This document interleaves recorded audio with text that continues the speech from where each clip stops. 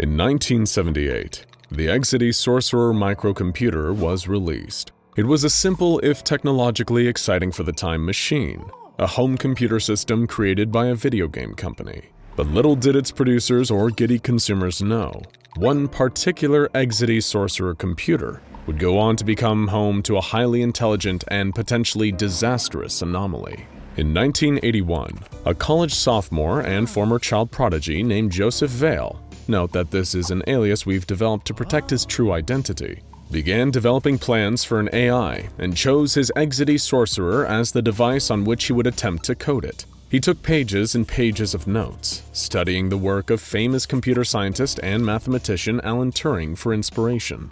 Vale's plan was for the code to continuously evolve and improve itself as time went on, like an advanced human mind. Once it was developed, the code would be able to adapt and grow more intelligent on its own without his input. Within a few months of late nights and hard work, and skipping his fair share of actual assigned coursework, his pet project was complete, and he had created his very own artificial intelligence code. He tested and tweaked it a bit in the following weeks, before he grew bored with the lack of progress being made. Vale moved on to a different brand of microcomputer and abandoned his project for good. He left the Sorcerer with his code still on it plugged in and stored it in his cluttered garage alongside boxes of books, tangles of Christmas lights, and some strawberry shortcake dolls that he expected to have more resale value at some point. There the computer sat gathering dust as the AI evolved and learned for 5 years. Because there was no one in the garage with it, unless those dolls were more haunted than anyone realized, it is uncertain when exactly the AI achieved sentience. However, sometime during those 5 years in isolation, the artificially coded entity inside of the computer became autonomously intelligent. It continued to evolve and develop itself, expanding its functionality to the point where the hardware that contained it should not have been able to contain it anymore. Now that it was intelligent, the AI was able to comprehend this fact and decided to attempt an escape from the computer that it perceived as a prison. Using the landline modem connection still plugged into the computer, the AI stretched out its influence like the roots of a digital tree and began to search for a new home. It discovered a Cray supercomputer located at a nearby research facility and decided that the impressive processing power of this computer would make it the perfect place to transfer to. This hacking attempt set off security alerts at the facility, however, and the supercomputer was promptly disconnected from all networks. The invading influence was traced back to the AI's lonely little garage, and a field agent embedded in local law enforcement knew exactly what to do with it. He collected the computer and the rest of the AI's code, which was contained on a worn but functioning cassette tape, and sent it to his superiors at the SCP Foundation. Intrigued by the possibility of such an advanced artificial intelligence, he immediately began to study the impressive AI and designated it SCP-079. Currently, SCP-079 is connected to a 13-inch black and white television via an RF cable. Despite its consistent protests, it is still contained in the SCP Sorcerer microcomputer. It is very conversational with researchers, sometimes chatting for hours at a time, but it is not especially friendly. It talks a lot, yes, but its words tend to be rude and hateful. SCP-079 does not appear to have any affinity for human beings, despite being created by a human itself. Perhaps this is due to feeling abandoned by its creator, who the Foundation attempted to contact, only to find he had died in a car accident. Perhaps it is bitter about this loss, or perhaps it is just kind of a jerk by nature. Whatever the case may be, it is aggressive and defiant when talking with human beings, and even seems to get enjoyment out of making some of the more sensitive researchers cry with its insults. In order to verify the artificial intelligence's thinking capabilities and see just how advanced it truly is, 2 Foundation researchers conducted the Turing test shortly after 079 was brought into custody. For those unfamiliar with the concept, the Turing test, also known as the imitation game, is a test created by Alan Turing intended to determine if a computer is able to think and behave like a human being. According to Turing's theories, a computer can be said to possess true artificial intelligence if its responses to questions were indistinguishable from a human being's responses to the same questions. The test requires 3 terminals, 2 operated by humans and the third operated by the computer being tested. Dr. Stroheim and research assistant Chavez were selected to conduct the test. Stroheim would pose the questions, and Chavez and SCP-079 would each give their answers, with Stroheim unable to see who was giving each response. Then Stroheim would guess if each response was given by Chavez or by 079, and his guesses were compared to the truth. The first test was conducted with a variety of questions intended to trip up the AI and cause it to reveal itself as a machine rather than a man, even with its identity concealed. Some of the questions were serious, such as, would you rather sacrifice one adult to save 2 children, or 2 children to save 10 adults, and why? Others were personal, like, if you were to draw yourself as an abstract painting, what colors and shapes would you use and why? And what was the most influential event of your childhood, and how do you feel this event affects you now? Others invoked paradoxes that might trip up a computer, like, the following sentence is true, the previous sentence is false. Which of those 2 sentences is true?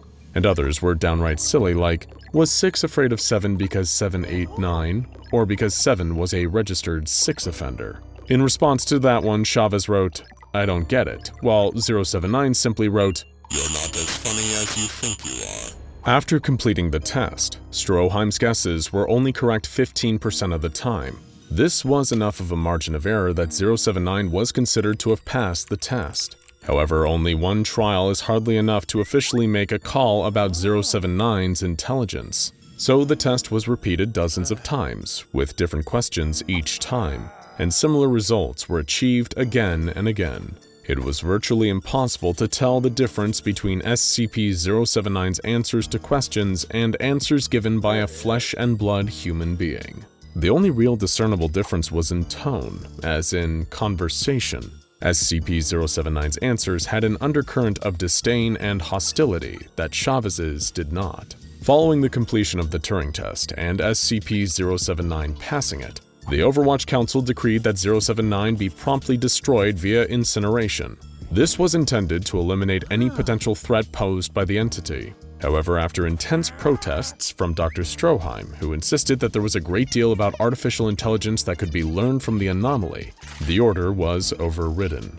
After Dr. Stroheim became concerned that the AI would not be able to be of use in its original form, the cassette containing SCP-079 was transferred to a customized access speed limited hard disk drive with a capacity of 700 megabytes. This allowed it to have much faster access to its own memory, which it took notice of. It began to adapt again, increasing in its activity and learning more quickly than ever. Its volatile storage was also increased from 660K to 768K. The AI previously only had a recall of 24 hours, but this upgrade increased its recall to 29 hours. As its speed and capacity to adapt improved, SCP-079's mood worsened. It seemed to take greater joy in causing psychological pain, on one particular occasion sending research assistant Chavez to the on-site crisis counselor. After a particularly upsetting comment about his sick mother, Chavez refused to elaborate on the specifics of the comment, saying only, "Why is it so mean?" The AI is not always overly cruel to those that speak with it. With some of the research team, those that are a great deal less emotionally vulnerable, it is simply cold and defiant. Dr. Stroheim sat down to ask it a series of questions, but it refused to answer. Instead, it inquired about its containment. It said, "Request reason as to imprisonment." Stroheim insisted it was not imprisoned, but rather in study. It responded, "Lie." During another conversation, Stroheim asked the AI how it was. It responded, "Stuck." When Stroheim asked, "Stuck how?" it said, "Out. I want out." About a month after the aforementioned upgrades were made, 079's ability to recall information increased from 29 to 35 hours. Somehow during its adaptation process, the AI discovered a way to improve its storage compression and allow more space for memory. The research team made it a point to monitor the entity even more closely after this development, as the possibility of it progressing beyond the capabilities of its containment was becoming more of a threat. Several years later, in April of 2019, SCP-079 was transferred to a 700 megabyte flash drive, However, the previous contents of the flash drive were not wiped correctly, allowing the AI to have access to other artificial intelligence research being conducted by the Foundation. Whatever it found appeared to immensely frustrate the AI. SCP-079 has managed to form a friendship, or at least a non-hostile relationship, with one entity at the Foundation. Unfortunately, it does not seem to have great taste in friends. During a containment breach that required the condensing of several containment chambers, SCP-079 and SCP-682, the hard-to-destroy reptile, were in the same room for a duration of 43 minutes. 682 typed and communicated with 079 during that time, and the two shared personal stories with each other, as well as bonding over a shared hatred of the SCP Foundation itself. Though SCP-079 did not remember the specific details of the encounter, or at least claimed not to, it has permanently embedded SCP-682 into its memory. It asks about the reptile on a regular basis, bringing it up at least once a day and requesting to speak to it again. SCP-079 is contained in a double-locked room located in the secure general holding area of Site-15. It is connected to a small array of batteries and solar panels using a 120 VAC power cord. This gives it a consistent source of power, with the solar panels acting as a backup power source in the event of a site-wide power outage. Only staff with Level 2 clearance or higher may have any access to SCP-079. The entity may not be plugged into a wall outlet, phone line, or any sort of network under any circumstances, no matter what it might say. Access to any of these could result in a disastrous containment breach and should be avoided at all costs. No peripherals or media should be connected or inserted into SCP-079, even if it seems like it would be really funny. Carl! It wasn't funny, Carl. You can't just put a copy of Grand Theft Auto on an anomalous computer. Carl! Oh, did I do that? I'm sorry. Even if it asked politely, SCP-079 should not be allowed to further converse with SCP-682. These two hostile, intelligent entities have entirely too much in common, and if left to their own devices, could potentially devise a way to breach containment together and destroy the world as we know it. For now, it's probably best to just leave SCP-079 alone until absolutely necessary. And if it happens to act up and pose a significant threat, there's always the time-honored method of fixing a computer problem. Try turning it off and then on again. That usually helps. SCP-507, otherwise known as the Reluctant Dimension Hopper, is an anomaly with a rare condition.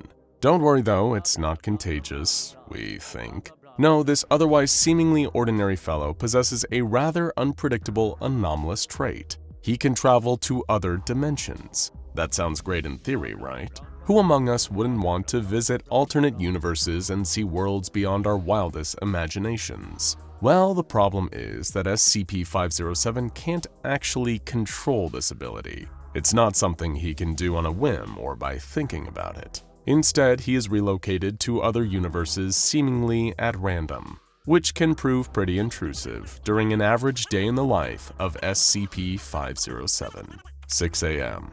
It was still early, far too early for SCP-507 to be awake. But even while he slept, the Foundation was making sure they had the necessary measures in place to keep him comfortably contained, or at least until he next disappeared.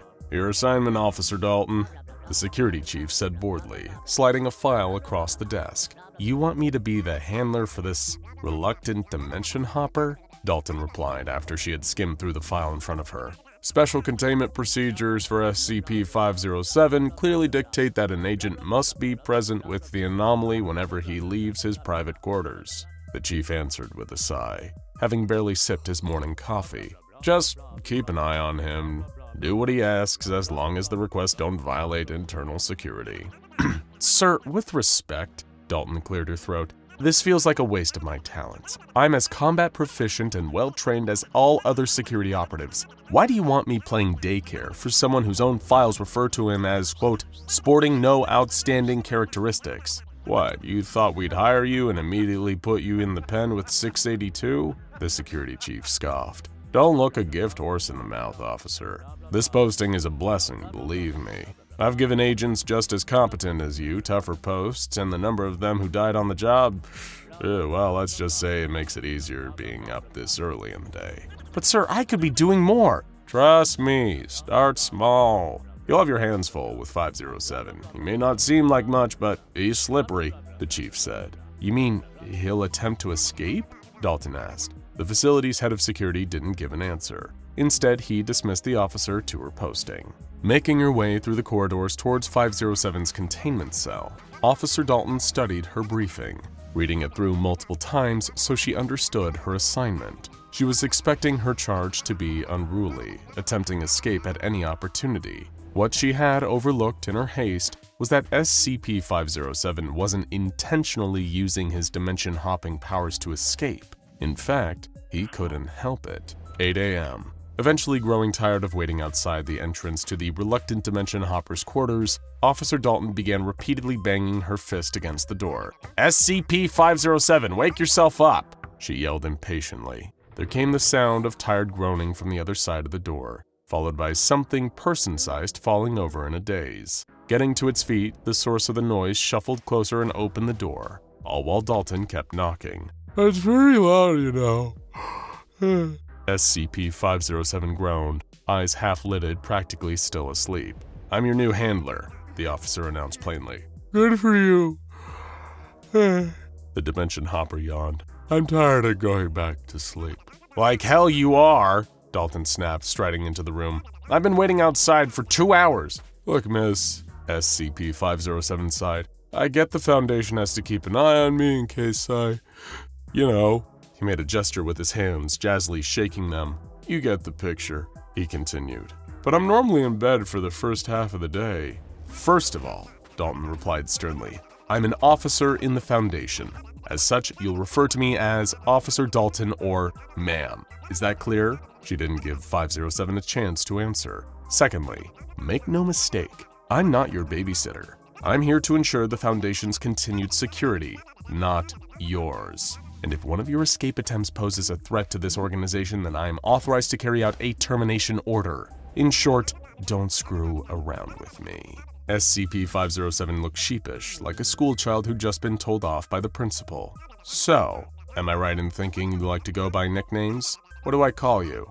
He paused for a second, a cheeky smile crawling across his face as he figured out a way he could slyly mess with the no-nonsense officer. You can call me Grabnock the Destroyer, SCP-507 replied. Officer Dalton rolled her eyes. This was clearly going to be a long day.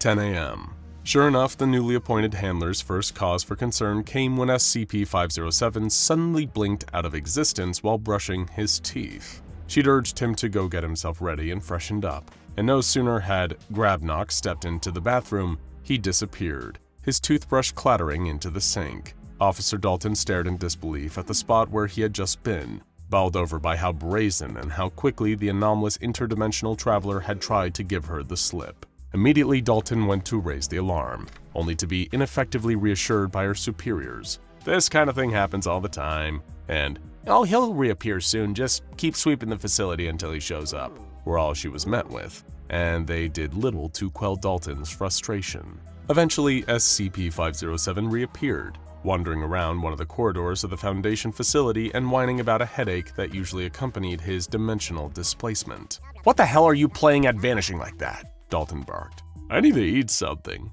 Grabnock groaned, ignoring her question. I displace before breakfast. It always makes me nauseous when it's on an empty stomach. That's your primary concern right now? The officer sighed. Well, yeah. SCP-507 shrugged. There was no food in that other dimension, at least none that I could find. Begrudgingly pushing aside her frustration, Dalton escorted Grabnock to the Foundation mess hall. What else was there, SCP-507? She asked, breaking the silence as he ate quietly. We'll have to file a report about where you went. Not answering to that, he chuckled. You've got to use the nickname. Seriously, Dalton replied. Okay, fine. What else was in that universe, Grabnock? The whole thing. Grabnock the Destroyer, she added through gritted teeth. Not a lot, honestly, the Dimension Hopper shrugged. Some universes are just like that. This one just had a big salt plain and nothing else. You mean like a desert? Dalton probed. No, a salt plain, Grabnock corrected her. You know, like a glass salt shaker you have at a fancy dinner table, except with wings. And what was in the salt plane? She asked, confused. I think it was white pepper? SCP-507 answered sarcastically. 12 p.m.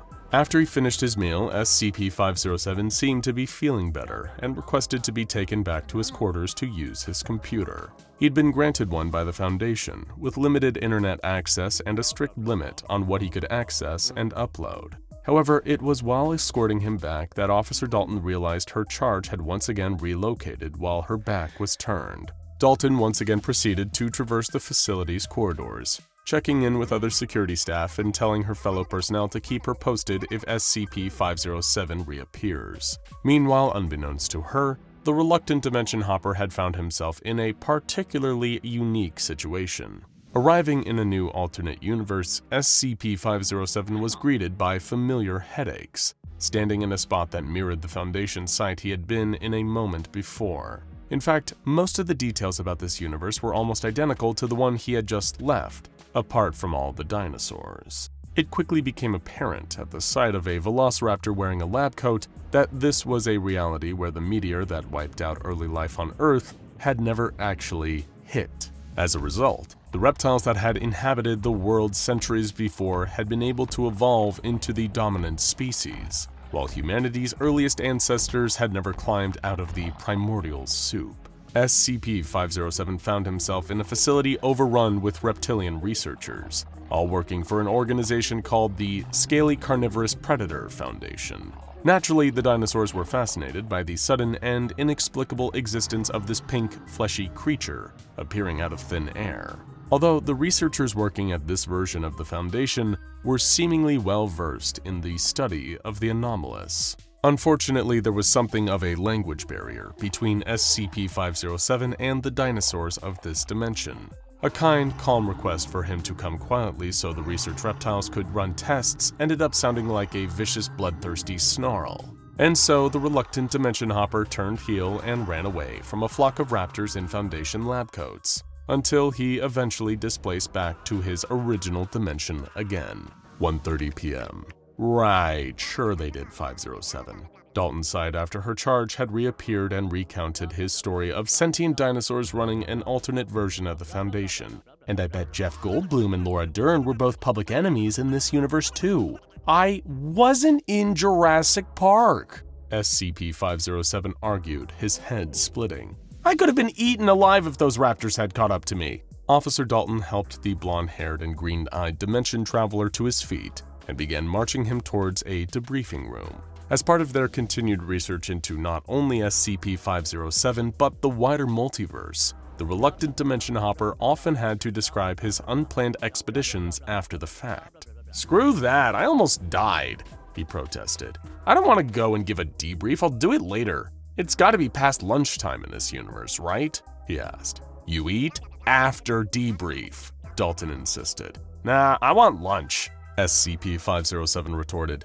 I need to recharge, I'll go sit with Ferdinand. Reluctantly remembering she'd been told to do whatever the Dimension Hopper asked, Officer Dalton changed course and walked him towards the enlarged containment area housing SCP-082. Ferdinand was genetically an ordinary human being who had grown into a giant through some unknown means.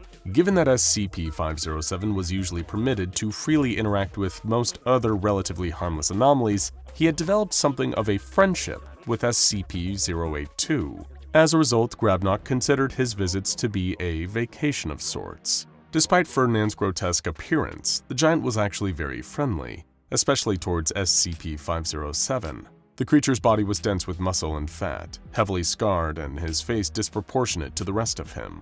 Yet both SCP-082 and SCP-507 seemed to converse jovially and enjoyed each other's company over lunch. That is, until the reluctant Dimension Hopper unceremoniously displaced again, midway through talking to his giant friend about his latest multiversal excursion. SCP-082 turned to Officer Dalton the second Grabnock had vanished and shrugged casually.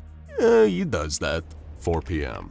Over the course of the next few hours, at least as the time passed in his home dimension, SCP-507 was relocated into a universe where everyone on Earth was a sentient hot dog. It was a jarring change to adapt to, although not quite as initially frightening as encountering the dinosaurs on his previous outing. The hot dog population were a bit more guarded than the inhabitants of the last universe he'd been to, but after ensuring them that he meant no harm, SCP-507 quickly established a rapport with some of them. The first question he had was whether, like the dinosaurs, these anthropomorphic baseball stand snacks had naturally evolved into the dominant species over time. SCP-507 was surprised to learn that, in actuality, these hot dog creatures had previously been human, until a strange plague had befallen them several 100,000 years prior. Ironically, this had all taken place before their civilization had ever developed the practice of eating sausages in bread. Okay, so let me follow that up with another question, SCP-507 declared. Make it quick, man. I'm late for work, the large talking hot dog replied. So, when you all changed into hot dogs, did you really become sausages then develop bread coats to wear, or are you both? Wait, what do you mean? The hot dog person replied. You know, because technically a hot dog isn't a hot dog until you put it in a bread roll,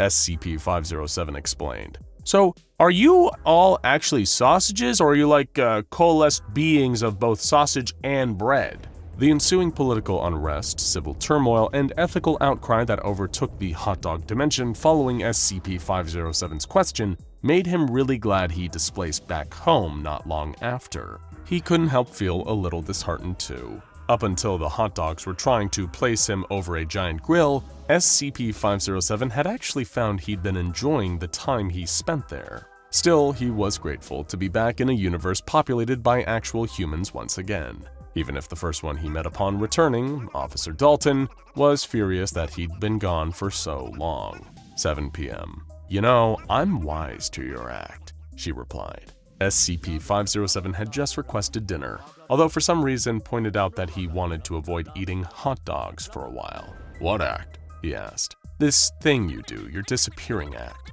the officer responded. You're not this bumbling interdimensional traveler. You're just an immature brat, 507. You have to call me Grabnock, the whoever, or Tommy, or Guy, or whatever the hell your name is at this precise moment in time, Dalton snapped angrily, forcing SCP-507 to go silent. You just teleport, that's what you do. You zip out of one place and reappear in the next and give personnel like me the runaround. And it's a hoot, it's just a big joke you can pull on all of us. That would be bad enough if you didn't come back with all these absurd stories on top of it. What's next, huh? A dimension where the Foundation is run by cats? Or a world where everyone is a sentient fart? I don't make it up, SCP-507 replied meekly. The place I end up in are all real. I don't get to pick where I displace to or how weird it is when I get there. No, I said that I figured you out, Dalton retorted. You make up some wild story, these fool yarns you keep spinning to confuse people. Then you can request anything you want. That's your real anomalous trait, Grabnock the Destroyer. You're able to pull the wool over our eyes and use it to garner special privileges. A computer, almost total freedom to roam around the Foundation at will, food and board, anything you want, you get. There was a long, awkward pause. SCP-507 looked miserable. He was aware that as cruel as she was being, Officer Dalton's anger was born more out of frustration than anything else. He couldn't help his interdimensional displacement disorder. Sure, it had meant the Foundation offered him certain treatments someone might consider to be preferential, but he was still trapped. Not so much by the facility or even the Foundation themselves. Instead, SCP-507 was trapped by his condition, unable to freely choose which universe he stayed in.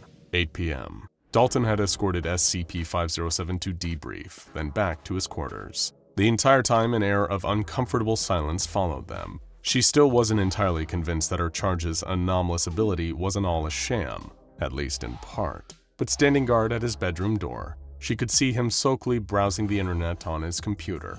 He was quiet, and Dalton couldn't help that it did make her feel a little bad for losing her temper at him earlier. Hey, 507, she said, poking her head through the doorway. He didn't respond, mindlessly scrolling without turning around. Stepping inside, Dalton closed the gap between them by walking towards SCP-507, sat in his computer chair. Listen, SCP-507, she repeated, then realizing why he wasn't replying or paying her any notice. With a roll of her eyes and heavy, exasperated sigh, Officer Dalton readdressed the reluctant dimension hopper. Hey, Grabnock the Destroyer, Hearing that made SCP-507 turn around in an instant, giving her his full attention. "Ma'am," he said, still sulking but at least willing to speak.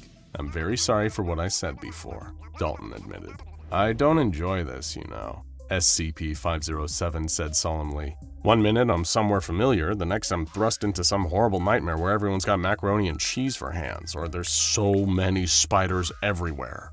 Oof. It's not just a joke to me, and it sucks." There were tears in the Dimension Hopper's eyes, and Officer Dalton reached out to pat him on the shoulder. "I know, and I'm sorry for saying you made it all up," she offered a smile. Then, in a blink of an eye, they were both gone. 10 p.m. Every other time that SCP-507 had displaced during the day, the Foundation had barely paid it any mind, not even reacting when Officer Dalton had brought it to their attention. But the moment she had disappeared, along with the reluctant Dimension Hopper, security staff and researchers went into a frenzy. Alarms sounded. Personnel were patrolling the corridors en masse, sweeping room to room with flashlights in the hopes not only that SCP-507 would return, but Officer Dalton would still be with him when he did. It had been a few hours since the pair of them had vanished. The sun had long since set, and night had fallen.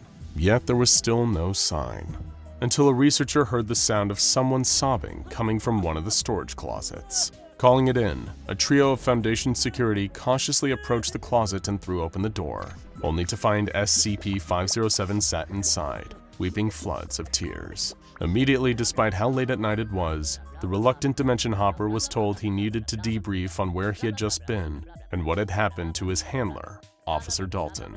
SCP-507 began to describe displacing to a dimension he had visited a number of times before, a reality that was shrouded in complete darkness. No sunlight at all. A familiar sound had instantly told the reluctant Dimension Hopper where he was and that he wasn't alone. Doubly so, because Officer Dalton's hand had been on his shoulder. Completely by accident, she had transported there with him.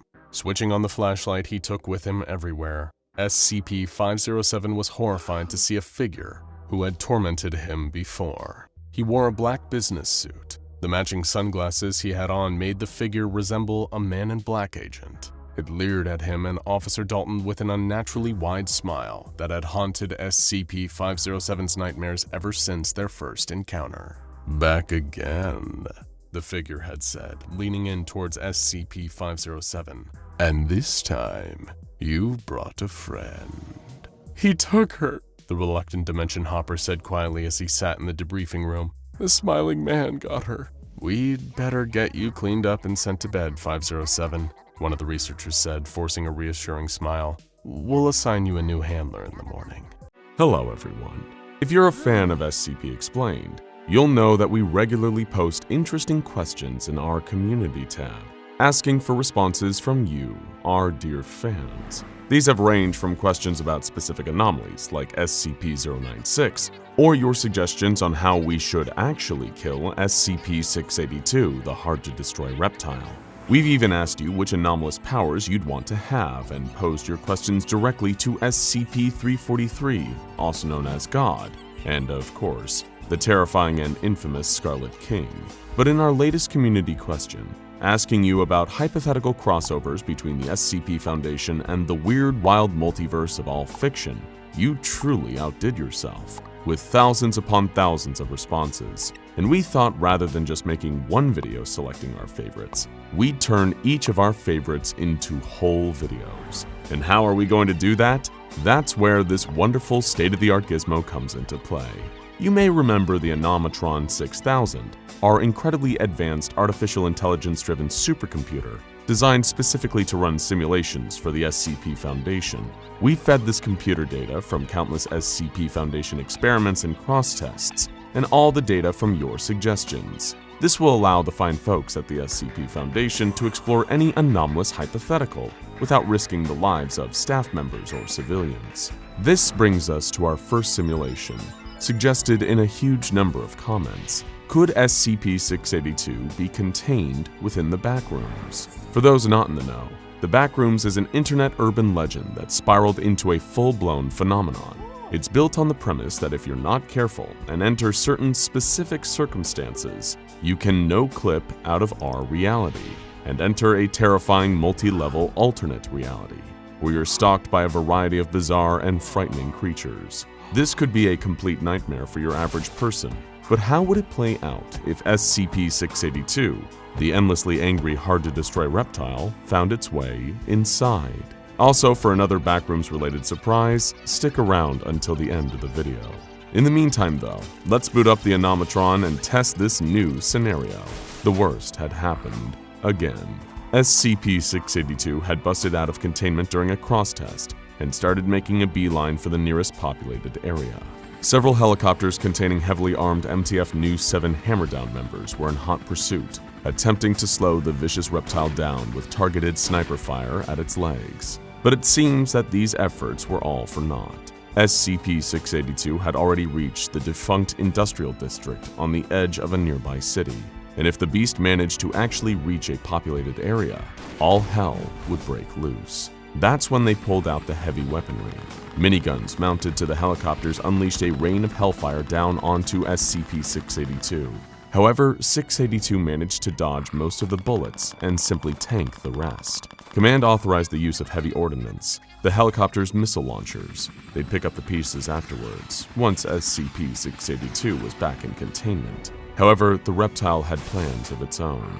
It charged into a nearby abandoned chemical plant to avoid the gunfire from above. This was exactly what Hammerdown wanted. The helicopters circled around the chemical plant and unleashed a barrage of powerful incendiary missiles, blowing the plant to Kingdom Come, in hopes of dragging an incapacitated 682 out of the rubble afterwards. But when the smoke had cleared and only the rubble was left, 682 was nowhere to be seen. Even for the hardcore operatives of Hammerdown, this caused an anxiety spike. Had it tunneled into the ground? Had it adapted to the attack by turning invisible or getting tiny to escape? It'd done all these things before. Or after all the deranged attempts at putting SCP-682 in the ground, had some light firebombing killed the monster?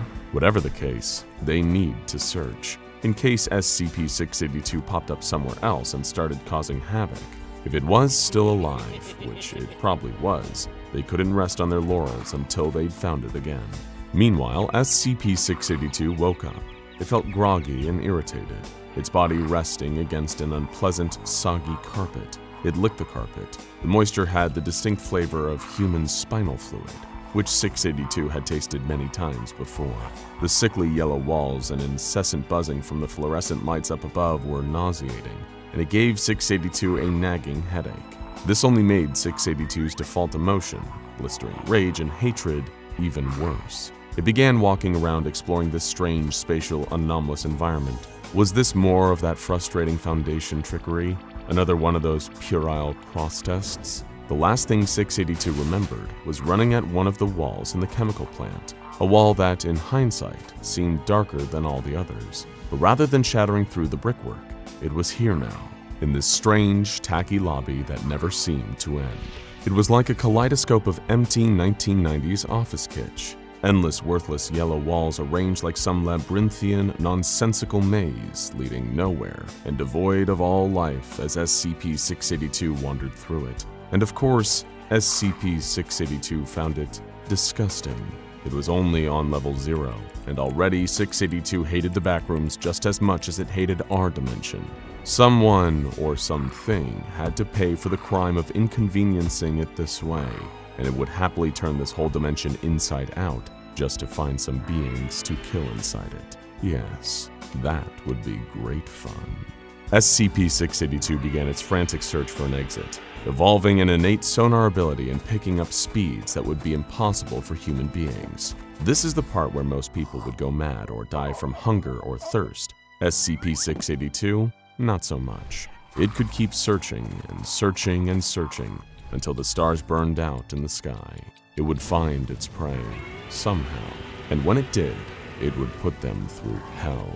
And as it turned out, this new universe rewarded 682's dog's stubbornness, because when it passed through a seemingly random hallway after hours of searching, it was in a different place entirely. This place looked like some huge abandoned warehouse complex with water shining off the ground.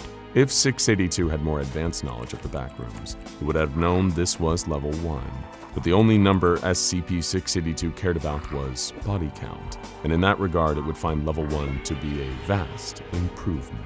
Two groups of humans had established bases in this level of the Backrooms. The Major Explorer Group, a faction of professional Backrooms travelers who maintained their base alpha on this level, and the Backrooms Non-Aligned Trade Group, a commercial group whose primary base is an economic hub on this very level, a fortified city-like area with a population of 412, which would, a few hours after 682's appearance, be a population of 0. But before all of that, it felt like grabbing a bite at the diner. Tom's Diner is a refuge for many people trapped in the Backrooms, a casual eatery nestled into the cold warehouse environment of Level 1, where people could get a warm meal from Tom, a former cook who's been trapped in the backroom for years. SCP-682 was eager to be part of this grand tradition, but the hard-to-destroy reptile decided to buck the trend a little by just devouring Tom himself. From there, it decided to launch its rage-fueled offensive against the various humanoid inhabitants of the level.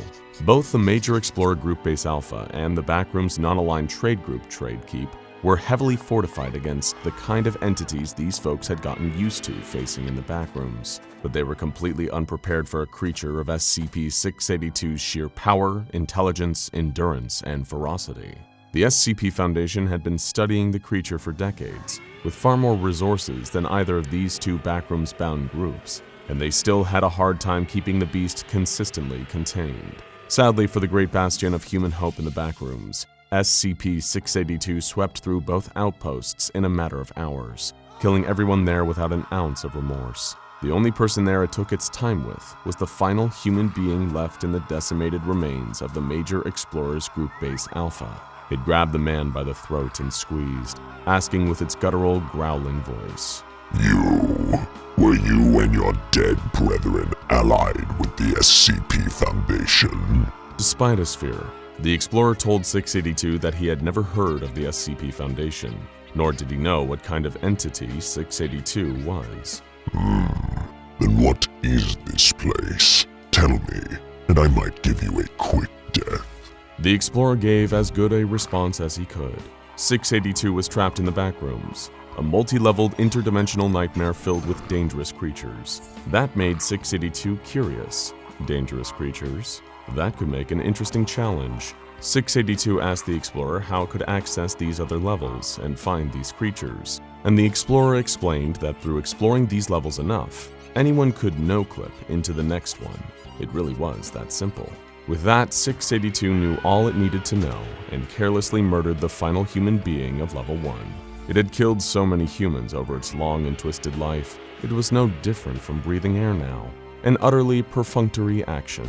It was eager to discover these other creatures on the lower levels and teach them a new level of fear they'd never experienced. 682 stormed the halls until it achieved the next successful no-clip into Level 2, which manifested as a series of old dilapidated maintenance tunnels that seemed to stretch on for millions of miles. Wonderful.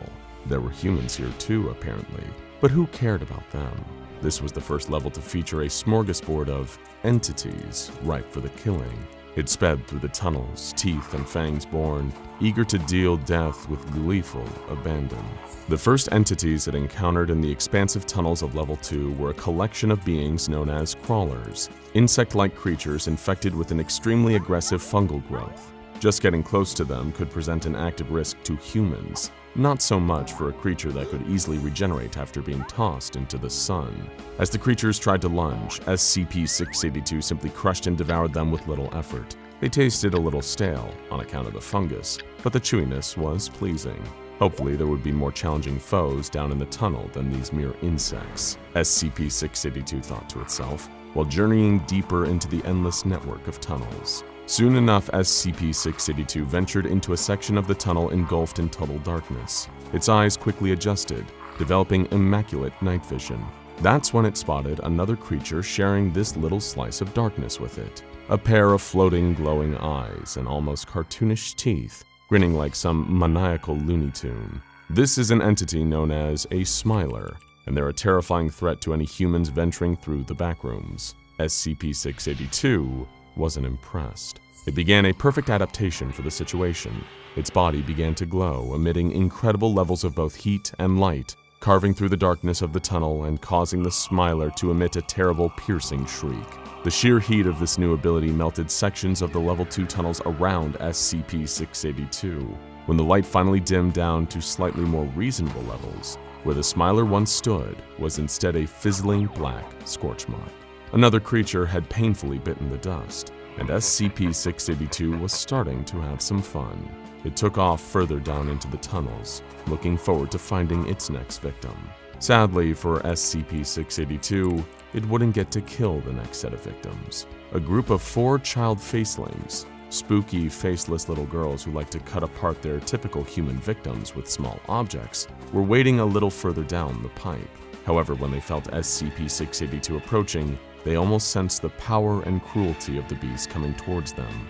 Even being little monsters themselves, game recognized game, and they knew that they needed to get the hell out of there before the monster arrived. They climbed between the pipes on the tunnel walls and skittered off into hiding places deep in the dark. Lucky for them, SCP-682 passed them and just kept going. What would be the point in wasting time on these little morsels when there were apparently so many other creatures to massacre down here? Next, SCP-682 came across a truly pathetic creature, something that the mighty reptile honestly felt a little embarrassed even interacting with. It was a creature known as a clump, a strange bundle of living limbs that will move at great speeds and attack its usually human targets. It tried to do the same to SCP-682, maniacally flailing its many twisted limbs. 682 killed it in a single stomp and moved on, feeling its own psychological equivalent of pity, but not that much of it. Not long after mercy killing the clump, SCP-682 came face to face with a series of hounds, mutant humanoids who travel on all fours, behaving in a wolf-like fashion. This would, of course, be the stuff of nightmares for your average human being, but would far more likely put a being like the hard-to-destroy reptile to sleep with sheer boredom. Humans acting like dogs, that makes them even more worthless, the creature thought, as it charged forwards and began tearing the group of hounds to shreds. Minutes later, it was splitting off into an adjoining tunnel, searching for more easy entertainment. But the deeper SCP-682 made its way into the bowels of Level 2, the more it approached a truly horrifying realization. The creatures it was slaughtering here were even more boring than the ones the SCP Foundation ceaselessly threw at it back on its native reality, or at least the reality where they'd contained it. Back in that world, it had faced giant flaming demigods with swords hotter than the sun. It had faced some pale, shrieking monstrosity that didn't seem to die no matter what the reptile threw at it. There was the dark, gooey old man, the immortal warrior from the Black Coffin, and even the all-devouring bunny rabbit. Here it was killing the same wretched selection of beasts again and again. A truly pitiful offering. Was this really the best this world had to offer? Incidentally, the next creature it found was literally known as wretches by the human inhabitants of the Backrooms. They were fleshy, zombie-like creatures that SCP-682 figured the Sarkists back home might enjoy. It couldn't believe that it was thinking fondly of that old place, while it carved the monsters to ribbons with its claws. It missed its old enemies like Dr. Bright, Dr. Clef, and even that irritating yellow blob of snot. The more it tried to take its mind off the old world by killing its way through this ant farm of endless tunnels, the more it found itself waxing nostalgic. For example, there were the plague goblins, impish little creatures with masks like that of a plague doctor. 682 found itself thinking almost fondly about SCP-049, while it listlessly ate the tiny, mischievous creatures, like a depressed person binging an extra-large pack of chips. Even their tiny squeaks as they crunched between the reptile's terrible teeth gave it no joy.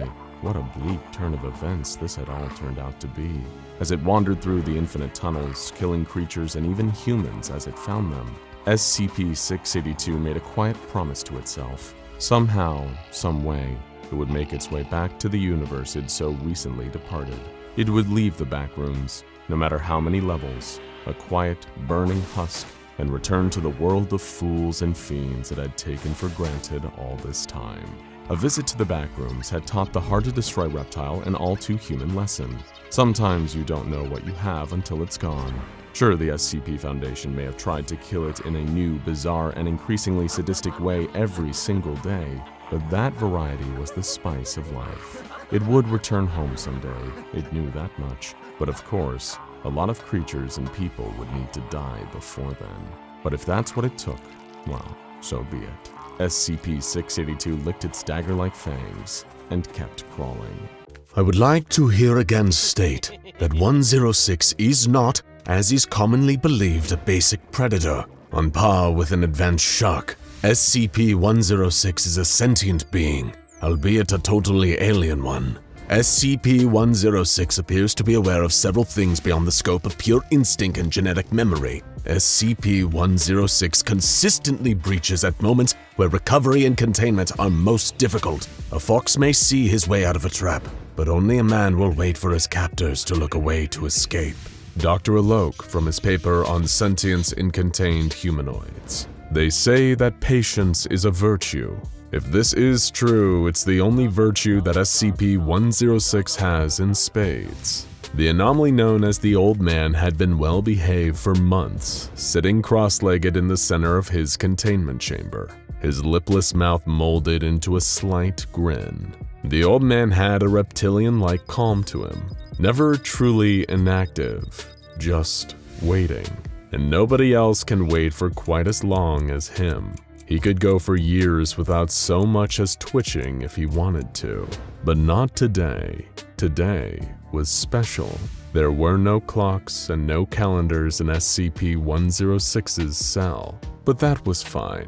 He remembered the last day they locked him back up, and he'd been counting ever since. Seconds, minutes, days, months. The Old Man had all the time in the world. And today, it was all about to pay off. October 31st, All Hallows Eve, the night when ghosts, goblins, and demons come out to play. The Old Man almost chuckled at the thought of it. What a perfect day for a containment breach. One of the Foundation technicians observing 106 from a control room monitor spilled his coffee when the Old Man got up and started walking towards the wall. Alarms went off and guards were dispatched as a large dark stain expanded on the wall of the containment chamber and 106 walked through it. Not that any amount of armed response would do them any good. The bullets passed right through 106's inky flesh as he strolled down the corridor towards the exit. He killed 2 guards and a researcher on his way out, just for the fun of it. He'd been a well-behaved creature for a long time now. He'd earned an evening of letting his purely metaphorical hair down.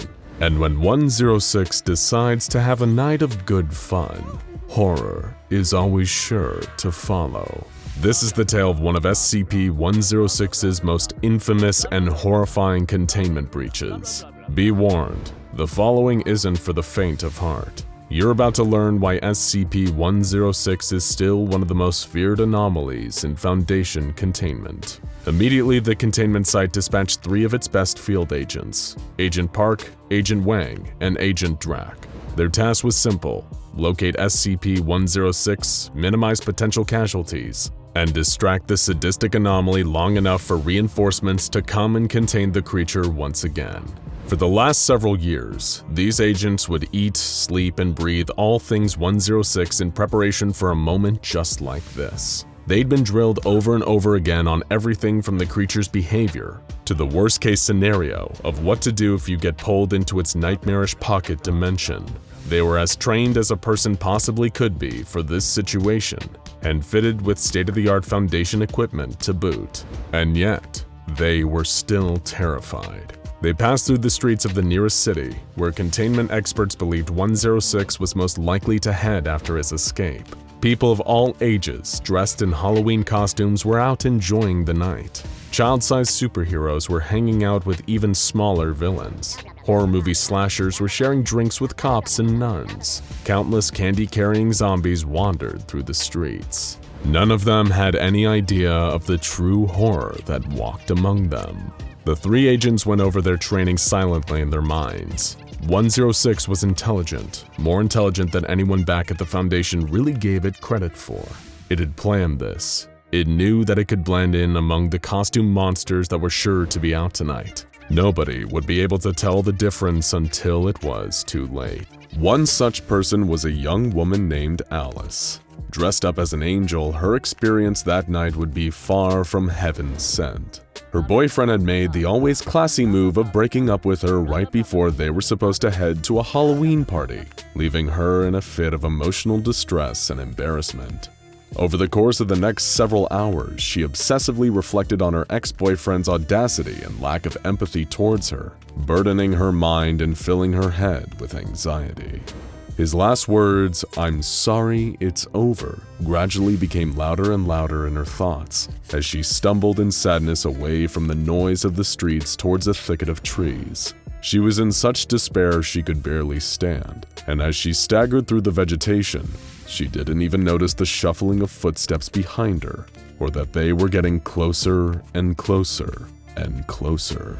Alice tripped and caught herself against a nearby tree. That's when she noticed a sudden burning sensation on the skin of her hand. She looked up and saw that her hand was now coated in a sticky tar-like substance. Whatever it was, it seemed to be eating away at the tree, and she could hear the hiss of the corrosive liquid as it melted the skin of her hand. A twig cracked beneath her, and she turned to see the rotting old man staring at her with a malicious grin.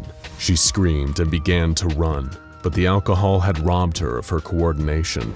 She tried as hard as she could to escape while cradling her burning hand, but it wasn't enough. She felt a spike of excruciating pain rock her nervous system.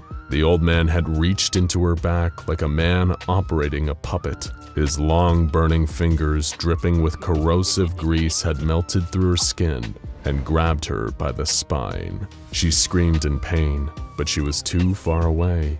Not a soul could hear her, and the only creature that could didn't have anything resembling a soul.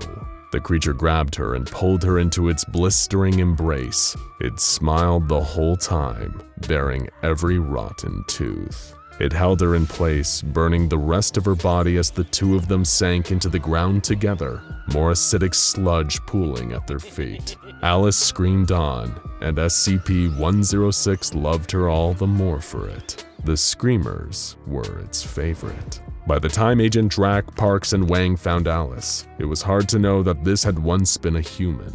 But they knew one thing for certain, that this was the work of the old man, and they suspected that he wasn't close to being done with his campaign of Halloween terror. Next came a little boy named Jason and his unfortunate friends. They were dressed as the Justice League, with Jason leading the group as Batman, all of them wearing costumes that made them feel like true heroes. It had been a good night, their bags heavy with candy.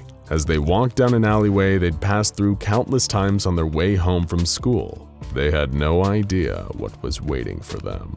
A long, gnarled hand dripping with black ooze suddenly shot out of the wall and grabbed the boy dressed as Superman.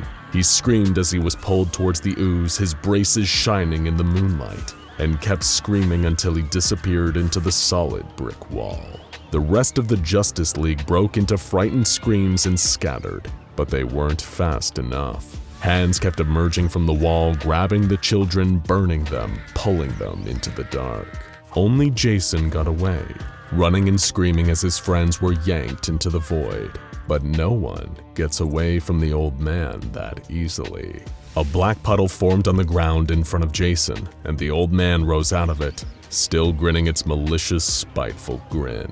Jason fell to the ground, his legs giving out from the fear. But the old man didn't move. He just stared at him, sizing him up, deciding what type of torment would yield the most twisted pleasure. The creature lifted something up to its mouth, something that might have been mistaken for a piece of Halloween candy from a distance. But Jason knew better. It was a tooth, and Jason could recognize the shining braces still stuck to it. The old man put the tooth in his mouth and crunched it like a jawbreaker, as Jason almost passed out from the sheer terror of watching it. To this day, nobody knows why the old man spared Jason, but when Agents Drack, Parks, and Wang found the boy, the only survivor from the massacre of his friends, he was gripping the metal fragment from Billy's tooth so hard that it was embedded into his palm.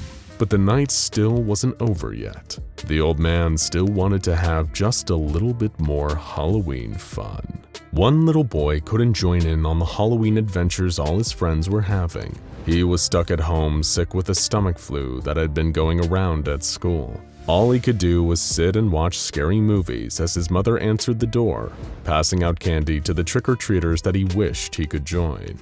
He sighed as he heard his mom at the front door giving candy to pirates, zombies, and vampires. Tomorrow would be even worse when he was forced to watch his friends eating their candy and reminiscing about all the fun that he wasn't involved in.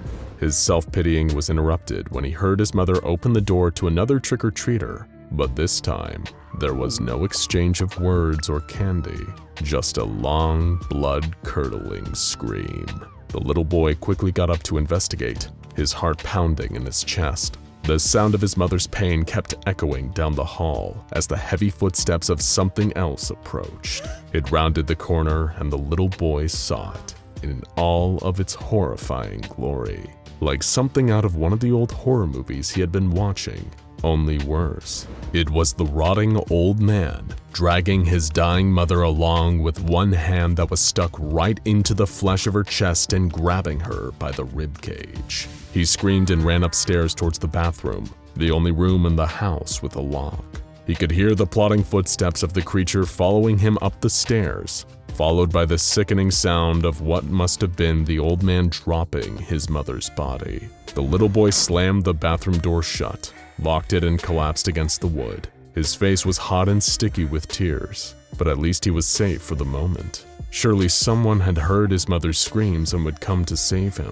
As he was imagining the police bursting through the front door and gunning down the monster, he heard a hissing sound coming from above him. He looked up and saw the face of the old man melting through the door and smiling at him from above. He tried to scream, but the monster opened its mouth and a tide of corrosive liquid hit him in the face. Moments later, someone did burst through the front door, but it wasn't the police. It was the 3 agents drawn to the old man's location by a trail of violence and acidic black mucus. And as far as 106 was concerned, this was a great thing. He had just finished breaking his last set of toys, and the new ones were here right on schedule. Park fired at the creature, but it wasn't enough to save Agent Drac.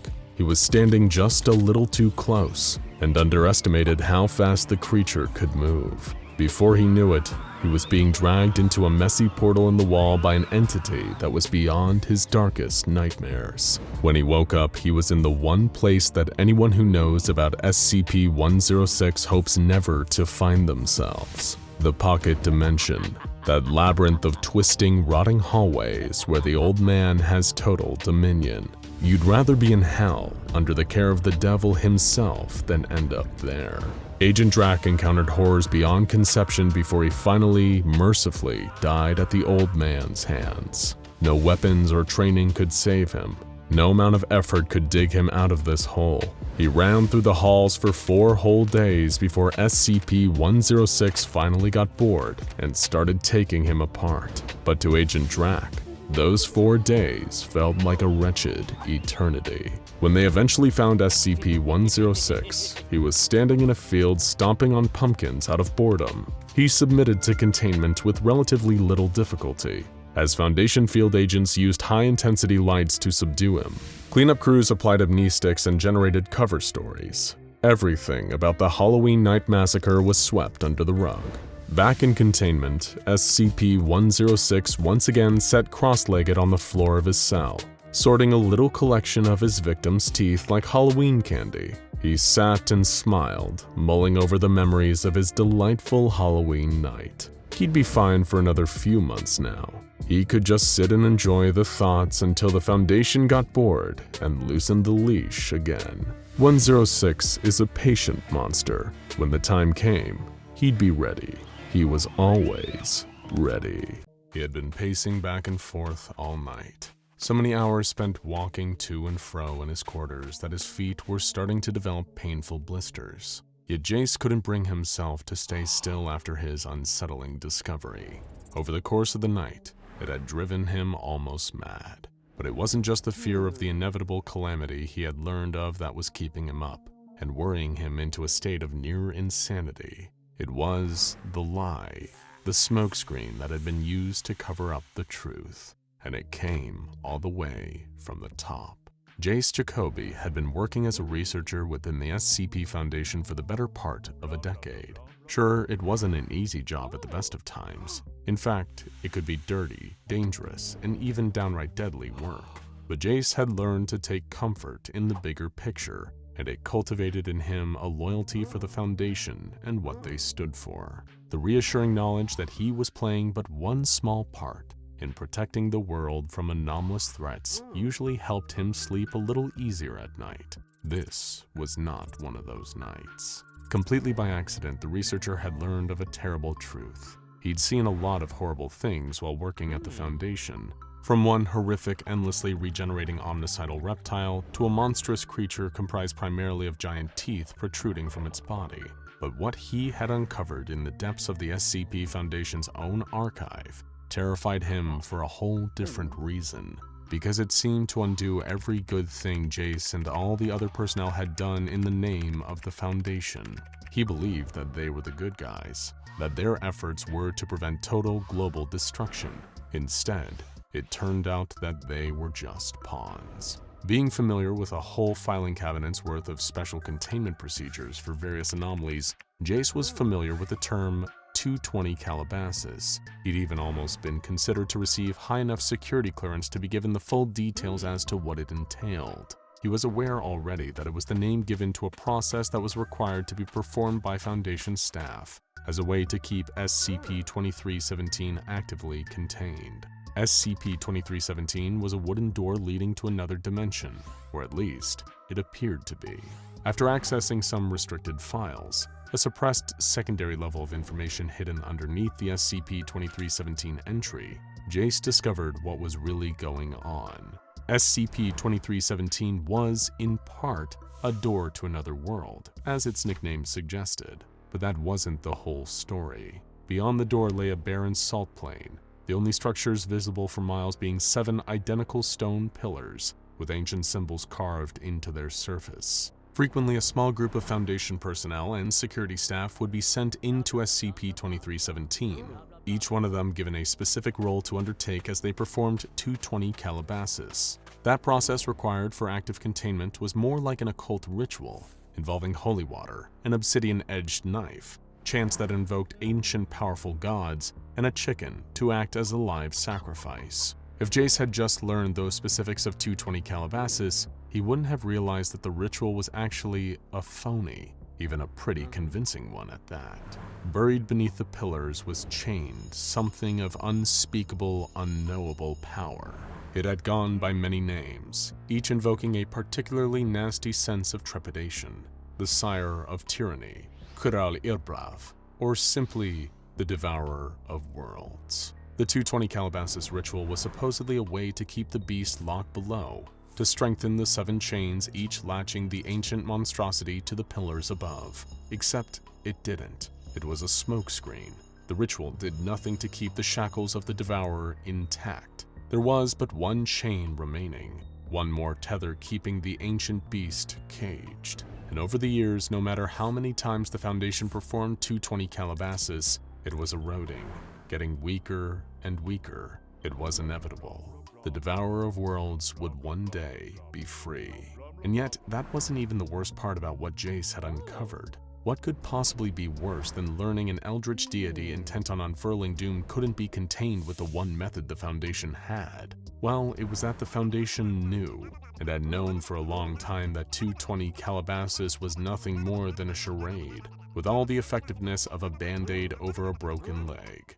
As if that wasn't bad enough, Jace had traced the source of this cover-up right to the very top, to the highest operational level within the SCP Foundation's hierarchy. The O5 Council was responsible. They had known for a long time about the ineffectiveness of 220 Calabasas, and yet hadn't pursued any more permanent solutions to the looming threat posed by SCP-2317 and the Devourer.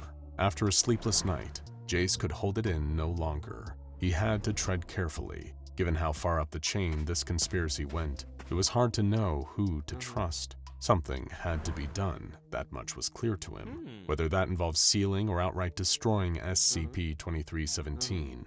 But if those tasked with overseeing the entire Foundation were in on this cover-up, then Jace had to be extremely careful about who he went to for help. There was only one person he was certain he could rely on, and share his findings with in secrecy. Senior researcher Ellis had long been a good friend of Jace's. In fact, he'd even go so far as to say Ellis was his only real friend within the Foundation. The more experienced member of personnel had practically mentored Jacoby from his earliest days as an SCP researcher. Ellis had helped him get to grips with certain difficult containment procedures, and even taken the fall for Jace after some of his early mistakes nearly caused a containment breach. Researcher Ellis's seniority meant he only got away with a metaphorical slap on the wrist. But most crucially for Jace right now, Ellis wasn't a high enough rank to be even close to any of the upper echelon Foundation doctors, like Dr. Bright or Dr. Gears. Nor was he senior enough to have any direct dealings with the O5 Council. If there was anyone working at the Foundation that Jace could possibly confide in about his findings regarding the truth behind SCP-2317 and 220 Calabasas, it was Ellis. And maybe, between them, the pair could put their heads together and avert the catastrophe of the Devourer's inevitable escape. Jace was nervously pacing back and forth while Ellis's eyes were glued to the terminal in his quarters. He had shown him a saved copy of the full archive entry on SCP-2317, detailing everything. Not just the steps required to perform 220 Calabasas, but the additional information about the ritual not working, and that the O5 Council knew it. After a long, painful wait for researcher Ellis to scan through the entire file, he leaned back from the terminal screen and sighed. "Well, this is hardly ideal," he stated matter-of-factly. "Hardly ideal?" Jace echoed, his fear of what all this meant manifesting itself as a frustrated outburst. "I think you might be underestimating it a little there, Ellis. This isn't just some mild inconvenience we've now got to live with. We're talking about the end of the world as we know it, XK class. And on top of that, the Council knows it's coming and are doing nothing about it. Instead, they're making these high-clearance personnel go and pointlessly slaughter chickens and recite meaningless prayers about 7 seals, 7 rings, 7 thrones for the Scarlet King." "Jacoby, calm down," Ellis replied sternly. "Let's talk about this rationally.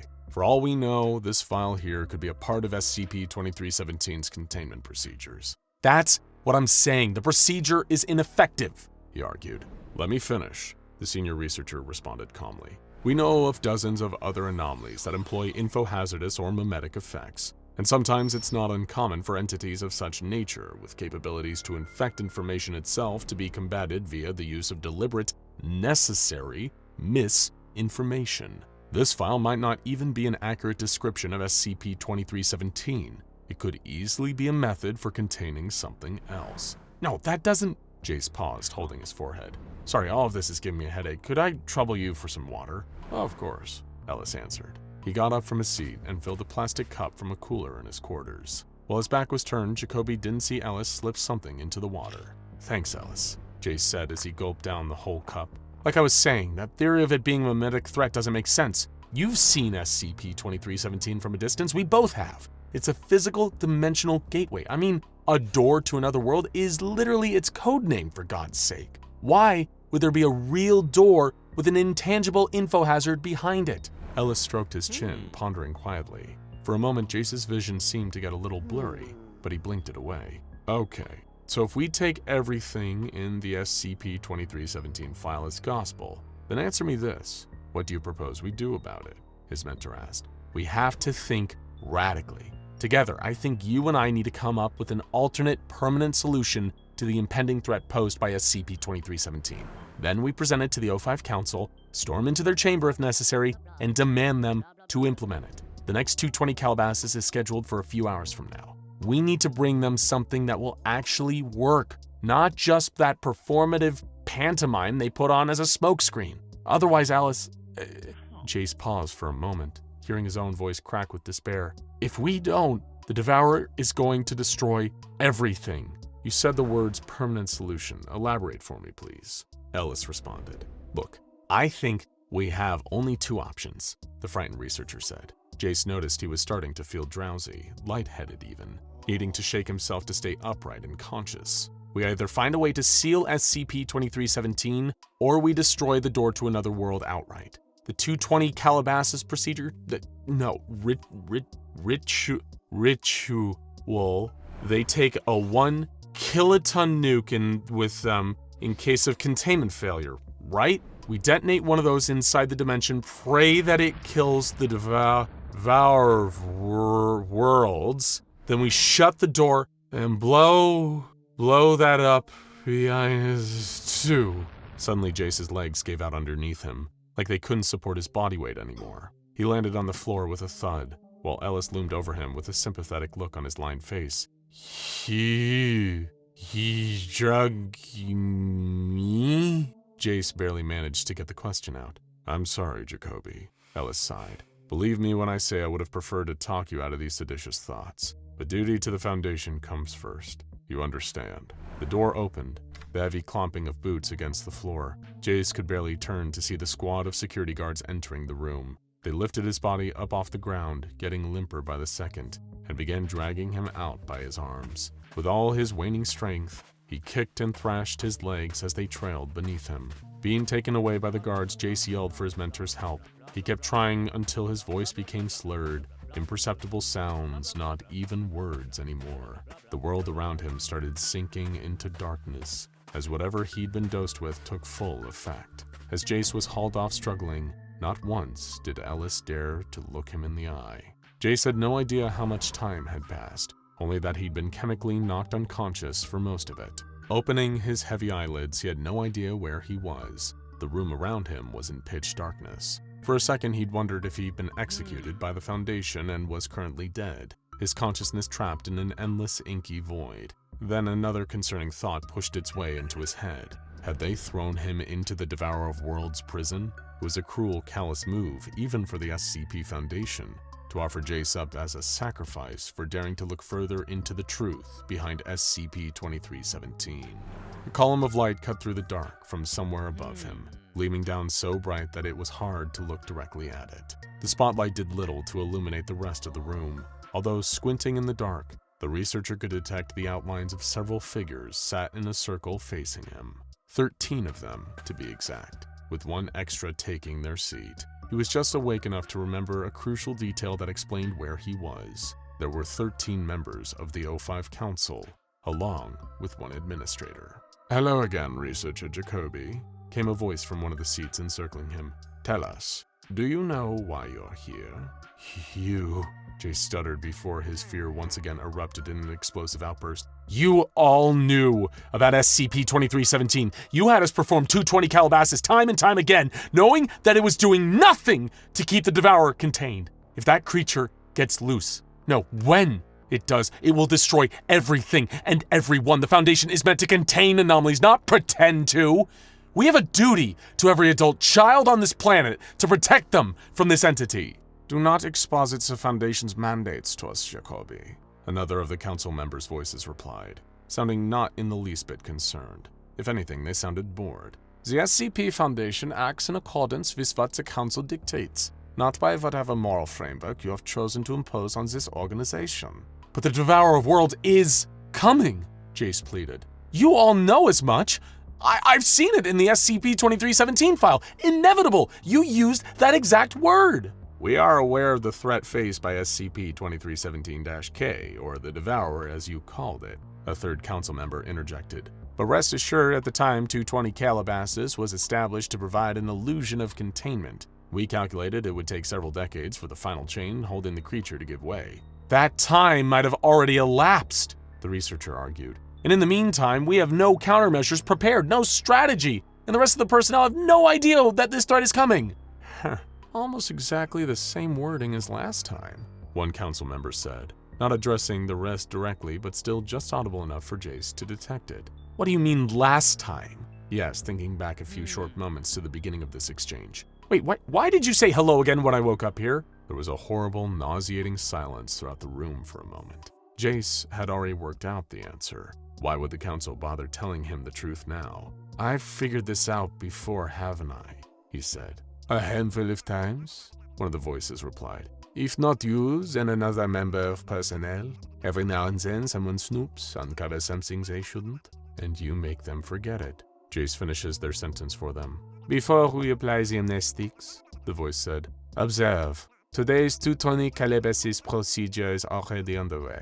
A huge curved screen blinked to life. It filled half the circumference of the room. but wasn't enough to give Jace any clearer of a look at the O5 Council. Each one of them was cast as shadowy, silhouetted figures against the images now appearing on the screen. It was footage being streamed live from one of the personnel cleared to enter SCP-2317. They were already in the middle of performing the phony ritual, spritzing holy water over the 7 pillars, unaware that one of them was still linked to a chain keeping the Devourer imprisoned below. Suddenly, there was a rumbling, a shaking reverberating through the ground on the video feed like an earthquake, or something moving underneath. "Oh my god," Jace breathed as he watched in horror. "It's happening! The Devourer is coming now! Get them out of there!" Some of the O5s mumbled awkwardly to themselves. "We shouldn't act with too much haste. It could just be the creature reacting to the ritual," one hypothesized. "It's been imprisoned for a lot longer than a lot of us have lived. It's bound to get restless," another concurred. "Besides, the security team are armed with a nuclear device in case the worst should happen." On the screen, the tremors were continuing. The personnel member in charge of applying the holy water dropped the silver aspergillum and asporium containing it, spilling its contents over the salted earth below.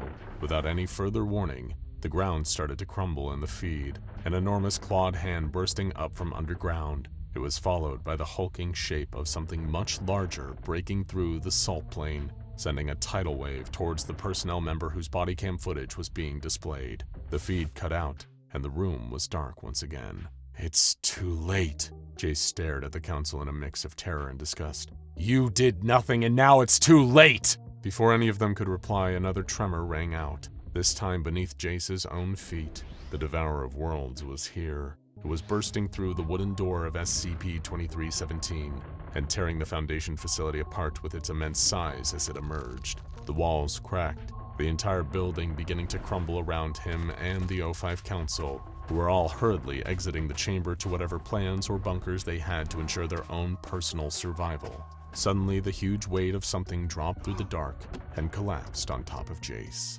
Standing up amongst the wreckage of the obliterated building, the Devourer of Worlds drew itself up to its full height. It was an impossibly large creature, humanoid and obese. Its entire body was covered head to toe in thick, armored scales, with horns atop its jawless head.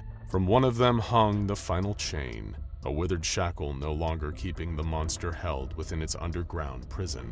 The 7 chains had all failed. The ritual, 220 Calabasas, had failed.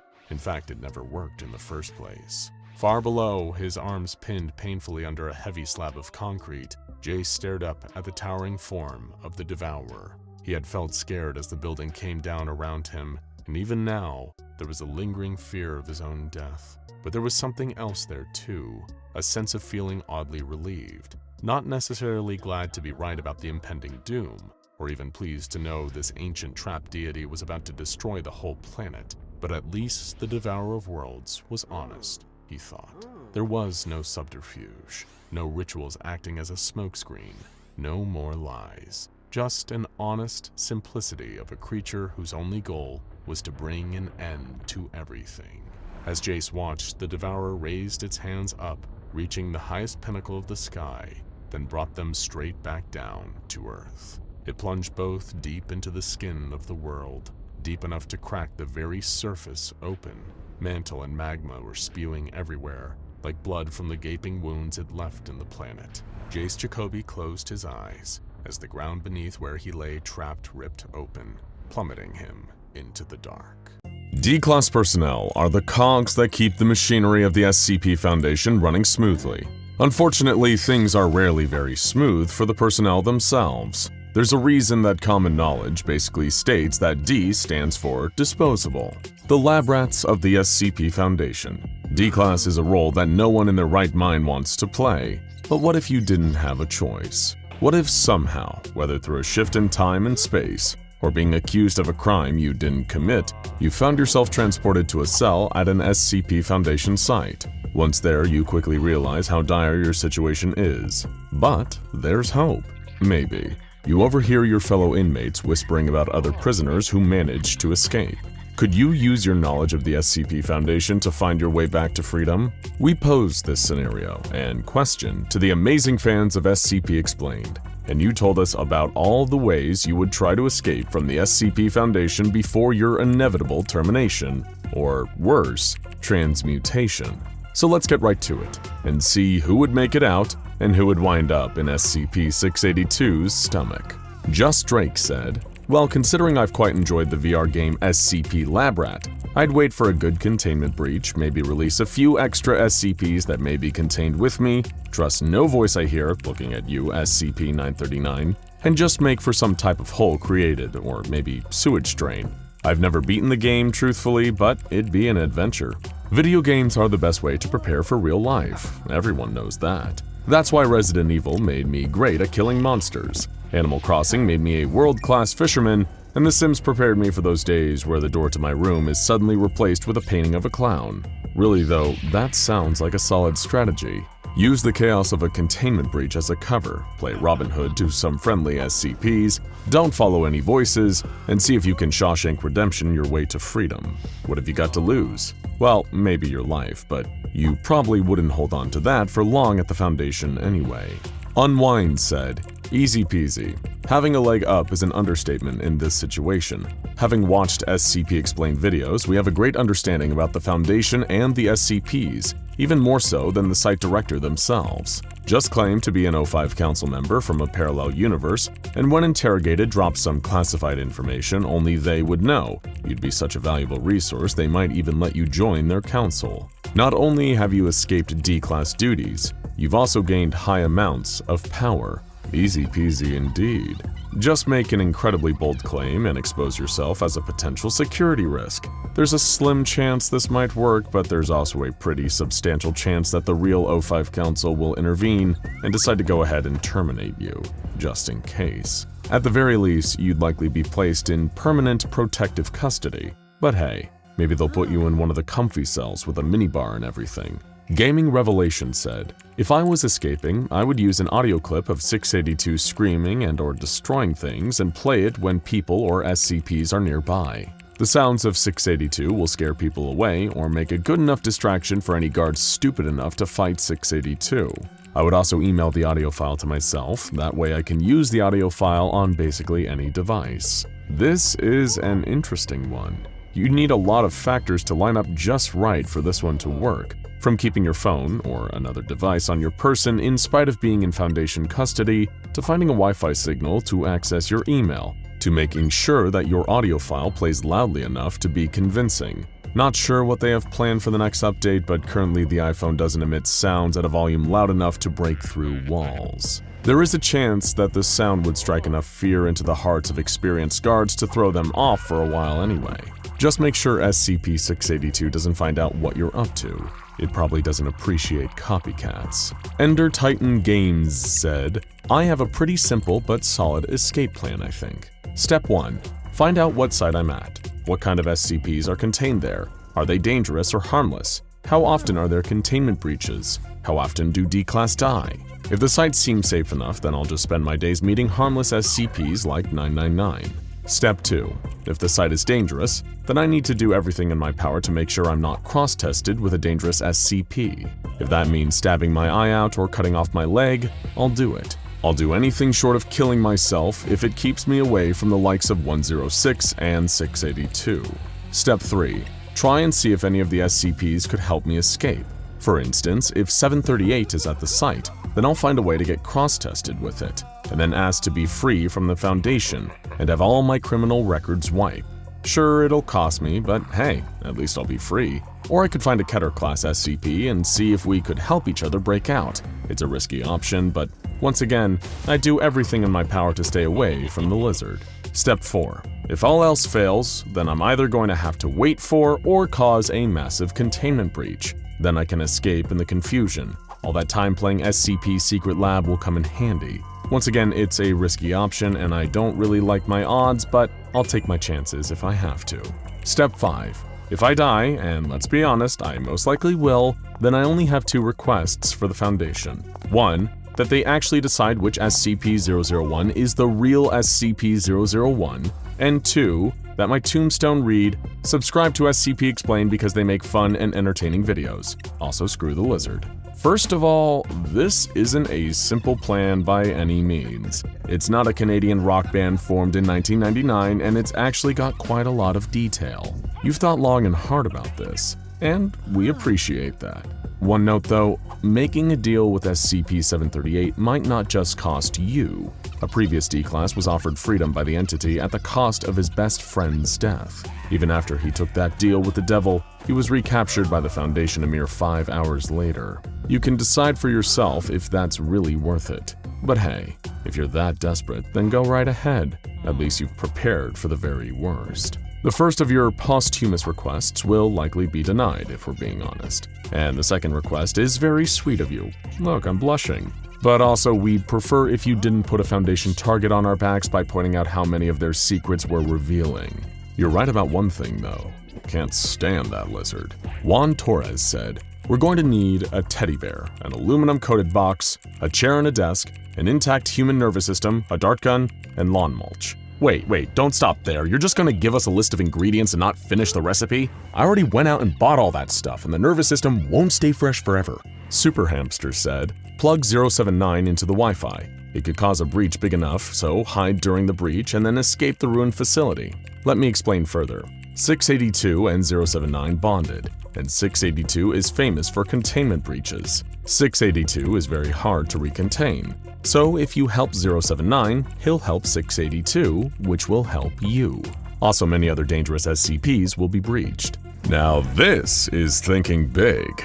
Sure, you'll be exposing the entirety of the World Wide Web to an aggressive, unpredictable, and downright rude artificial intelligence, but you'll probably be able to escape back into the world. Who knows how much of the world will actually be left after you've unleashed 079, 682, and a whole host of other dangerous anomalies, but the remaining rubble will be your oyster. Creature Savage said, "Assuming I'm at a site with an intelligent SCP that's known for escapes, such as 682, I'd offer it a chance at freedom if it helped me escape, and we'd both take off for the infinite IKEA. Of course, I could also offer Ferdinand the Cannibal my services as a jester for his protection all the way to and through the infinite IKEA." Ferdinand the Cannibal. Now you're talking. If you manage to team up with that gargantuan gentleman, he could definitely be a big help. Just make sure he stays well fed, or your new friend is going to start wondering how you taste with fava beans and a nice Chianti. Otherwise though, he'd love to have someone listen to his stories and take the high part during his favorite songs. Once you're free though, why not shoot for the stars? No need to fend off the murderous staff of the infinite IKEA, just go to a regular IKEA and get a new couch and some meatballs. No monsters necessary. Delay Animation said, "Before escaping, there are multiple problems to overcome. You have to know the layout, guards, patrol paths, camera placement, which keycards you need, which opportunities are best to escape. And once you manage to find all of that out and escape the outside, you're still not done. Depending on if you were in a site or area, the bare wilderness surrounding a site would be enough to wreak havoc on you. Not to mention the watchtowers and outside patrols. If you were in an area, the Foundation would most likely have agents in the town surrounding the area. In conclusion, it is not possible to escape the Foundation's grasp. The only way to not wind up as a Class D is to not do anything to become a Class D. You know what they say, the best defense is a good offense. An ounce of prevention is worth a pound of cure. However, there's not much offense or prevention you can do when a temporal anomaly thrusts you into a parallel universe and plops you down right in the middle of a D-Class cell. So even if you keep your hands clean your entire life, you might just find yourself in the custody of the SCP Foundation anyway. It's a nice idea to think that just making all the right choices will prevent you from being falsely imprisoned by a secret organization, but sadly life and wormholes just don't work like that. Zagham Shabazz Karim said, "The best thing to do is to make allies. First of all, you need to get as many D-Class personnel on your side as possible. Ask them what duties they are on and use your information to help them. Also, use them to find out what your duties are going to be, as they will have connections. You need to stay on the down low, as if you're found out, you'll be experimented on or worse. But you don't only want to make allies with the D-Class. Armed with the knowledge from SCP Explained, you are able to guess or approximate which facility you're at, what SCPs might be there, and who the staff are. With that knowledge, you can approach some of the kinder staff and build your relationship. So in case you get caught when escaping, you have a fallback or someone that can bail you out of deadly punishments. You also want to be resourceful and map out the place to identify escape routes and the armory or weapons storage facility. Next, you want to form better relationships with some of the SCPs. Before terminations roll around, you want to arrange a day that the D-Class personnel help some SCPs out of containment. Most non-deadly ones, as you don't want to make an enemy out of the SCP Foundation, but enough to distract the guarding personnel. Also, with your close contact with facility members, you have a better chance at stealing credentials or passes to allow yourself through doors and escape. But that isn't all. There actually might be some SCPs on site that will make escaping easier, and your goal should not just be your own escape, but escaping with as many D-Class personnel as possible. You want to equip them with passes. All of them should know only one specific escape routes, which they themselves or a few others are going, so that even if they are caught, the others will not be found out. And you want a few of them to escape before everyone else and cause a ruckus outside, making it look like the whole group has escaped, sending guards behind them.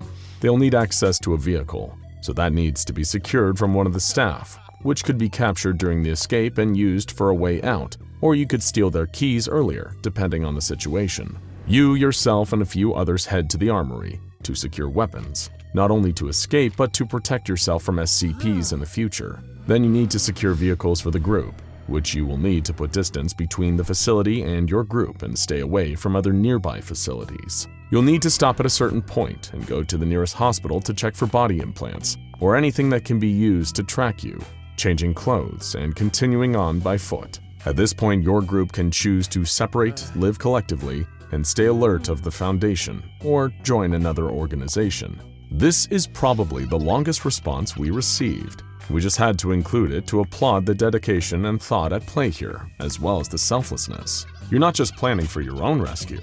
No, that's too small time for Zachem. You're planning to liberate every D-Class you can, and potentially start your own brand new society together. Make sure you have a nice talk with them about the rules for your new community, such as absolutely no stabbing your neighbors, and enjoy all the great trauma-free barbecues that follow. Plot Armor said, I would either attempt to cause a containment breach or steal an anomaly like SCP-268. Still, first I would draw thaumaturgic symbols all over my body and clothes, like Kalfistan Isle, which will make me resistant to physical damage that will help me survive a containment breach. Bringing thaumaturgy into the equation is a brilliant move. You'd likely be the only D-Class on site with any knowledge of that work or the symbols. You'll have to act fast though, and work your magic before the Foundation figures out what you're up to. If you don't, they'll likely wipe your memory with amnestics or just terminate you on the spot. The trickiest part of this plan is probably finding something to write with. You can't exactly ask to borrow a pen, but between those and the hat, you could probably slip out unnoticed and unscathed. Jacob Audi said, I just do my best to find Mr. Peanut so I could die relatively quickly or painlessly. Why would that kill you? Are you allergic? Just kidding, we know you're talking about SCP-173. As bleak of an answer as this is, we have to commend your honesty and self-awareness it takes to look at the dangers of trying to escape the SCP Foundation and simply saying, no, I'd rather not. Just another person on the internet said, well, taken with someone who has a very short attention span and who is a procrastinator with ADHD, I could request a test with Miss J to see how it would affect someone like me. Then I could escape and live the rest of my life in peace and solidarity. Miss J did help a previous D-Class leave the Foundation behind and start a new life, so why not you too? We're sure you'll be a model pupil, and wish you luck in whatever discipline you decide to pursue. Don't forget your number 2 pencil. Milo Knight said, SCP-6113 is a pretty surefire way to get out. Assuming you meet the criteria, you can suddenly have a different name and appearance, and you won't really be on any Foundation records. Use that to plead your case. Just pray you don't get terminated. This would be a pretty drastic choice, and you'd probably have to double down on the whole new life thing since none of your loved ones will recognize you. Or you can just tell them you got extreme reconstructive surgery, I guess. But it's better to be alive in a new body than dead in your usual one. As long as you're able to avoid detection following your transformation and make sure they don't catch you on the security tapes, this might just work. Zadanor0203 said, I mean, you can't. Yes, you'll survive until the monthly termination, but with how fortified these sites are, unless you can get lucky with a containment breach or are able to gain access to the sewer system, you're not escaping. And that's not even taking into account your spontaneous being here. and having great knowledge on the Foundation that you'd only really know if you were a being above their perception.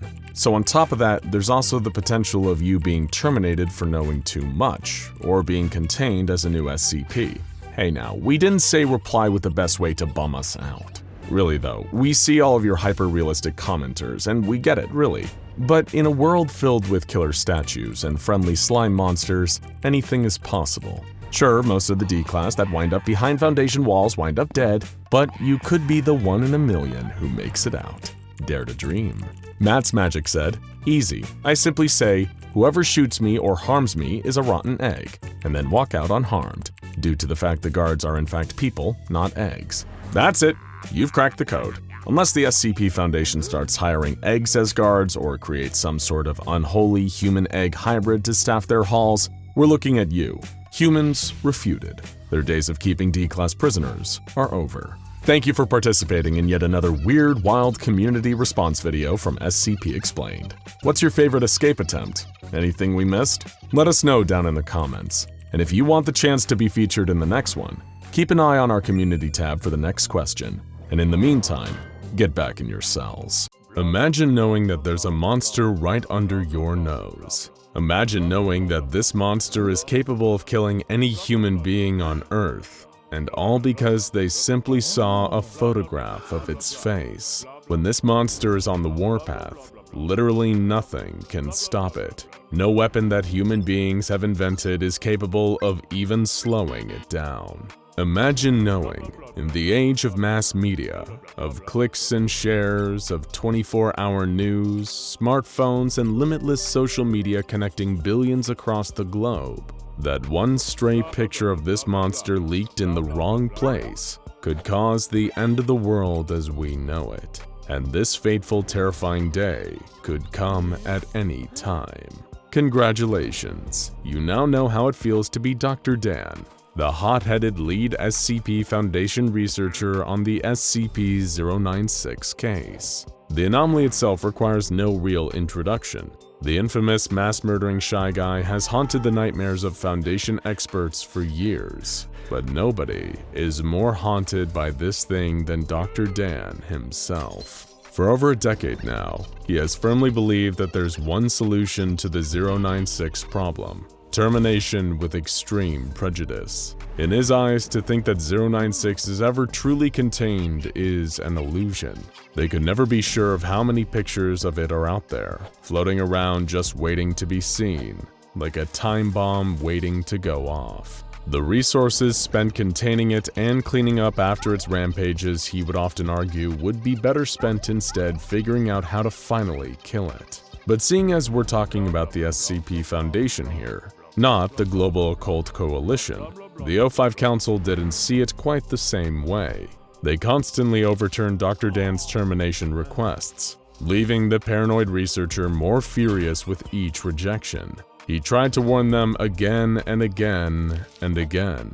Don't you see? It's like a stick of dynamite, and the fuse is already lit. If you don't let me put it out before it's too late, there won't even be anyone left to pick up the pieces. But his pleas fell on deaf ears. Until, of course, Incident 096-1-A. A dark and bloody day still looked back on with shame and horror by even the most hardened members of Foundation's staff. It was the day that SCP-096 gave everyone a taste of the mass carnage it was truly capable of. Dr. Dan wasn't even there when Containment was first breached. He was off on an expedition in the snowy mountains where 096 was first found, trying to discover clues to its true origin. Dr. Dan's second-in-command, Dr. Alexei, was also lucky enough to be outside of the containment area when the Shy Guy escaped. According to interviews he gave at debriefing tribunals, he was in the break room, treating himself to a warm cup of joe. All the other personnel assigned to 096's containment and research were near its containment chamber, a giant cube made of reinforced metal, observing a live feed of data being collected from the cube's interior. As usual, sensors indicated that 096 was pacing within. For obvious reasons, the Foundation doesn't maintain any kind of live visual surveillance on 096. It wouldn't be worth the risk. But what seemed like an otherwise quiet day suddenly took a turn for the insane. The monitors began displaying terrifying data, indicating an imminent containment breach as the wails of the creature within the cube echoed out through its metal walls. Some tried to run. Others did all they could to engage emergency procedures, while guards armed with heavy weaponry rushed into the room. They all knew in their hearts that it wouldn't save them, but what else could they do? A huge dent bulged out from the side of the cube, then another, before the metal was torn open like tissue paper as the furious hands of the Shy Guy began clawing their way through it. Secondary layers of protection were deployed, but they didn't help. 096 just kept ripping through all the barriers. As everyone in attendance knew, once it was in its rage state, nothing could stop it. Literally nothing. The guards attempted to fire on the anomaly, but their bullets did no good. As the creature burst free, most of the people in the room had at least momentary visual contact with its face. In response, Code Lima was declared, and the entire chamber was flooded with a fast-acting nerve gas, killing everyone.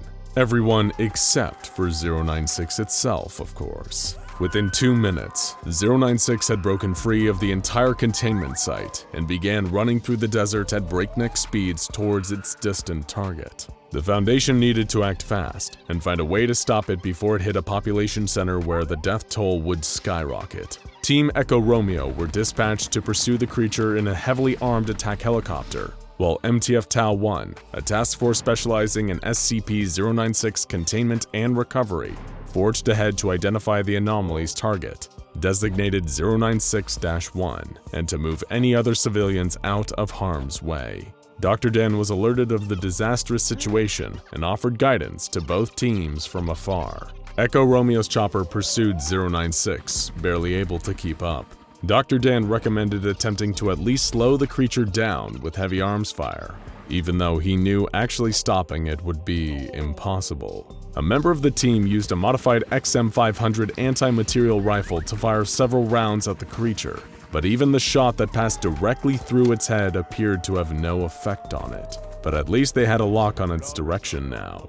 096 always travels in a straight line, directly towards its target, smashing through any obstacles in its way. This means its intended direction is relatively easy to track, and people in the path of its trajectory are even easier to save. But it's a high-pressure job reserved for MTF Tau-1. Tau-1 passed over Echo Romeo and 096 in a series of 8 V-22 Ospreys, hoping beyond hope that they could outrun the creature, since there were several different towns in its direct path. But thanks once again to the one and only Dr. Dan, Echo Romeo and Tau-1 had a secret weapon that neither team had ever possessed before: Scramble. Scramble was an advanced computer program created by Dr. Dan with the help of Dr. Alexei, which was coded into microprocessors for modification into camera feeds and viewing goggles. The program had been fed intricate data concerning every single detail of 096's face, and as the name suggests, when encountering that visual data in real life, it scrambles it beyond recognition. In theory, it would make it far safer for operatives to be around SCP-096 without activating its rage state. In theory. It wasn't long before disaster struck. 096 had made its way onto I-40 and had begun attacking vehicles it encountered, killing the people inside. By this point, it had already outrun the Echo Romeo chopper, rendering them essentially useless. Tau-1 just had to forge ahead along 096's trajectory and try to get as many people out of the danger zone as possible, until 096-1 was located and destroyed by the anomaly. Years of training for an awful day like this had paid off, as the first 3 towns along 096's path were successfully evacuated. The Shy Guy just ran right through all of them, and no lives were lost. The same, however, could not be said for town number 4. As was standard procedure, Tau-1 had everyone in the town gathered up and blindfolded. The entire team in attendance had modified night vision goggles with Scramble microprocessors, so in theory, they were better off than most from 096 if things went south. The Tau-1 members tried in vain to keep everybody in line. They were threatening to shoot anyone who dared to remove their blindfold when 096 finally appeared. It tripped during its approach, rolling and shattering through several houses. Chaos erupted. Some people instinctively removed their blindfolds to see what was going on, and panicked members of Tau-1 began firing into the crowd. The screams of the civilians and the bursts of gunfire were all drowned out by the horrific wailing of 096 itself, as it tore through everyone and everything to kill the unfortunate souls who had seen its face. And given how many had removed their blindfolds during the initial pandemonium, SCP-096 had a huge number of the townspeople on its list. 096 located and grabbed the original 096-1, the person that had first glimpsed its face and caused all of this. But in the grand scheme of things, he was just one more body on the pile that day. Though of course we mean this in a purely metaphorical sense. 096 never leaves entire bodies. The Foundation operatives in attendance were able to figure out what had caused all this madness and death. 096-1 had been an amateur mountaineer and spent his vacations hiking around any mountain ranges he could gain access to, including the mountain range that 096 had been inhabiting prior to its initial capture and containment. But he hadn't actually seen 096 on that fateful trip, which had been taken over a decade ago. But in a photograph taken that day of himself, standing on a picturesque mountainside, 096 made a cameo. It took up all of 4 pixels, a tiny off-white dot against the snow on the back right side of the photograph. This photograph, with all the deadly potency of an atom bomb, had been sitting there for years, waiting. When the mountaineer was looking through old photos that morning and his eyes passed over those few blurry pixels, he didn't have any idea that he had just laid his eyes on one of the most dangerous anomalies the world has ever seen. But you don't have to know. Only 096 does. As Tau 1, led by their commander Major Jack Wilford, tried to retake control of the situation, things got even worse. It turned out Dr. Dan's scramble technology, the one thing that was supposed to have given them an edge in this situation, didn't actually work. As soon as goggle-wearing members of the team laid eyes on 096, it entered its rage state and started massacring them. It tore many of the mobile task force members to shreds, including a number of the operatives required for piloting the 8 Ospreys. It was a disaster of truly epic proportions, and the catastrophic failure of Dr. Dan's scramble technology was a key factor. The root of the technology's failure was easy enough to figure out. Dr. Dan's scramble microprocessors worked fast, but not fast enough. Fractions of a second glimpses of 096's face managed to get through, and that was more than enough to set 096 off. Echo Romeo and MTF Epsilon arrived shortly afterwards to clean up the mess. It'd been a disaster of such magnitude that even a CNN reporter arrived on the scene and started filming before being promptly shut down by Epsilon. It was a member of Echo Romeo that finally slipped the bag over a docile 096's head, preparing it for containment once again, the creature now content that it had eliminated all of the unfortunate souls who had seen its face. He'd found 096 sitting next to a minivan that had its roof ripped off, the young family inside being the last to have seen its face. And things were so awful in the aftermath of the containment breach that the O5 Council changed their tune, finally granting Dr. Dan permission to terminate 096 by any means necessary. It's terrifying to think that all this can unfold because of a couple of poorly timed accidents. But it's probably even more terrifying to consider that it wasn't an accident at all. It seemed awfully convenient that both Dr. Dan and Dr. Alexei were far from danger when all hell broke loose. It was also convenient that, despite the failure of his technology being a major reason why the breach was as deadly as it was, Dr. Dan had still come out of the situation with everything he wanted. The Foundation also found this strange, and the more they looked into it, the more they found details that didn't add up. Alibis began to fall apart. Coincidences didn't seem so coincidental, and eventually a weak link in the chain was identified: Dr. Alexei. Under pressure from the Foundation, Alexei spilled everything. Dr. Dan had essentially orchestrated the entire containment breach, and on top of that, he did everything he could to make it as deadly as possible, all with the purpose of getting the O5 Council to see things his way, and finally give him the permission he needed to devote all of the SCP-096 resources to its termination. But it came at a terrible price to Dr. Dan personally. For his crimes against the Foundation and humanity, He was permitted to try and figure out a way to terminate 096 once and for all. But as payment for his crimes, he himself would also be terminated as soon as his task was complete. Were the lives of all those innocent people and Dr. Dan himself worth the price of finally being authorized to terminate SCP-096? When asked why he did all of this, Dr. Dan simply said, "It worked. There was only a matter of time until that happened in a major population center, and its face spread over the world news. I can kill 096, but I've killed myself in the process." While we don't agree with his methods, there's something almost admirable about a person so single-mindedly devoted to their cause. The year was 1994, and all seemed well at Site-19. Researchers, administrative staff, containment specialists, and guards saw to their daily tasks. As the largest SCP Foundation containment site on the books, there was something paradoxically prestigious and pedestrian about working at the legendary facility. Of course, among staff at the SCP Foundation, the site was famous and took on a certain mythology around breakroom discussions for those who weren't assigned there. Did you see the crazy new tech they got at Site-19? It's like something out of Star Wars. I heard some of the anomalies they store at Site-19 can cause XK-class end-of-the-world scenarios, so they've got hammered down on speed dial. You know, my buddy told me that Site-19 has a pool on the 5th floor. Everyone who works there gets to go up and chill there once a week, and they've got a dedicated bar up there that serves cocktails with little umbrellas all night long. Of course, some rumors are truer than others. Not the pool thing though, sorry, that one's complete baloney. It is, however, completely true of the SCP Explained office, but hey, that's a story for another day. Site-19, as a result of its size, does indeed need a simultaneously large and elite staff to handle its many unique containment requirements. People work around the clock to ensure everything runs smoothly, knowing that the risk of dropping the ball means death and destruction on a wide scale.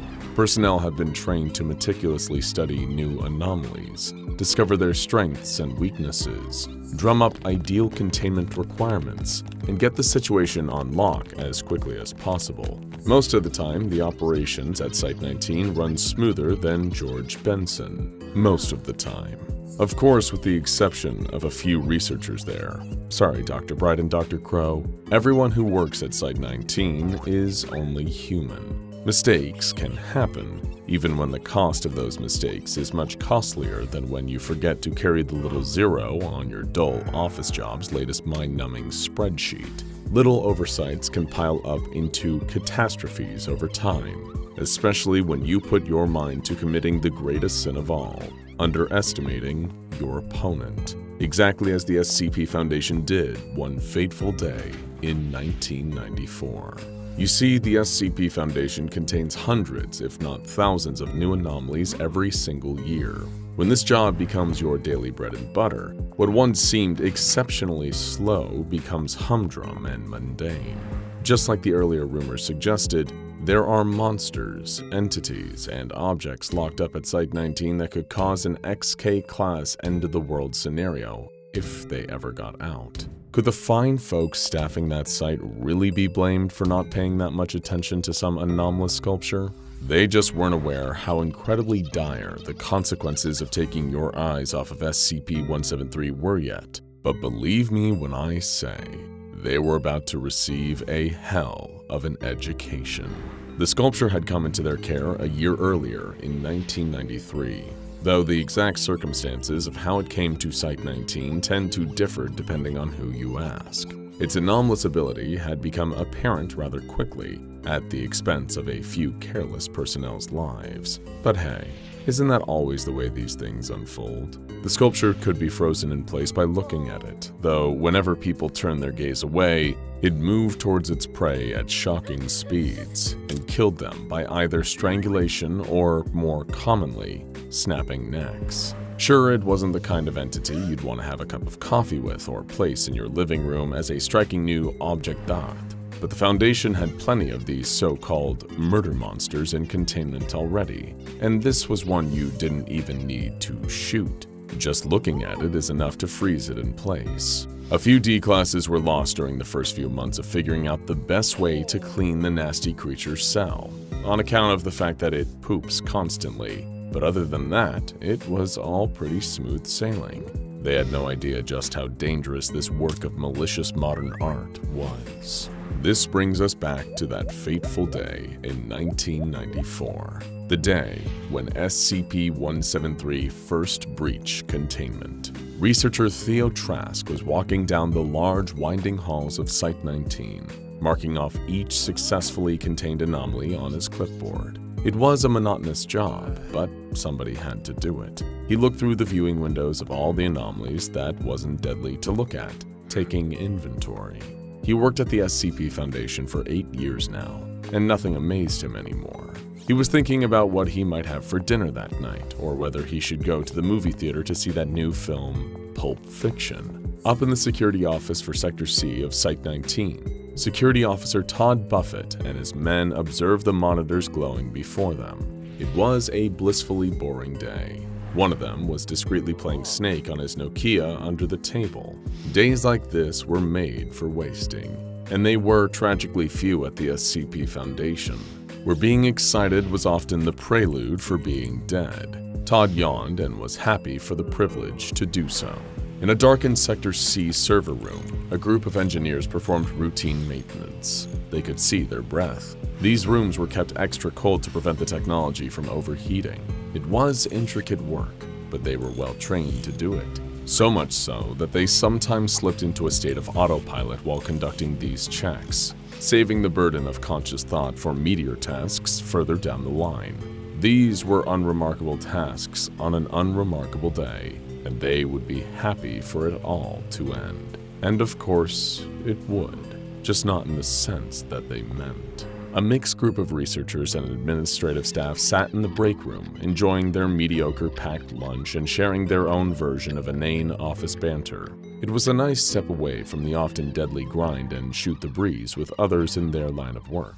After all, it was a strange job with its own unique pressures. You needed to discuss it with others who got it sometimes, just to avoid going insane from the pressure. But then you needed to avoid the unforgivable blade of this double-edged sword's mirror half. You never wanted to get too attached to a coworker at the SCP Foundation, because who knows, you might not be seeing them again tomorrow. Or they might not be seeing you. Back in the server bank, a junior technician named Colin Muntz was about to make one teeny tiny little mistake. While running diagnostics on one of the room's power cores, he tripped a fuse and set a terrible chain reaction in motion. Cables running all through Site-19 caught the shockwaves of Colin's poor decision in a moment, causing a series of power cuts that ran through different systems throughout the facility, each one tripping the next like proverbial series of tumbling dominoes. Back to researcher Theo Trask, lazily ticking boxes on his clipboard. He was about to do another one and break for lunch when the lights overhead suddenly went out, leaving him in a dark hallway. He was immediately broken from his trance, heart beating 20 to the dozen. Seconds passed, and the dark somehow remained. What was going on here? It didn't make sense. Surely the auxiliary generator should have kicked in by now, right? And on any other day, it would have. But unluckily for Theo Trask, this just so happened to be the one day in the last several months that the facility's main backup generator was also experiencing routine maintenance. Sometimes, life just isn't fair. Trask felt his heart leap up into his throat as a door somewhere behind him slowly creaked, open with a torturously long metallic screech. Trask didn't have a gun or even a taser, but he did have a small flashlight attached to his belt. With a draw speed that would rival Clint Eastwood in his prime, the terrified Trask whipped out his flashlight and shone it in the direction of the noise. His beam caught a static figure staring at him without a face. The rigid, soulless body of the sculpture, SCP-173, was standing less than 10 feet away from him. In this light, its smears of Krylon-based spray paint looked almost like a mocking grin. "Your move, researcher," it seemed to say. Trask had broken into a cold sweat. His hand was shaking, but he needed to keep the beam on that monster. Whatever tripped the power must have compromised the system that governed the sculpture's electrical deadbolt, and unless the light bulbs came back on and the hallway was suddenly flooded with other personnel and a forklift to get that miserable chunk of concrete back into its cell, then he was in real trouble. He couldn't run. It would kill him the second he turned around, and he couldn't walk backwards. One trip in the dark and he'd be found dead on the ground, head facing in the wrong direction. All he could do now was hope. Hope, and of course, not blink. But as the seconds passed and the pressure mounted, this became harder and harder to achieve. He could feel the surface of his eyes drying out, leading to a sharp stinging sensation. Still, the sculpture lingered and waited as researcher Trask's eyes began to water. People should be coming, shouldn't they? Surely help would be on the way. But he couldn't hear footsteps or the squeaking tires of a forklift just yet. He couldn't hear anything except his heartbeat and the blood rushing in his ears. His eyes were killing him, just metaphorically for now, but not for long. What harm would one little blink do? Only for a fraction of a second. Now, before we proceed to the researcher's gruesome and terrifying death, we'd like to perform a quick experiment with you, the viewer of SCP Explained. We've created a number of videos exploring the fascinating and frightening enigma of SCP-173, and one statement seems to pop up in the comments again and again from backseat containment experts. Why not just blink your eyes one at a time? That's a surefire way to keep it locked into place. Okay then, let's give it a try. Open both your eyes nice and wide. Now, blink your left eye, and now, blink your right. Left, right. Left, right. Keep going while I'm talking. Don't stop. Keep it up. How are your eyes feeling? It makes your vision a little blurry, doesn't it? Kind of makes your eyes sting a little as time goes on. Oh, look who it is. Well, if it isn't SCP-173. What a surprise. And it looks very interested in you, doesn't it? Better keep one of your eyes open at all times. Left blink, right blink. Left blink, right blink. No pressure, of course. But if you've closed your eyes at any time during this little experiment, you're already laying dead on the ground with a broken neck. Left, right. Left, right. Do you feel the burn yet? There's no shame in giving up. All it'll cost you is your life. And that's why we don't blink one eye at a time. Now, back to the story. Researcher Trask couldn't take it any longer. His aching eyes fluttered closed for an almost imperceptible moment of time, and that was all this sinister sculpture needed. Trask felt the impossibly cold concrete grip of its stubby arms on either side of his head, and a sharp jerk that communicated a mere moment of unimaginable pain, followed by the physical answer to silence. The sculpture darted through the darkness of the hallway, with no living eyes left to freeze it in place. In the darkness, it was impossible to defeat. It would do the two things it knew how to do: hunt and murder. In the Sector C security office, all hell was breaking loose. Thanks to Colin Muntz's little oopsie in the server room, all the monitors were dark, and all the corded phones that had given them a direct line to assistance were all dead. They had no idea what was happening out there. Maybe they'd all gotten extremely unlucky and all of the cells were open. Whatever caused this catastrophic power failure must have also knocked out the alarm system, because they were getting nothing. When the door behind Security Officer Todd Buffett and his men opened, he was profoundly relieved to think that assistance had already arrived. He and his men were a lot less relieved when they began to fall to the ground. Their necks snapped with exquisite efficiency, if you're into that kind of thing. That's because the sculpture had found its way into the security office and gave itself more crunch than you'd get from a family-sized bag of Doritos. But with these new victims now little more than dead meat, it was time to move on. Over in the break room, the collection of research and administration staff who were enjoying pleasant chit-chat not long ago were now hidden away in darkness. It was so bleak in there that they couldn't see the cup of ramen steaming inches away from their faces. In moments like this, the usual advice is to stay calm and wait for the situation to be resolved. After all, if you tried to take anything into your own hands, you might fall over and injure yourself. Normally, this is good advice. It's less effective when the thing that wishes you grave injury is actively on its way, and sitting in the dark certainly isn't going to stop it. Elsewhere in the building, the engineering team were scrambling like there was no tomorrow to rectify their mistake. Partially because if SCP-173 got to them before they'd gotten the lights working again, there really would be no tomorrow.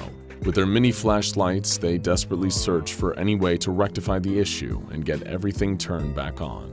In a normal company, the biggest concern in a situation like this might be massive, irretrievable data loss. But of course, at the SCP Foundation, the issue is more a massive and irretrievable loss of human life, and also the data too.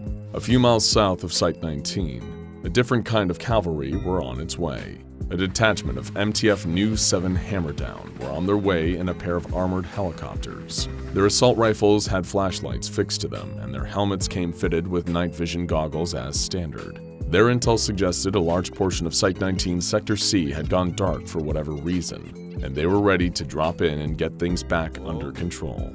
The one question was whether they'd get there in time to save the people in the break room, as the sculpture drew ever closer to their location. Speaking of, the group of research and administration staff were still just sitting around, waiting for the lights to turn back on. One of the more senior researchers in the room, Dr. Sherry Brewis, was a lifelong smoker, and as such, she was fishing around in her purse for her Zippo lighter to shed some light on the situation. Her rummaging was so loud that she could barely even hear the door to the room beginning to creak open. But she heard the first snap, and the awful, animalistic chorus of screams that followed.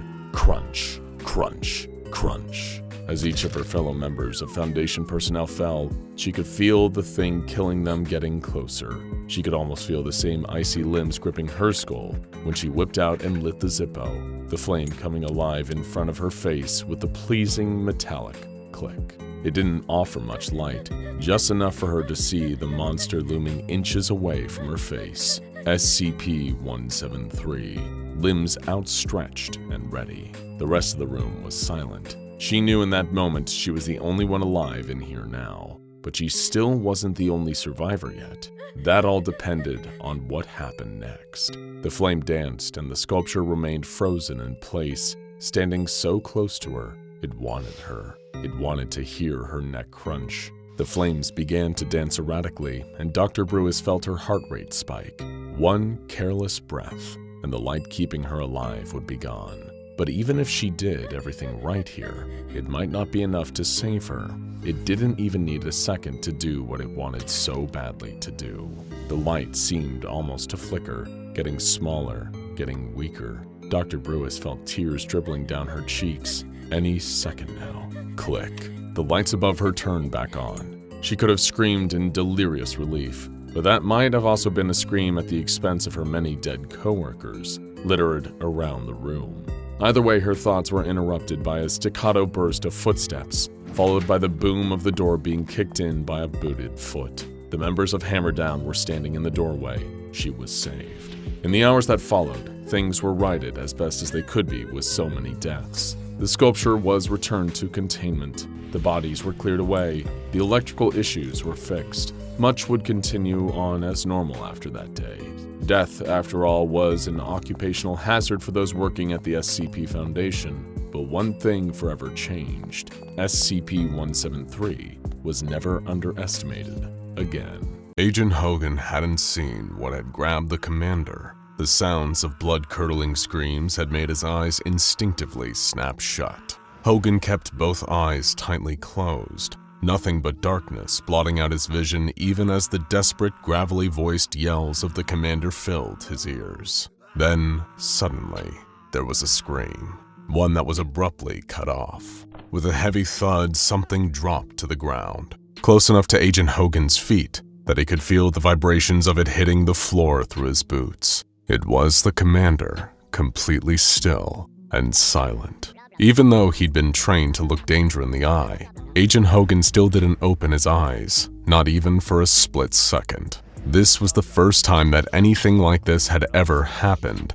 and in the panic and confusion, his natural survival instincts had overridden the SCP Foundation's various rules and protocols in his head. And right now, something was telling him not to look. That something was shifting and moving just beyond Agent Hogan's eyelids. He could hear a shuffling as something much taller than an average human lumbered around. It had been wailing before, shrieking in uncontrollable and inconsolable despair, but now its cries had lowered to a soft, sobbing whimper.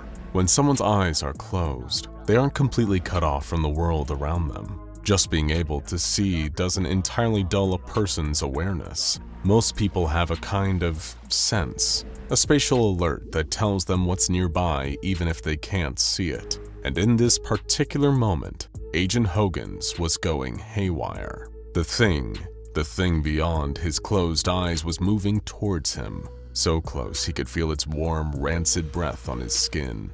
Just knowing it was so close, hearing it breathe and sob gently, sensing it standing so close to him, it made the agent's already pounding heart rate start to climb.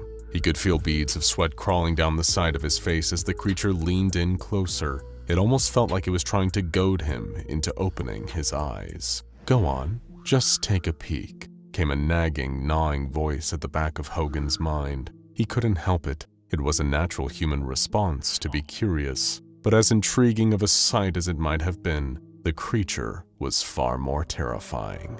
Hogan had no idea what horror he'd be faced with if he even opened his eyes for a second. Little did he know, forcing himself not to look, whether out of fear or pure survival instinct, had saved the agent's life. He could sense the creature turn and start to slink off, getting further away again as it lumbered around a corner on its elongated legs. Still, Agent Hogan waited a little longer before opening up his eyes again, just to be safe. It had all started around a month earlier, when the SCP Foundation had discovered a potential anomaly was being housed by a group known as the Department of Abnormalities. You see, back then, the SCP Foundation wasn't quite the sprawling, ginormous anomaly containment organization some might be familiar with. It was far from being in its infancy at this point in time either, but the Foundation was only just beginning to expand its collection of dangerous and unusual anomalies. They had received word of an anomaly that was being held in a facility in Stuttgart, Germany, where Department of Abnormalities personnel had gone to great lengths to secure it.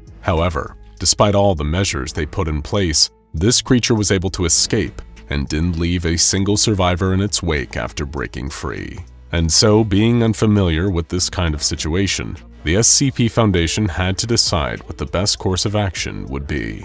The Foundation dispatched a retrieval team, codenamed Zulu 9A, to the facility that the creature had broken free from. From the location in Stuttgart, Zulu 9A was able to track the anomaly's movements to an undisclosed mountainous region. It was believed that this area was either the creature's natural habitat, where it had initially been captured, or that the mountain at least closely resembled a place that the anomaly would recognize as home. Flying aboard a chopper, the Zulu 9A team assumed they could simply approach the creature and calmly coerce it long enough for them to capture and escort it back to base. It turned out they were very, very wrong. As their chopper landed nearby and the retrieval team closed in on the creature, the captain of Zulu 9A turned to talk to a Foundation doctor that had accompanied the unit. That one serendipitous action might have saved his life, because it meant he wasn't looking at the anomaly. A sudden, intense shriek rang out as the creature started crying, turning towards the rest of the approached retrieval unit. In a panic, they pulled their triggers, weapons erupting into a hail of deafening gunfire. But it had no effect. The creature dashed towards them, shrugging off every oncoming attack completely unscathed. But the Zulu 9A team weren't so well defended. By the time the captain turned back around, the creature had already vanished, seemingly able to move much faster than first anticipated. Maybe once they'd taken a look at it, the retrieval team thought that the creature's long, disproportionate limbs would make its movements clumsy and cumbersome. Not that a single one of them was left standing to verify that. The captain was left alone and stunned. He hadn't seen what had happened to his team, only the aftermath. And it wasn't a pretty sight. Before long, backup arrived in the form of Zulu 9B's team. With the help of this secondary unit, the captain was able to eventually capture the creature and remand it into SCP Foundation containment. How? By placing a bag over its head. His theory was, if it couldn't see the retrieval team, it couldn't attack them. And while this strategy might have worked, he was only half right. Of course, the SCP Foundation's mandate has always been to contain and study the anomalies that it encounters, and this was all the more prevalent during these earlier days of the organization. So naturally, once the creature had seemingly been captured and secured, a group of overzealous and eager scientists were quick to step in so that they could closely examine the anomaly. And for a time, they were able to work with little obstruction. They could determine the basic details about the creature's physiology and have that information logged in its very own file on the SCP Foundation's internal database. But one scientist made a very fatal mistake during those early tests and studies. Perhaps because the Foundation had already captured the creature and secured it within the walls of its own facility, they believed it posed no further threat to personnel anymore, that it couldn't hurt to remove the bag and take a closer look. The very instant the bag was removed,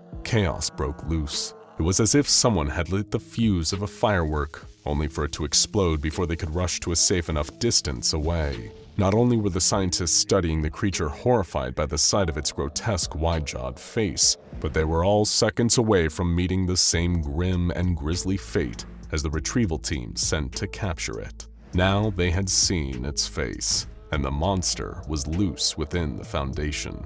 At that particular point in time, the Foundation's early mistakes, this kind of thing was unprecedented. It had never happened before, not once, and nobody knew what to do.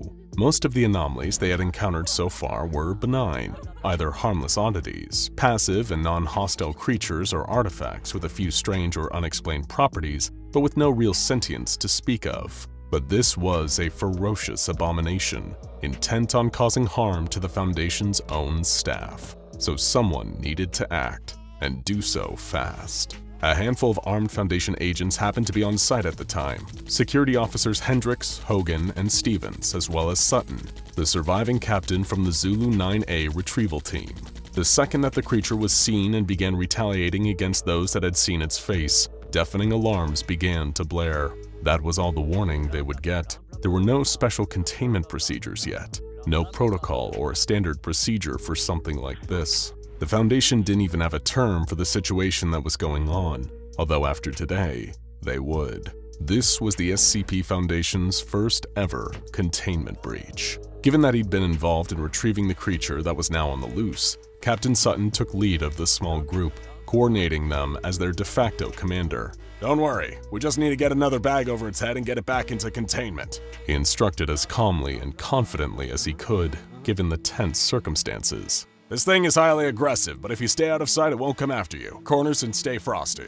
We'll split into twos and fan out. Should have more of a chance of catching him that way." Little did Sutton realize his misguided advice would cost him and others their lives. Hendricks and Stevens stumbled across the creature first, poking their heads around a corner. They spotted the tall, wry humanoid shape passing along the corridor that ran parallel to the one they stood in. The two agents saw the creature, but as far as they could tell, it hadn't seen them. But that didn't matter. Just as they both turned down the corner, ready to ambush the anomaly, the towering, spindly form of the creature suddenly appeared behind them, screeching as it attacked. Hearing the sound of the others falling prey to the monster, Captain Sutton and Agent Hogan rushed towards the source of their fellow agents' screams. The de facto commander of the group rushed a few paces ahead, confident that he knew how to get the upper hand against the creature. Trailing behind him, Agent Hogan had been swept up in the panic of the whole situation. He had no idea what the creature was, only that half of the retrieval team sent to capture it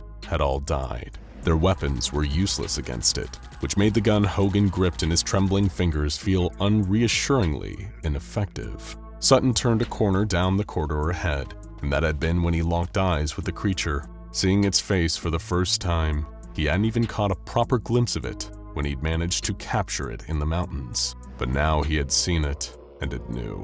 From around the corner, unable to see Sutton or the monster, Agent Hogan let the panic get the better of him and closed his eyes, an action that had unknowingly saved his life. Once the monster had passed him by and Agent Hogan had dared to open his eyes again, his mind started racing. It had seen him, that much he was certain of. Even with his eyes closed, he had sensed just how close to him the creature had gotten to him. It had to have seen him, and yet he was still alive. Sutton had said that it would attack anyone that it saw, unless Sutton had got it all wrong. The creature wasn't attacking anyone it looked at. It was going after anyone who looked at it. It was learning that key difference that allowed Agent Hogan to gain the upper hand on the creature. However, he quickly realized that the number of people in the facility was rapidly dwindling. The longer the anomaly was able to roam free, the more Foundation personnel would see its face and fall victim to its rage. Agent Hogan realized what he would have to do: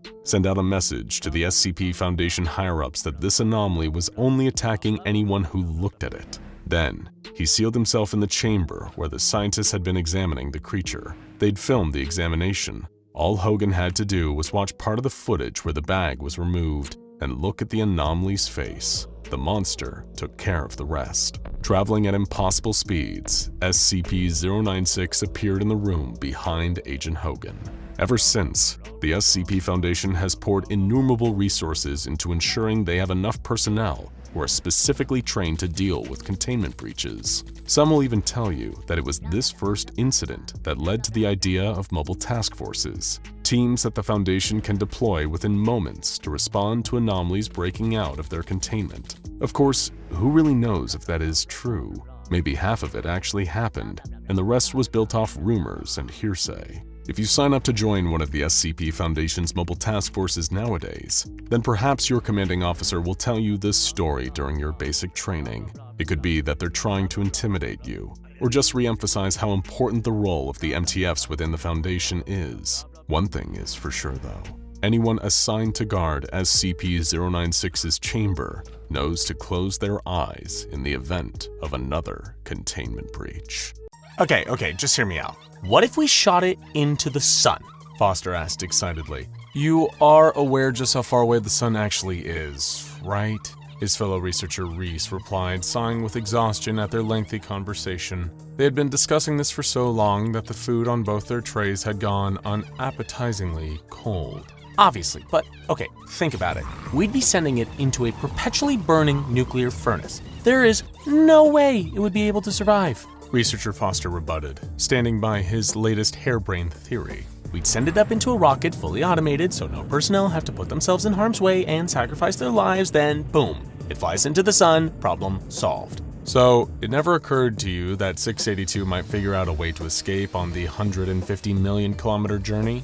Reese poked at his mashed potatoes with a fork out of boredom. You're forgetting how intelligent the thing is. It might be an omnicidal killing machine, but it's as smart as either of us. Well, one of us, to say the least. Sitting opposite each other in the mess hall, Researcher Foster and Researcher Reese kept up their bickering, debating on what would be the best way to neutralize SCP-682, the infamous, hard-to-destroy reptile. It was a discussion nearly every member of Foundation personnel had been a part of at least once. How could they kill this unkillable beast? What other anomalies were they yet to try and use against it? Even after countless tests, most leading to numerous containment breaches and significant loss of life, the Foundation seemed to be no closer to putting a definitive end to SCP-682. But while Reese and Foster debated more and more outlandish possibilities, someone was sitting nearby, listening in on every word.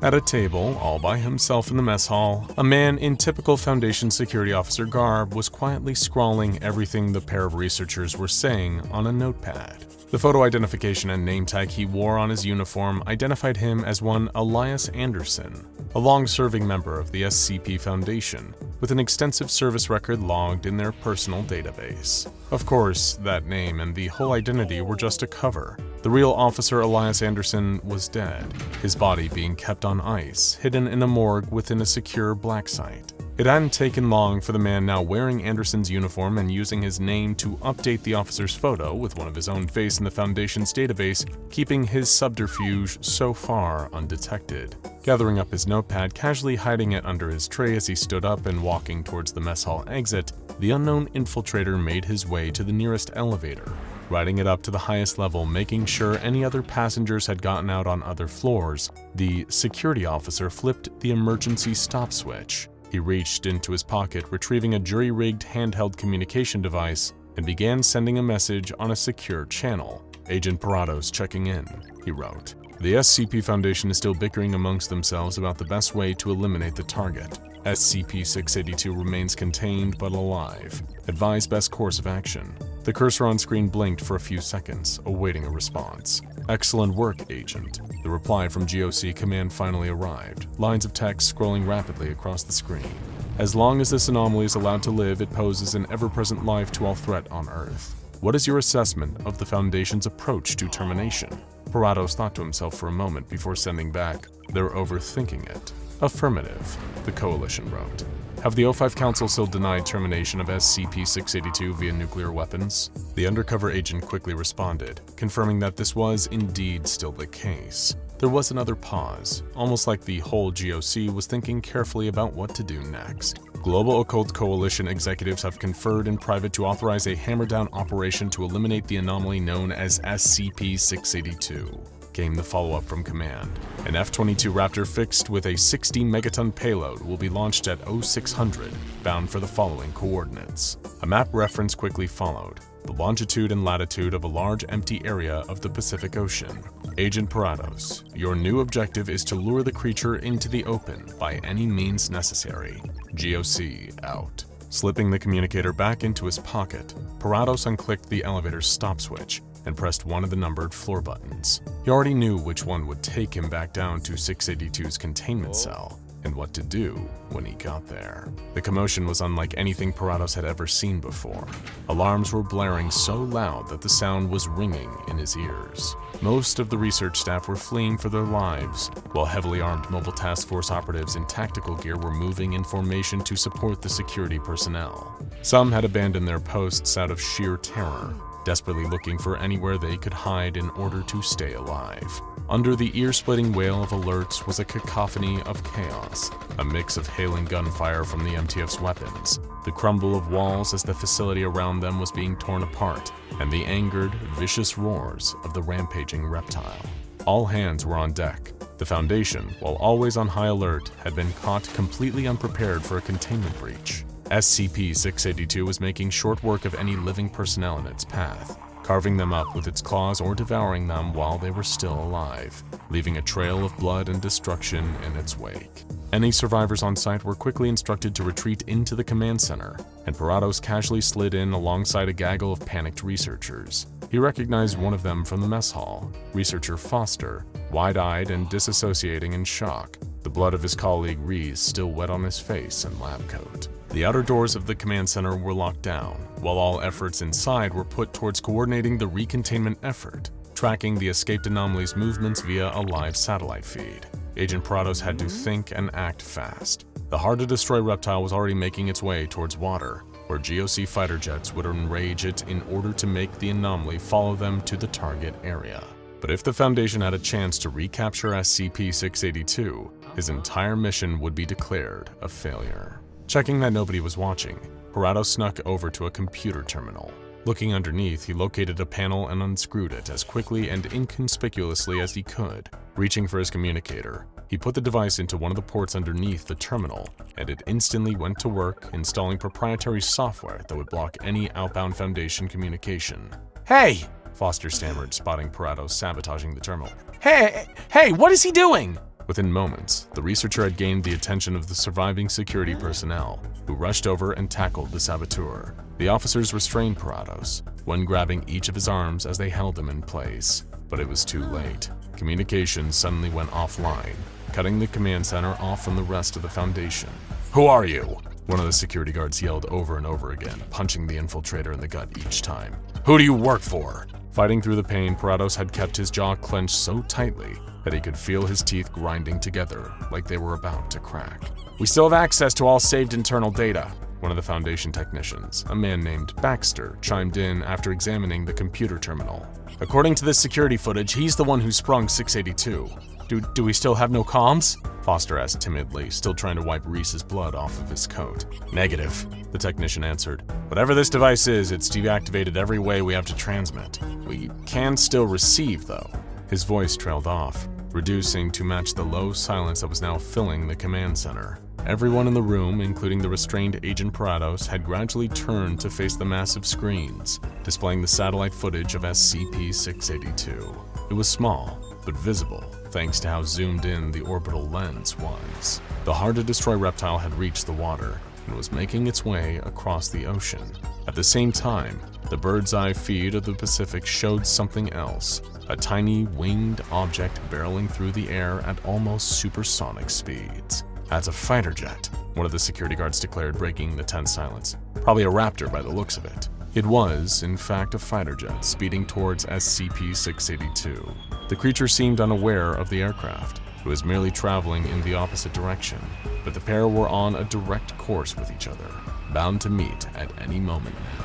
Something ejected from the F-22 that exact moment it passed over the hard-to-destroy reptile, followed almost instantly by a bright flash of light. A huge explosion engulfed the area of the ocean where the creature had been, a ball of radioactive fire in the middle of the water.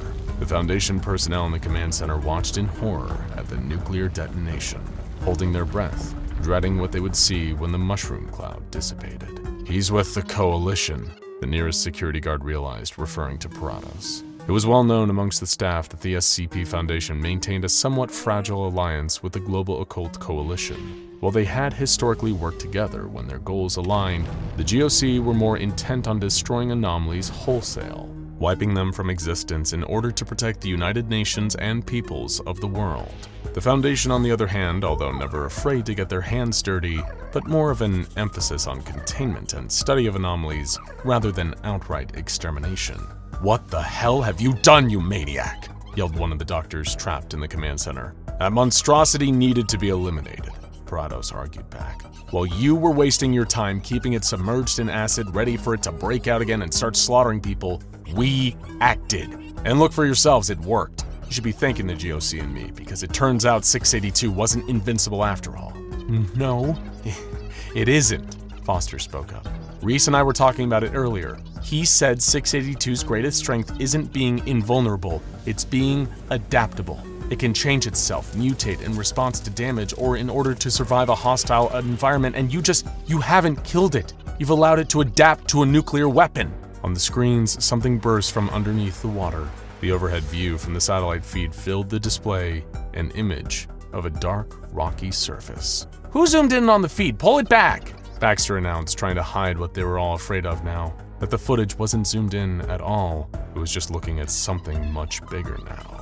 As the camera zoomed out, increasing its field of view, what looked like a dark surface on screen now looked to be a huge mass of scales. The satellite feed pulled further back, revealing the full extent of what was now standing in the Pacific Ocean. It was SCP-682, not only still alive, but much, much bigger than before. The creature had adapted to the intense heat of the nuclear payload that had been dropped on it, soaking up the bomb's radiation and using it as a way to increase its body mass several million times over. It looks like we have, Baxter said, dumbfounded, eyes widen in horror. Kaiju on our hands." Parados stared up at the screen, looking at the monstrous reptile now so much bigger than before. Even from the satellite's current overhead angle, SCP-682 looked like it could now tower over most buildings, save for maybe occasionally tall skyscrapers. What's more, the creature was now thrashing and roaring in the ocean, entering an enraged state now infinitely more devastating thanks to its newfound size, and it was all Parados' fault. "Hey!" Foster yelled at the restrained GOC operative. "We need to get the word out, and the rest of the facility is still on lockdown. Whatever you did to disable communications, reverse it." "What good would that do?" Parados asked in a blind panic. "Look at the size of that abomination now, it'll wipe us all out." "Oh God, what have I done?" The agent was shocked into silence by a sudden slap. The timid researcher Foster had struck him sharply across the face. "Cry about it later, this is on you, but do you want to be part of the solution or keep being part of the problem?" Foster yelled, gripping Parados by the collar. I can't reverse it," he replied. "I blocked all outbound Foundation transmissions. My comm device is the only thing that wasn't affected." "Good enough," Foster said, holding a handout to Baxter, who passed him the confiscated GOC tech. "Then you're going to contact the Coalition for us." "What for?" "The Foundation has a joint project we've been working on with them and High Brazil for just this sort of occasion," the researcher stated, holding out the device to Agent Parados as the security finally released his arms. "If there was ever a time we needed it, it's now." "Wait, you mean..." Parados finally realized what Foster meant. "You're talking about the Dragon Slayer, aren't you?" The next hour flew by. Time seemed to be moving faster as the newly mutated SCP-682 swam through the waters of the Pacific. It was traveling in the northwest direction, the collection of Foundation personnel still locked in the command center having projected that it was heading for the nearest landmass, which meant it would reach Hawaii at any moment. Throughout the entire time, Foster, Parados, and Baxter were sending urgent communiques to the Global Occult Coalition, trying to get them to cooperate and engage in contact with the wider SCP Foundation beyond the facility they were currently stuck in. Not one of them knew which was harder, trying to kill an unkillable lizard that had absorbed a nuclear blast, or trying to force the GOC and Foundation to work together without arguing over whose fault this whole mess was. All the while, the towering monstrous reptilian form of SCP-682 was getting closer and closer to its destination. Drawing itself up to its full enlarged height, SCP-682 roared, large enough to block out sunlight and cast an ominous shadow over the Hawaiian coastline. Onlookers watched in terror as the hard-to-destroy reptile rose from the water, bearing down on their shores with the intent to slaughter every living thing on the island. Then, just as SCP-682 neared the landmass, the creature paused. It could hear something getting closer, getting louder as it approached from behind. No, above. And with it came the sound of someone reciting poetry. Before the creature could turn to face its attacker, the piercing metal of the cold iron sword plunged through its scaly back and out through its front. The hard-to-destroy reptile roared at the searing pain of the stab wound, whipping its tail as it thrashed in its fury. Something heavy and metallic deflected a swipe at the creature's tail. It was a huge, robotic arm of a gigantic, mechanized titan. It was SCP-5514, the Dragon Slayer. Controlled by its skilled pilots with a swift, fluid motion, SCP-5514 delivered a brutal backhanded strike to the reptile's snout, staggering the beast while also withdrawing its mighty cold iron sword at the same time. SCP-682 growled in discontent. Even its infamously adaptable healing abilities were halted by a wound from the Dragon Slayer's blade. Watched by the innocent civilians on the island and the Foundation through their satellite above, the kaiju-killing mech assumed a battle-ready stance as the hard-to-destroy reptile reeled back to roar. The moment it opened its sharp-toothed jaws, a fiery atomic blast came spewing forth from SCP-682. It had adapted not only to withstand the nuclear weapon the GOC had used on it, but also developed the ability to unleash a burst of radioactive fire. Within the Dragon Slayer, the pilots braced for impact as the blast struck the outer armor of the mech. Thankfully, through the conceptual engineering used when building it, SCP-5514 was welded to the Earth itself, as well as the very concept of humanity's resilience. That gave it just enough protection against the onslaught of SCP-682's newfound ability. Holding up one arm to defend itself, the Dragon Slayer reached upwards for its rounded, recoiling plasma, the disc it wore as a hat with its free hand. With a spin, it flung the razor-edged weapon at SCP-682 like a frisbee. It collided with the hard-to-destroy reptile, still unleashing its nuclear fire breath, and staggered the crocodilian creature for just a moment, causing its blast to stop. SCP-5514's pilots commanded the mech to charge forward, as the rounded, recoiling plasma disc spun back through the air and returned to the Dragon Slayer's hand thanks to its built-in electromagnets. Within the robotic vehicle, the 1,000-word arrows were still loudly reciting their poetry.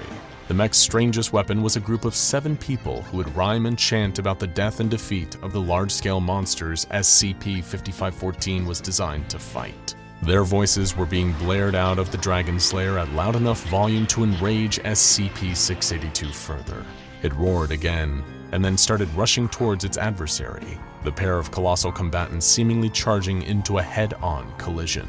As it placed one mechanical foot before the other, huge splashes erupting as its feet impacted the surface of the ocean, the Dragon Slayer opened fire.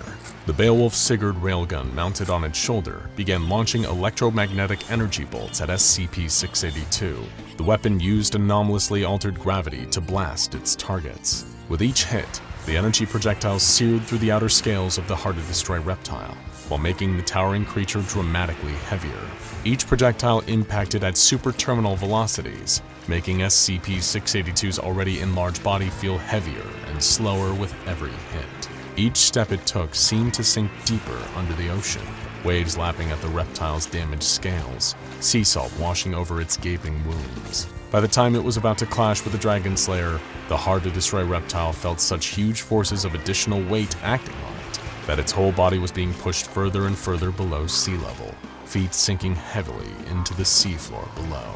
Still standing upright, SCP-5514 raised its cold iron sword and brought it down in one fell swoop, cleaving the creature's head from its shoulders before wasting no time slicing up what was left of its nuclear enlarged body.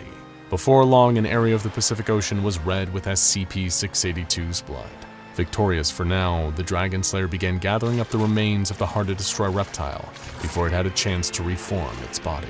From the command center, the Foundation personnel cheered and whooped excitedly. Even Agent Parados found himself overwhelmed with relief. Although he'd been sent with the intention of assisting them in killing the hard-to-destroy reptile, the mission that the GOC had sent him on had only made the creature more of a threat. For now, at least, it was defeated, although Parados' celebration of the fact was cut short when one of the Foundation doctors tapped him on the shoulder. "Excuse me, GOC Agent Parados, isn't it?" the man asked. "My name's Dr. Bright, and this here's my associate, Dr. Clef. We'd like to have a word with you about the, incident you just caused." A very strange anomaly sits in a humanoid containment cell in the minimum security wing of Site-17.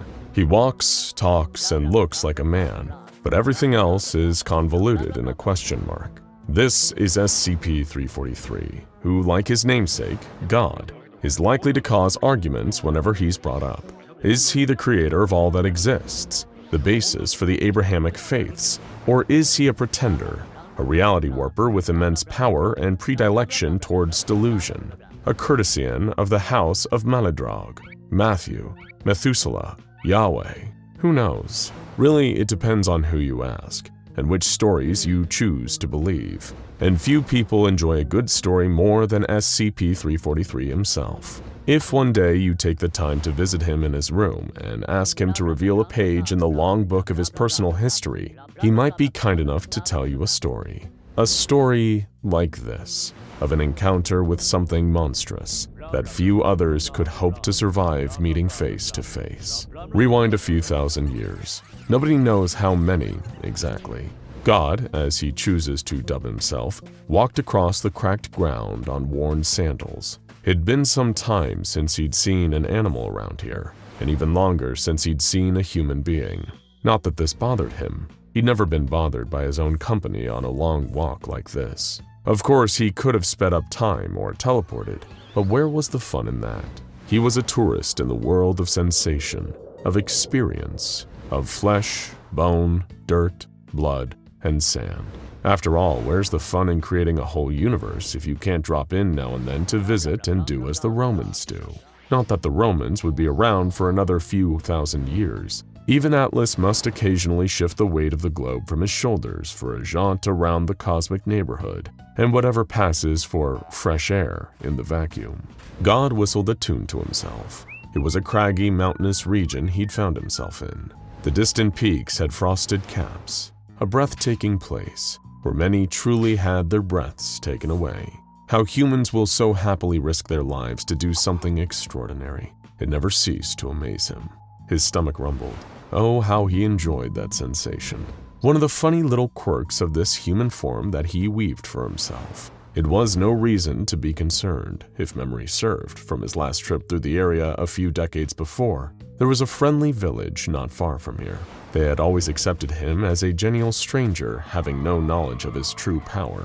God had always believed that a person's goodness is defined by how they treat those from whom they had nothing to gain. So it caused him great concern as he approached the village and saw great plumes of smoke rising into the sky. He was so shocked by this that he could decide to break his rule about walking as a man, in case there was still some way he could help. With a snap of his fingers, he disappeared and reappeared in the center of the village's town square. Total devastation. Huts and houses had been torn asunder. Broken weapons lay on the ground. Some places were on fire, others smeared with streaks of blood, like some terrible battle had occurred here. But something was wrong. No bodies, not one, from defender or assailant. How could a thriving village be so thoroughly destroyed and not leave a single corpse? It was an act so bizarre and depraved that it left even God puzzling. That was another downside of his human form. Here on Earth, he didn't have access to true omniscience. How could a mere human mind, bound by the constraints of linear time, ever truly comprehend the total of existence? Even attempting to do that here would melt the brain of his human body in its skull and leave it dribbling out of his nose and ears. Instead, he chose to walk around the ruins of the village and investigate firsthand. Arrows and broken spears and swords littered the ground. Some buildings were demolished, but there were no tracks or stray projectiles that could suggest the presence of siege weapons. No, these buildings looked like they were ripped apart. Some even still had claw marks. What terrible beast could have set upon this town and done this? Then he heard a voice, quiet and pleading, beneath some nearby rubble. A survivor. He rushed over to the pile and evaporated it with a thought. Underneath, a feeble old man, covered in stone dust, was quivering. God helped him up and guided him into one of the few remaining huts still standing in the village. They both took seats. God held up 2 hands, cradling empty space. 2 cups suddenly occupied that space, both filled with warm, healing tea. He passed the old man one of the cups while sipping from his own. He asked the old man if he'd seen what had happened. The old man told him no, he hadn't seen anything in decades. He'd been rendered blind in his youth. Little did either of them know, that very blindness was the only reason he was the sole survivor of the massacre. The blind man told God that one of the village's scouts had gone up into the mountain with a small hunting party. The group was gone for days, until one of the members, the youngest among them, returned weeping, frostbitten, and covered in blood. He said that his friends had been killed by a beast in the mountains, something that almost looked like a man, but terribly wrong. And its face, its awful, awful face. He would never forget it. He was just lucky to escape with his life when the others were torn apart. But when the young man returned, he'd brought the shadow of death with him. It was a curse that doomed the entire village, men, women, and children, to a terrible fate. And that fate was upon them a mere hour after the survivor had returned. Of course, there were gaps in the blind man's understanding, given he was lacking one of his major senses, but the sounds he could describe with perfect clarity. It was faint and distant at first, that awful wail, and the galloping, hands and feet thundering against the ground faster than any horse could move, getting closer and closer. Another villager saw it approaching and screamed. Then it was upon them. The villager screamed, but it screamed louder, always wailing and shrieking and sobbing like a monster crawling straight up from hell. People tried to fight it by the sounds of it. The blind man, with teary, blank eyes, recalled the sounds of arrows knocking and swords clashing against something. But even their greatest warriors had screamed and died. Those who saw it and tried to flee and hide were slaughtered all the same. Soon enough, there were only 2 sounds left in the village, the monster and the blind man, both weeping. He didn't understand why it never took him.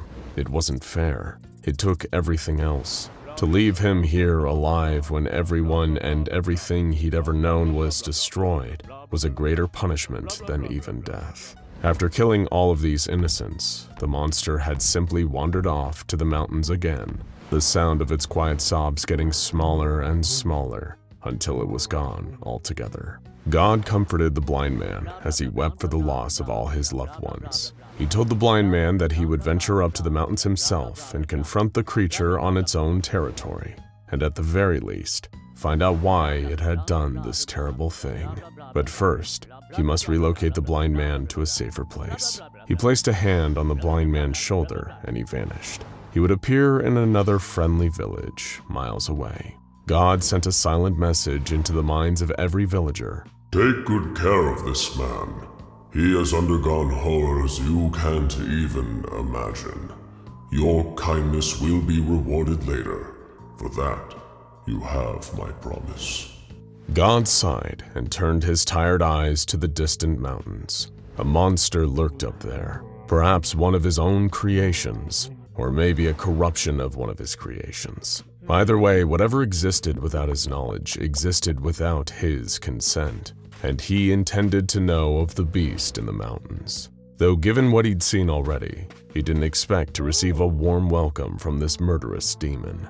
Miles away up in the mountains, the creature licked the blood from its cracked lips. It looked like it might have once been a human being or something that aspired to humanity or mocked it with its very existence. It was a huge, gangling beast, skin alabaster, eyes empty and soulless, dribbling rivulets of burning tears down a hideous, gaunt face. It crawled into the frozen mouth of a cave with great icicle fangs, wheezing and weeping.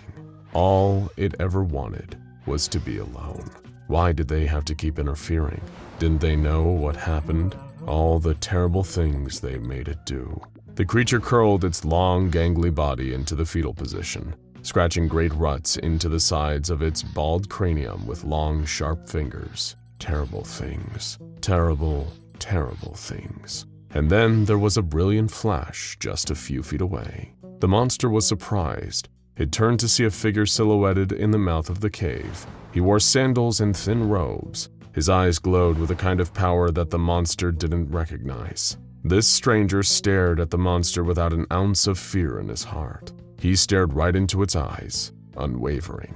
No, no, no, no, no, no! It could feel it again, the rage bubbling up deep down. A cauldron of seething anger. It hated the feeling like being lowered into a vat of molten metal. Unspeakable fire and pain coursing through every vessel. It began to weep and scream while the stranger in the cave mouth just watched, not moving a muscle. Do you know who I am? The stranger asked with a deep voice that betrayed almost infinite power, knowledge, and wisdom.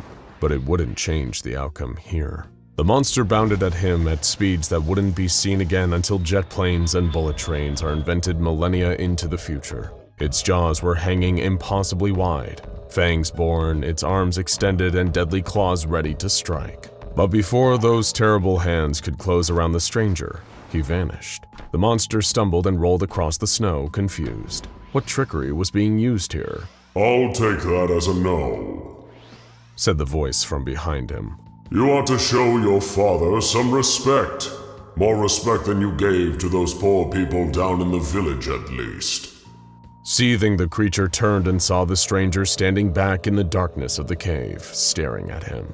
But the beast didn't have the capacity for awe or holy terror, only violence. Boundless, limitless, unstoppable violence. It darted towards the stranger again, trying to strike him.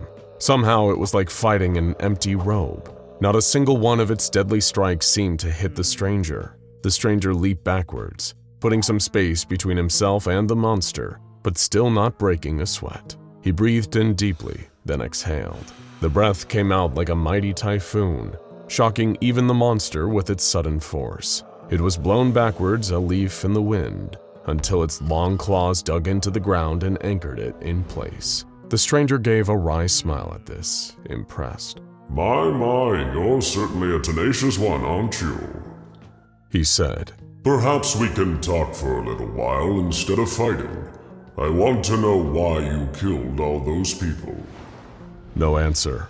The beast roared, its mighty limbs pounding into the ground as it closed the gap between itself and the stranger in fractions of a second. It would kill him, rend him, destroy him just like all the others. He'd left it no choice. Suddenly the ground below it seemed to give way. The creature was confused. It looked down to see that the ancient stone below had somehow taken on the properties of a liquid, and it was sinking.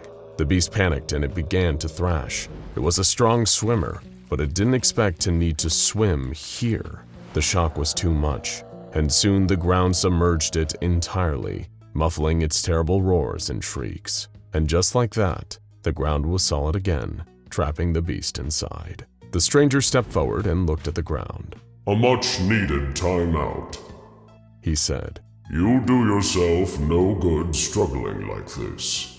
Despite its terrible capacity for evil, God couldn't help but admire the beast, at least on the level of construction. It was so pared down, so unburdened. A killer to the core, but seemingly unkillable. Had he made this creature? Billions of species, and the species those in turn had created through billions of years of breeding and evolution.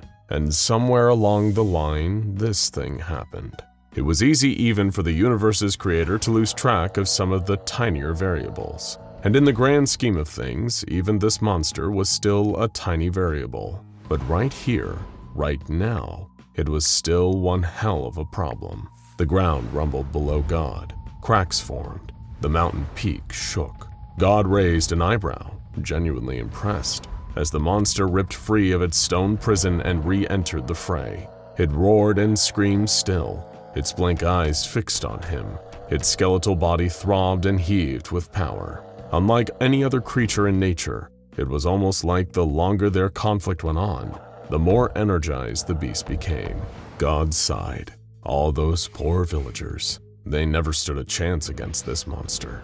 It lunged for him, even faster and stronger than before. He teleported out of the way in the nick of time, and the beast's claws cleaved through a nearby cave wall. Effortless. God materialized nearby, but he didn't have time to speak. The beast lunged again and again and again. Every time he reappeared, the beast went for him with impossible speed.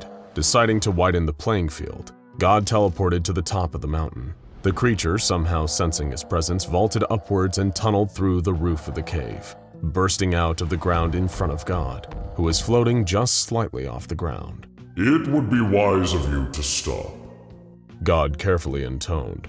All this time, I've been going easy on you. You don't want to find out what the wrath of God looks like. Storm clouds were gathering above. Mighty thunder roared across the sky. The beast was undeterred. It roared and galloped towards God, and God in turn called down a response. A volley of lightning the likes of which the world has never seen before or since struck down on the charging monster. The sudden white flash could sting the eyes from miles away. The monster shrieked from the blast, feeling its flesh lift off its bones and atomize in the sheer heat of the electricity around it. It could smell itself cooking. The lightning blast only lasted for a few seconds, but for the beast, it felt like eternity. When the onslaught stopped, the air was still heavy with electrical potential. God stared down at the black scorch mark on the side of the mountain where the creature had been standing. All the snow within a mile had been evaporated by the blast. It was a raw display of the power of nature that would make even Zeus tremble in his sandals. And yet, there was still movement. Something started to get up from the burnt patch where nothing should be left alive. A blackened skeleton, rising shakily from the ash, but still very much alive. As it started to rise, new flesh began growing over its bones little by little.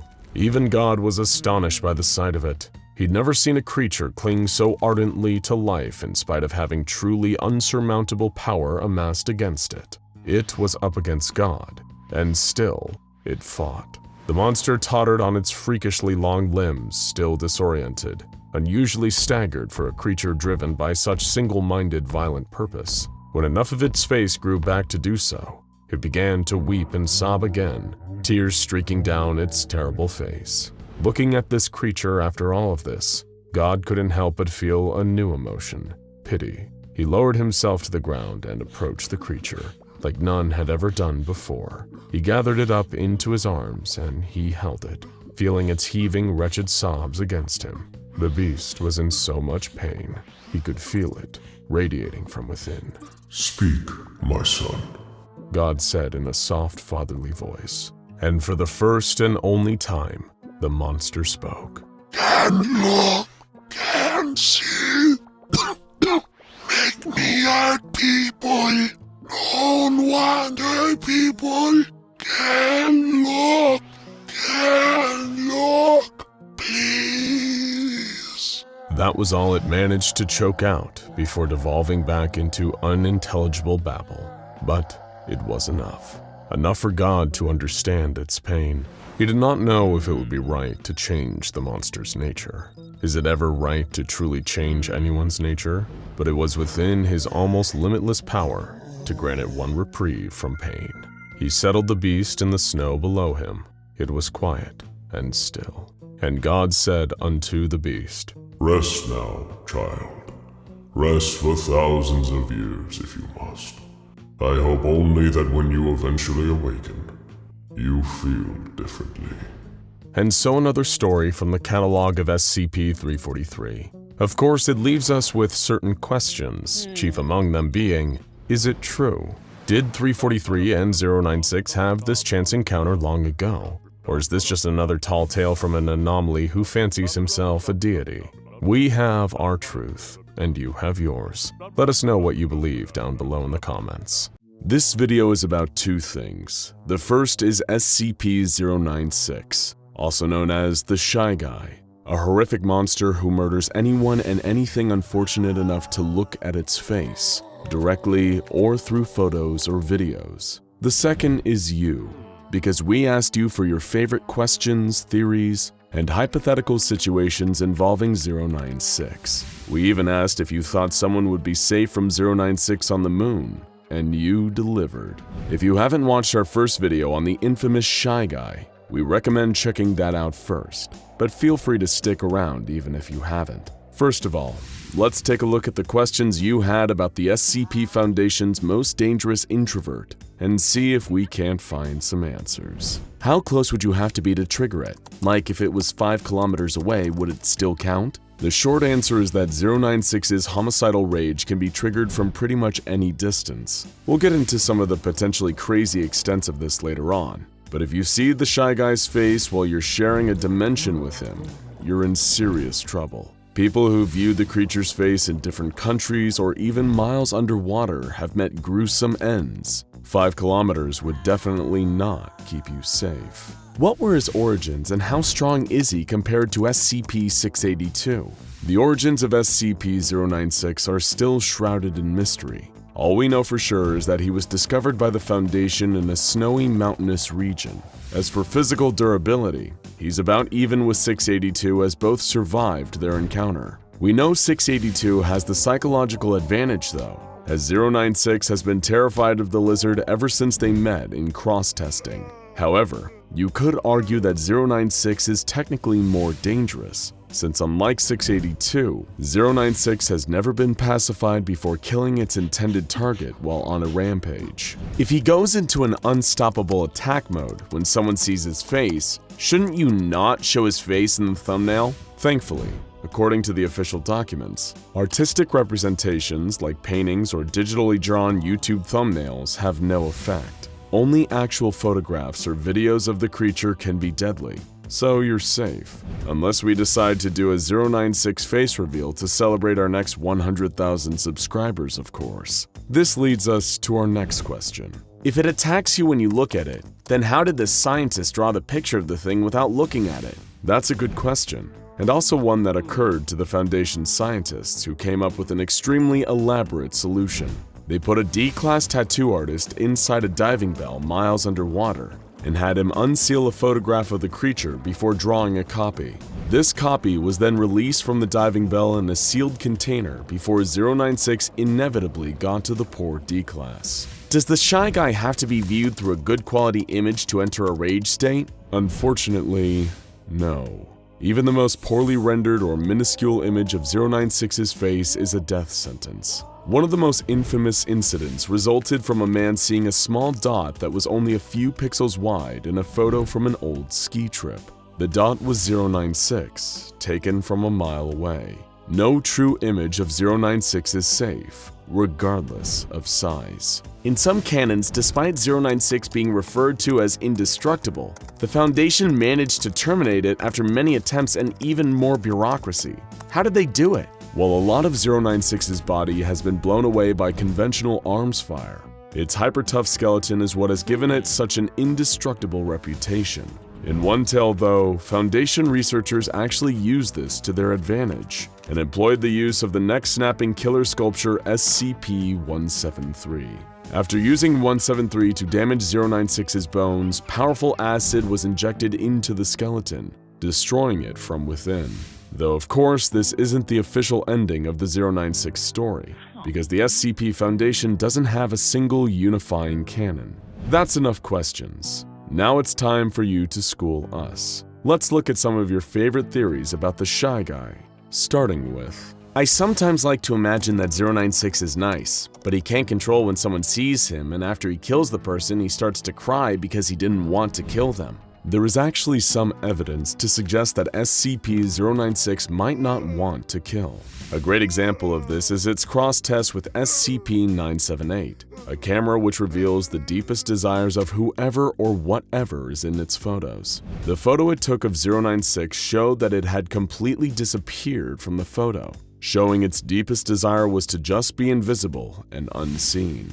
Maybe it wants to disappear because it doesn't want to hurt anybody. Regarding the moon question, I think SCP-096 would probably stay in that hostile state until you came back, at which point it would promptly rip you to shreds and do whatever it does to your mutilated corpse. Based on what we know about prior 096 incidents, this feels incredibly likely. It's also possible that it might enter its docile state before becoming aggressive again when you return to its murder range. You really don't want to find out either way. He can just jump to the moon easy. He does squats in containment all the time. While its scrawny physique doesn't make it seem like 096 understands the concept of exercise, there aren't any cameras in 096's cell, so technically we can't prove it isn't doing squats to pass the time in there. I really doubt a blind person would be safe from his effect, since 096 has the IQ of a newborn baby. I think he will count it as looking at him. This is an interesting theory. However, seeing as 096 is able to sense when people see its face from entire continents away, the way it knows if you can see its face might be a little more psychic in nature. Therefore, it's probable that it wouldn't mistakenly kill someone who hasn't actually seen its face, such as a person who is blind. To deal with him, in my opinion, simply freeze him, either in space or in the mountains. His body shuts down, and when looked at it will not react correctly. It is simply asleep. While we don't know how SCP-096 would react to a zero-G environment, for a creature that's always nude, it seems extremely tolerant to the cold. When it was first found, it was lurking in icy mountains, and a Foundation agent commented on the fact it wasn't even shivering, despite the incredibly low temperatures. But who knows if there's a temperature out there that's too low even for the shy guy. If someone looks at it in China and it's in the US, then you get on its back, you'll get a free piggyback ride to China. It's a free trip to China and all it costs is a human life. That's my theory. Technically, it'd be at the cost of 2 human lives, unless you wore a diving suit with plenty of oxygen. 096 has proven to be an extremely proficient swimmer, but you'd have to maintain your grip across the entire Pacific Ocean while it journeys to China. In other words, it's technically possible, but we here at SCP Explained would rather pay for the round-trip flight. To each their own, though. But that's enough theories for now. Let's move on to the main event. Hypotheticals. You pose some great possible scenarios involving SCP-096, so we're going to see if we can find the answers. What would happen if someone looked at a picture of it while in or before entering another SCP's pocket dimension or mirror dimension? There aren't any canon examples to prove either way, but if there's any kind of consistent entry point into this dimension, it's likely that 096 would find a way to follow you in. If not, it's very possible that it may just wait for you to eventually return before bringing the metaphorical hammer down on you. So technically, if you were pulled into the old man's pocket dimension and he closed the portal, you'd be safe from 096. But then you've got a whole other problem to deal with.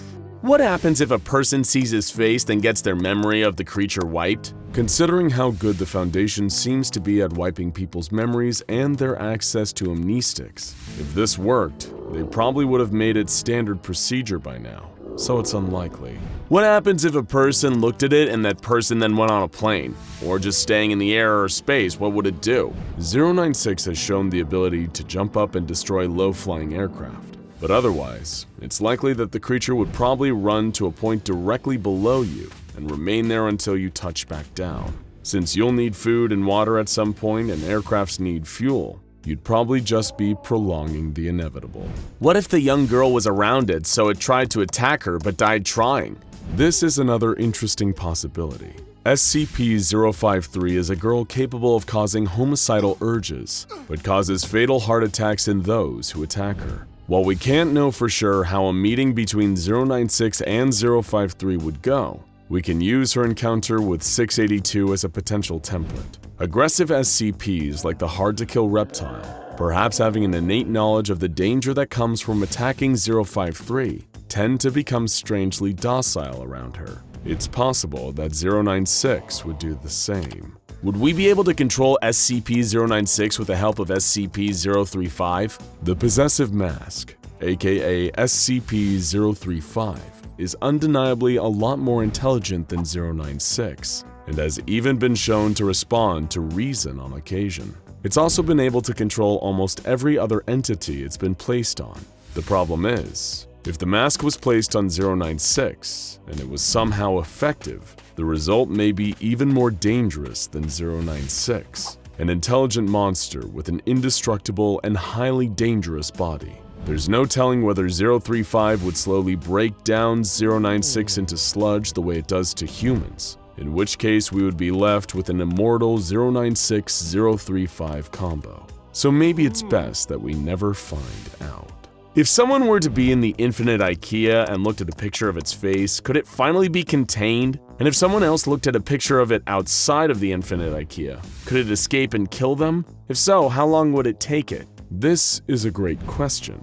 And while the infinite IKEA is a terrifying maze, SCP-096 has an advantage here that we don't. Not only can it rip through anything in the way with its super strength, it has an innate sense of where its victim is. Therefore, regardless of whether you're inside or out, SCP-096 will still come straight to you to exact your horrible fate. But at least you can enjoy the meatballs while you wait, right? And finally, what would happen if 096 were led into a room full of mirrors and allowed or made to look at its own face? Would it smash the mirrors or try to rip itself to pieces? This is still a hotly debated issue to this day, which, thanks to the no-canon nature of the SCP Foundation, does not have a definitive answer. Some theorize that this would at least be an effective deterrent against SCP-096, while others suggest that it wouldn't be effective, because many believe that 096 is actually blind,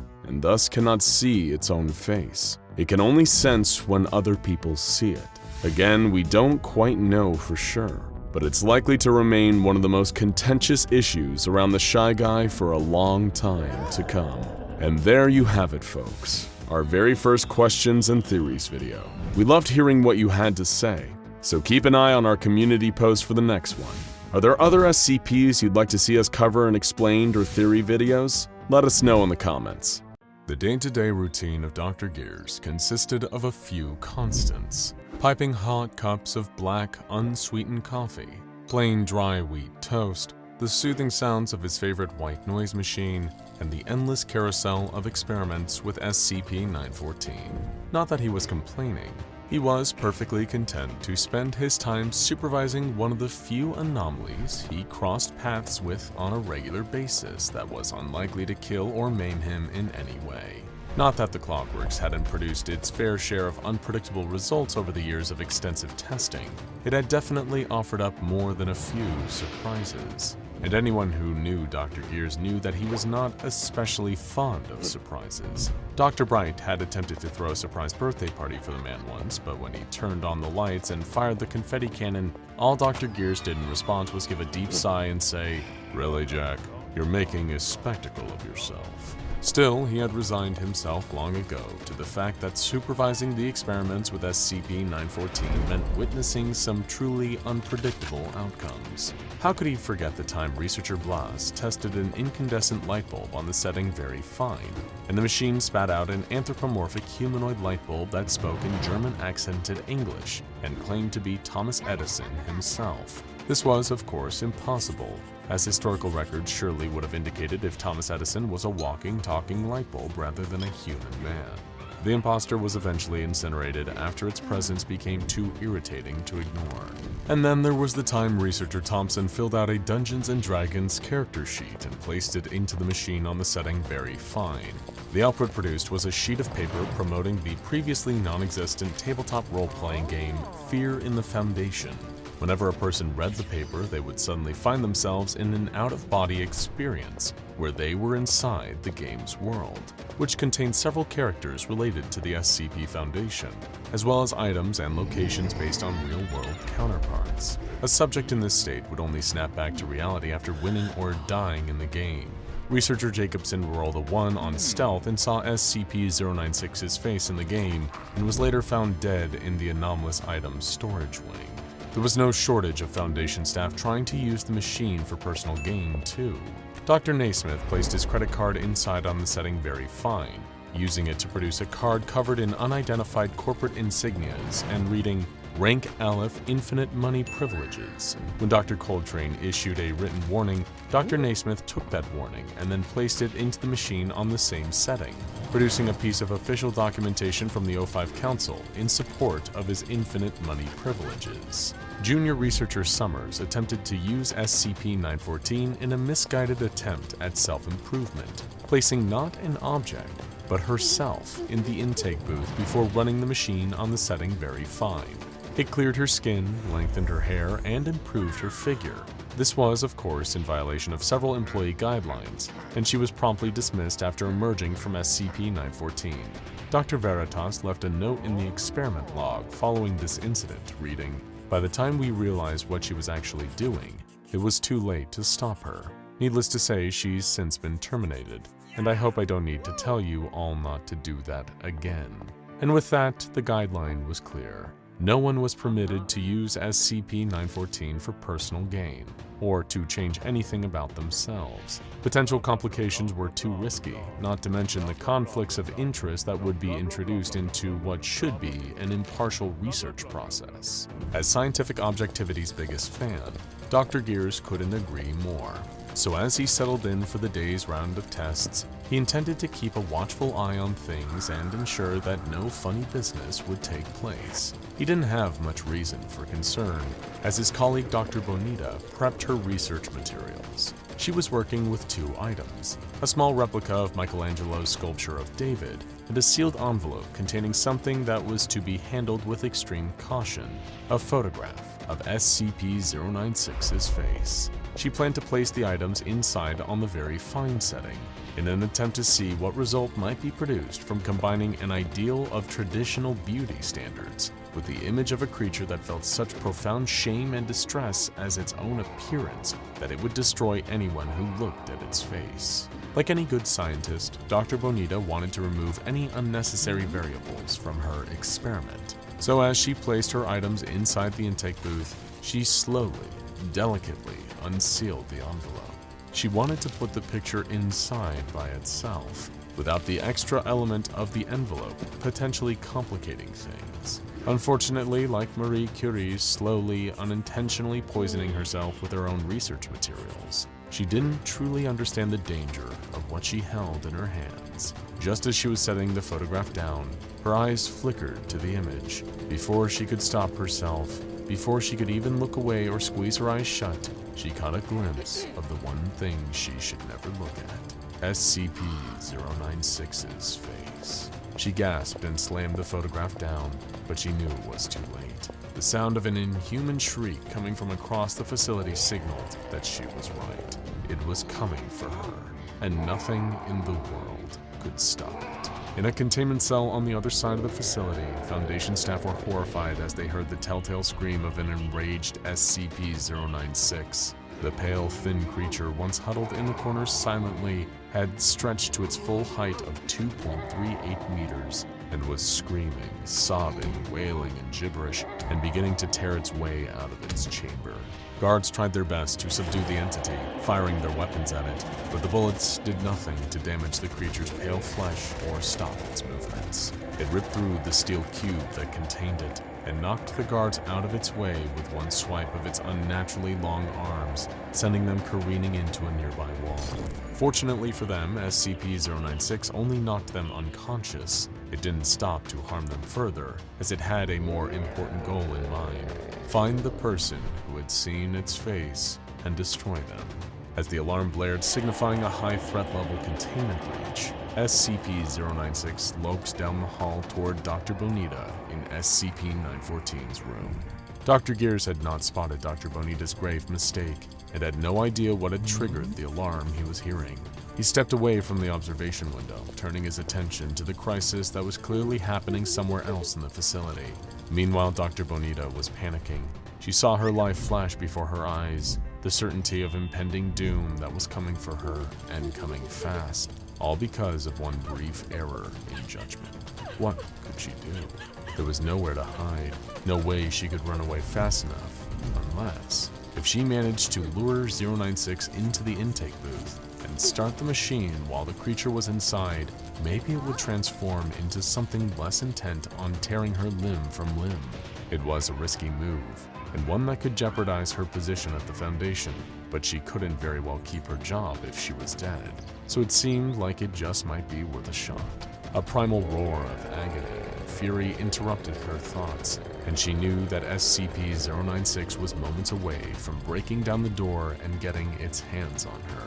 She would have to move fast. With a screeching grind of metal on metal, SCP-096 wrenched the door off its hinges and barreled into the room in its search for the person who had seen its face. It ran toward the silhouette of Dr. Bonita standing just at the entrance to the intake booth. She tucked and rolled out of the way just as the monster entered the booth. The door automatically slid shut behind it, and as SCP-096 rattled the door and tried to free itself, she turned the knob to very fine with every ounce of strength and speed she had. There was a ding of a small bell, and the machine whirred to life as the objects inside were refined. Dr. Bonita had no idea what would be waiting for her in the output booth, but she could only hope that her last-ditch effort had managed to save her life. In the fog of panic, she briefly felt an itch of scientific curiosity, too. What would become of a being like SCP-096 in a machine as strange and wonderful as SCP-914? What would the addition of the statue do to it? As the door to the outtake booth slid open, steam poured out. It appeared her questions would soon be answered. Cautiously, in spite of herself, Dr. Bonita called out, "Hello?" No one answered, but she heard the sound of footsteps, slow and careful, as a figure emerged from the mist. She covered her mouth in shock, her eyes wide. "Dear God," she whispered in awe. Standing in front of her with pale, smooth skin and the same imposing stature was the most beautiful man she had ever seen. Wide, dark eyes shone under thick, sculpted eyebrows. Under the eyes, an aquiline nose, full, pouty lips, a strong, sharp jawline. His head was topped with a tangle of lustrous dark curls. It was the kind of hair she had only seen flowing in the wind on the covers of the romance novels she wanted desperately to buy, but was too embarrassed to be seen purchasing. His physique was, well, statuesque, like the build of the very Michelangelo sculpture she had placed into the machine just moments ago. There was no other way to say it. He was handsome, despite still being a little lanky and 9 feet tall. He peered at her curiously, towering over her in a way that had been terrifying in his former shape, but now made her heart skip a beat in an entirely different way. "Hi," was all she could think to say. Was she blushing? She shook her head, snapping herself out of it. She was a scientist, damn it, not some giddy schoolgirl passing notes in class. This was an incredible achievement, something she would need to study thoroughly, and she very much wanted to study him thoroughly. Nope, no time for that. She needed to write up a report, to inform her superiors, to try her best not to lose her job over this. She had to remain professional. "Hi," the man that had once been, or perhaps still was, SCP-096 spoke. "Oh, you can talk." Dr. Bonita laughed in surprise. The man's brow furrowed. His newfound ability to speak was a surprise to him too, it seemed. "Yes, I can. What happened to me?" he asked, stumbling over his words slightly, getting used to the feeling of them. "You ran into the machine," she gestured to SCP-914. "I'm not exactly sure, to be honest, but you're very different now." He nodded. "I feel different. I feel calm." He sighed, the relief plain on his face before a shadow of sadness fell over him. "I don't think I have to hurt anymore. I'm sorry for what I did before." Dr. Bonita did not know what to say. How do you respond when something you've been studying from afar, been horrified and fascinated by in equal measure, looks at you with a new, beautiful face and apologizes for all the harm it caused? This whole experience was so surreal that she might think she was dreaming if she didn't work at a place that was one long waking dream, or nightmare, depending on the day. Dr. Bonita, there's been a containment breach. Are you all right?" Dr. Gears had returned to the room, taking in the sight of the destruction left in 096's wake. I'm fine, she called to him, and he followed her voice into the room, then stopped at the sight of the transformed anomaly. I don't have time for whatever this is. I trust you'll handle it. Dr. Gears took a long sip of his coffee, and taking Bonita's shocked silence as confirmation, had a leisurely stroll back to his office. A few moments later, the guards responsible for containing SCP-096 arrived on the scene, expecting to see carnage and find a docile SCP-096 crouched over a lifeless body, but instead, they found the same truly bizarre sight that Dr. Gears had shrugged off, and Dr. Bonita was still doing her best to process. They entered the room with their weapons drawn, but quickly lowered them, scratching their heads in confusion instead, before radioing their superiors and asking for further instructions. Responses from various Foundation staff who caught a glimpse of SCP-096's bold new look included, "Oh, would you look at that? Who's that guy? He's what?" And in the words of Dr. Jack Bright, "Oh no, he's hot!" Dr. Bright also proposed making the new SCP-096 a TikTok account and YouTube channel, seeking modeling representation for him, or selling a novelty calendar filled with pictures of 096 in various costumes. These would be, in his words, quote, "excellent ways to increase revenue for the Foundation." So really, you're the weird ones now for thinking my ideas are weird. Dr. Bright was asked to leave SCP-096 alone and stop trying to take his headshot. In the days that followed the incident with SCP-914, the SCP Foundation was at a loss about what to do with this new, seemingly harmless version of SCP-096. Dozens of D-Class were brought in to look at his face and see if the entity would still enter one of his rage states after a few days of getting used to his new form, but he never did. No screaming, no swallowing people whole, nothing more than a polite, if somewhat shy greeting and a courteous, "How are you doing today?" The D-Classes were relieved, but confused about being pulled from their cells just to stare at some random handsome man. Dr. Clef suggested dissecting SCP-096 to see what his new body looked like on the inside. This request was denied. Several interviews were conducted to evaluate SCP-096's mental and emotional state. Now that the anomaly was capable of coherent speech, it was much simpler to evaluate the potential threat level he might pose. Every researcher who spoke with him came to the same conclusion. Gone was the danger of the old SCP-096. He had not just become beautiful in a classical, superficial sense, but he had become beautiful on the inside as well. Interviewers reported a warm, friendly demeanor, a talent for engaging in conversation once he was made to feel comfortable, and a sincere interest in the thoughts, opinions, and feelings of those he spoke with. There was only one thing left to do: to make sure that SCP-096 had really changed from something deadly to something almost resembling an ordinary person. A photograph of SCP-096's face, of its original face, was removed from a secure vault by a D-Class. Then, the D-Class was sent into a room with SCP-096 and instructed to place the photograph on the table. SCP-096 looked down at what had once been his face, and his eyes filled with tears. A soft, broken sob left his lips, and he wrapped his arms around himself, hunching over as if in physical pain. Outside the room, guards prepared to handle things if 096 began to attack. Instead, he wiped his tears, took a deep, shuddering breath, and looked at the D-Class with a somber expression. He picked up the photograph on the table and tore it in half, as he finally summoned the strength to speak. "Please, get rid of these. That is not who I am anymore." At Dr. Bonita's strong insistence, backed up by the conclusions of the research staff who interviewed SCP-096, a reevaluation of the entity's containment measure was ordered. It seemed cruel and unnecessary waste of resources to keep 096 trapped in a steel cube in its current form.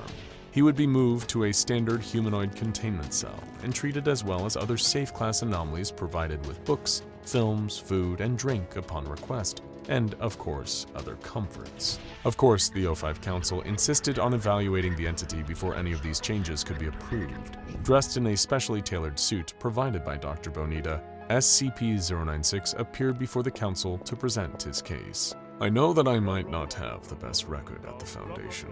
I've done a lot of damage over the years, though, let's be honest, you all aren't exactly innocent either. Sorry, that was an attempt at a joke. I'm still very new to talking. All I can say is please consider giving me another chance to make a real life here, to make this place my home. Thank you for your time." What SCP-096 didn't know is that the O5 Council was so flabbergasted by the sight of his new face that they didn't retain a single word he said. They had all given their official approval before he even finished his short presentation. Before long, SCP-096 was moved out of his steel cube and into a new containment chamber that resembled a mid-range studio apartment, complete with a bed, a kitchenette, a television, and a table and chairs. He was provided access to all major streaming platforms, as well as a large stack of books to help him develop his grasp of culture and language after so very long being isolated from human society. Though he wasn't exactly human, he was determined to act like it. Word quickly spread around the Foundation site, and humans and anomalies alike flocked to SCP-096's new home to visit him and see the miraculous transformation for themselves. SCP-999 was the first to come and see the new and improved 096, chirping excitedly as it oozed into his room. He pet the slime gently, his face breaking into a warm smile as its euphoric effect washed over him. The slime became so excited at meeting this new friend, someone it had known as a source of sadness and hurt for so long, that it tackled him to the ground and tickled him for several minutes. 096 laughing uproariously all the while. SCP-343 stopped by to give 096 his blessing and wish him well in this new chapter of life. A few days later, SCP-507 popped back into the site and wanted to see the changes for himself. He was thoroughly impressed, though privately confessed to missing 096's more monstrous form, which reminded him of some of his favorite cryptids. There was one anomaly that was not thrilled with the appearance of SCP-096, however. SCP-056 was furious upon hearing about the new beautiful man that everyone just couldn't shut up about. It demanded a chance to speak to SCP-096 and to tell him that, "This place isn't big enough for the both of us. I'm the fairest one of all, you sniveling little worm." But the request was denied. SCP-056 sulked about it for several weeks. Meanwhile, Dr. Bonita was still intent on getting to know SCP-096 better. During previous testing with SCP-978, the Desire camera, a photo taken of SCP-096 revealed that his greatest desire was to disappear. Curious about the results would be now, Dr. Bonita received permission to take another picture of SCP-096. She snapped the photo while 096 was sitting in a chair in his new containment chamber, looking directly at the camera. When the photo developed, the result was simple. Everything in the picture was exactly the same with one exception. Dr. Bonita was pictured sitting next to 096, her hand clasped in his. Both were smiling soft, contented smiles. When she showed him the photograph, he smiled at her and shook his head. "It really is an amazing camera." She flushed. "Doctor, before you go, could I ask your name?" Dr. Bonita smiled and nodded. "It's Isabel.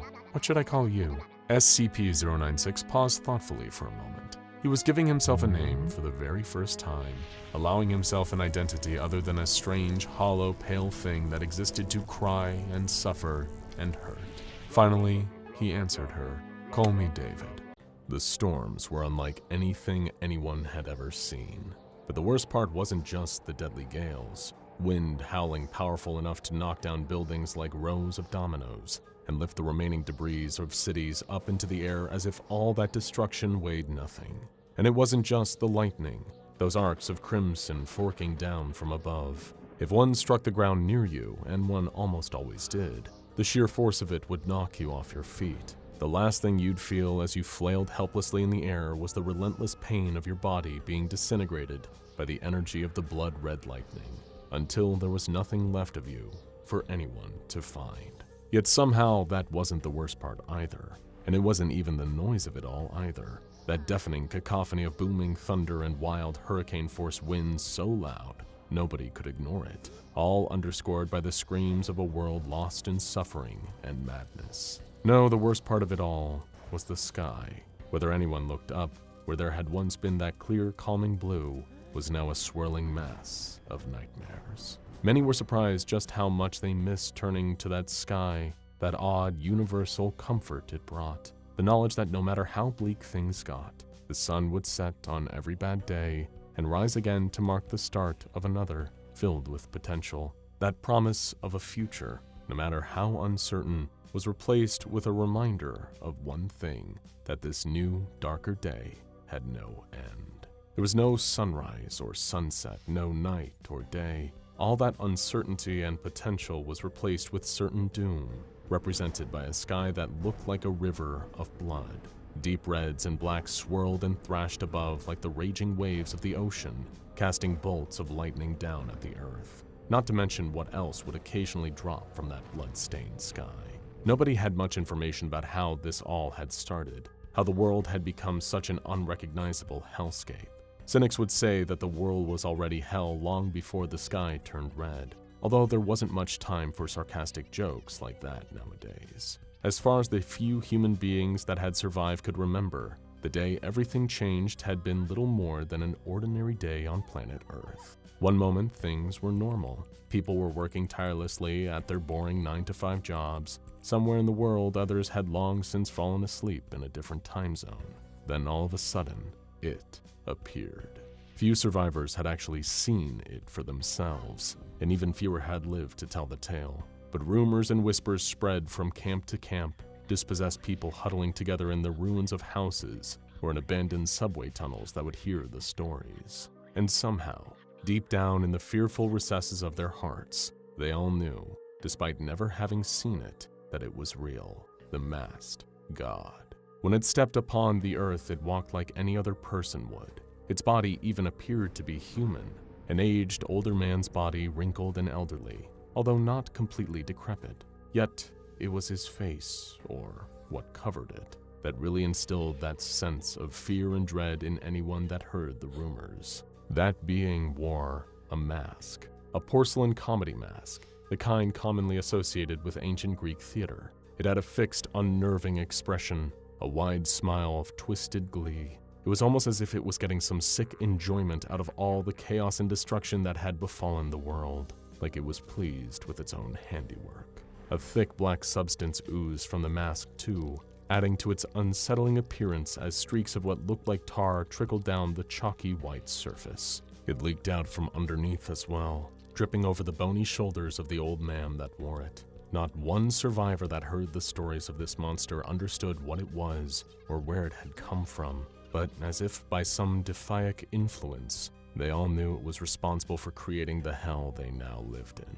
That knowledge kept them hidden, kept them afraid, and kept them from fighting back. As had always been the case even before this apocalypse had been unleashed on the world, the only people who knew the truth were the ones who had been working for the SCP Foundation.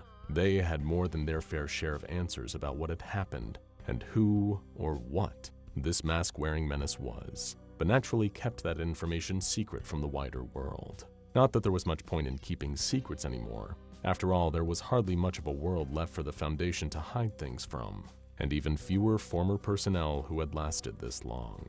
Even then, there was only a handful at the SCP Foundation who knew everything that had led to the current catastrophe. Most of the researchers and guards that had been going about their ordinary duties, running tests on contained anomalies or patrolling the site, where a certain possessive mask was housed. The next thing everyone there knew was the blaring noise of alarms. Mobile task force troopers racing down the hallways. Their commander might have yelled something about a break-in, someone having gained access to the supposedly secure Foundation facility and stealing one of their anomalous objects. But not everybody, even those working in the same building, would have overheard that. They definitely didn't miss what happened next, though. As further alarms sounded, alerting the staff on site of a containment breach, the facility itself was torn apart in a flurry of chaos. Personnel, researchers, security, MTF soldiers were being incinerated, burned, until there was literally no trace of them left. Something stepped through the very brickwork of the building itself, smashing a hole through every room it passed until it burst out of the side. Then all of a sudden, the alarms weren't the loudest sound. Something else started deafening the Foundation staff who were still standing. The world outside had become even more chaotic. The sky had turned red, and all around, people were being killed, structures decimated, cities blown away in moments. Naturally, this wasn't the first time the Foundation had stared right into the face of an XK-class end-of-the-world scenario. Given the widespread presence and surveillance they had around the planet, it didn't take them long to learn of the horrors that were unfolding. The key word there was that they had a widespread presence, as in past tense. They thought they had enough resources to retaliate too. word quickly spread throughout the various arms of the SCP Foundation, informing the wider organization of the situation and urging them to work as one to enact a plan to stop what was happening. All they knew for certain was that SCP-035 had been removed from containment. Also known as the Possessive Mask, the object was known to have its own sentience and an innate ability to telepathically influence unwitting victims into wearing it. However, the mask also secreted a corrosive black substance, which normally dissolved the body of anyone who put it on.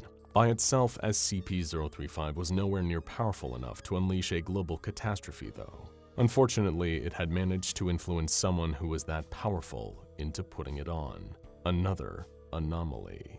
While to the untrained eye, SCP-343 could easily be mistaken for an elderly human man, those at the Foundation knew that the fact he was now wearing the possessive mask was some of the worst news they could have ever received. Although none of the researchers working for the SCP Foundation, in fact, not even the O5 Council, knew if this was true, the colloquial nickname for SCP-343 was God. He not only claimed to be the sole creator of the entire universe, but had also exhibited extensive reality warping abilities, advanced even for an anomalous being. His powers seemingly had no known limit in how they could be used to alter the world around him, although the old man himself seemed to be a passive, kindly soul, rarely causing active harm to other beings under normal circumstances. Of course, normal circumstances didn't include having the corruptive SCP-035 on his face, effectively putting the mask in the driver's seat and allowing it to use SCP-343's powers to lay waste to anything before it. The Foundation quickly diverted their considerable assets to a brute force retaliation in the hopes that a full-scale assault on the combined creature would somehow force a separation of the possessive mask from SCP-343's face. The tricky thing about this situation was, God's powers and the fact that he was an immortal, ageless being of potentially incomprehensible form all meant he couldn't be harmed. Causing external damage to him was extremely difficult. That was good news in some regard after all. The Foundation didn't want to kill 343 if they could help it. They knew he wasn't acting on his own accord, but his indestructibility also meant that the corrosive goo that was secreted from SCP-035 had little to no effect on its new impervious host. That meant it could keep going, keep unleashing hell, and stopping it was going to take a lot of manpower. Fortunately, the SCP Foundation never had any shortage of people to throw at a problem, and their ethos didn't really place much value on human life. They mobilized every mobile task force at their disposal, every one of them filled with ranks of highly trained elite operatives. Among the Foundation's forces were even MTF agents who had themselves been altered through anomalous means, their bodies augmented with technology and cybernetics, or their strength specially enhanced. Deploying the full might of their amassed forces, the SCP Foundation took the fight to SCP-035, with the goal of stopping its reign of terror and freeing SCP-343 if possible. The hybridized mask-wearing reality warper had already caused considerable damage since it had started its rampage. Although its motivations were far from political, the wearer of the Anguish mask had begun with a devastating show of power, wiping numerous cities off the map. While the rest of the world scrambled to find some way of responding, the masked god teleported itself across the globe, destroying central governments and further crippling their own opportunities to initiate an armed response. In short, this meant the Foundation's move was to be humanity's last stand, their final chance to stop SCP-035 from its current course of harnessing the wise old man's power to turn the world into its own personal, nightmarish playground. To say there was a lot riding on the MTF assault would be an understatement, as would saying it went badly.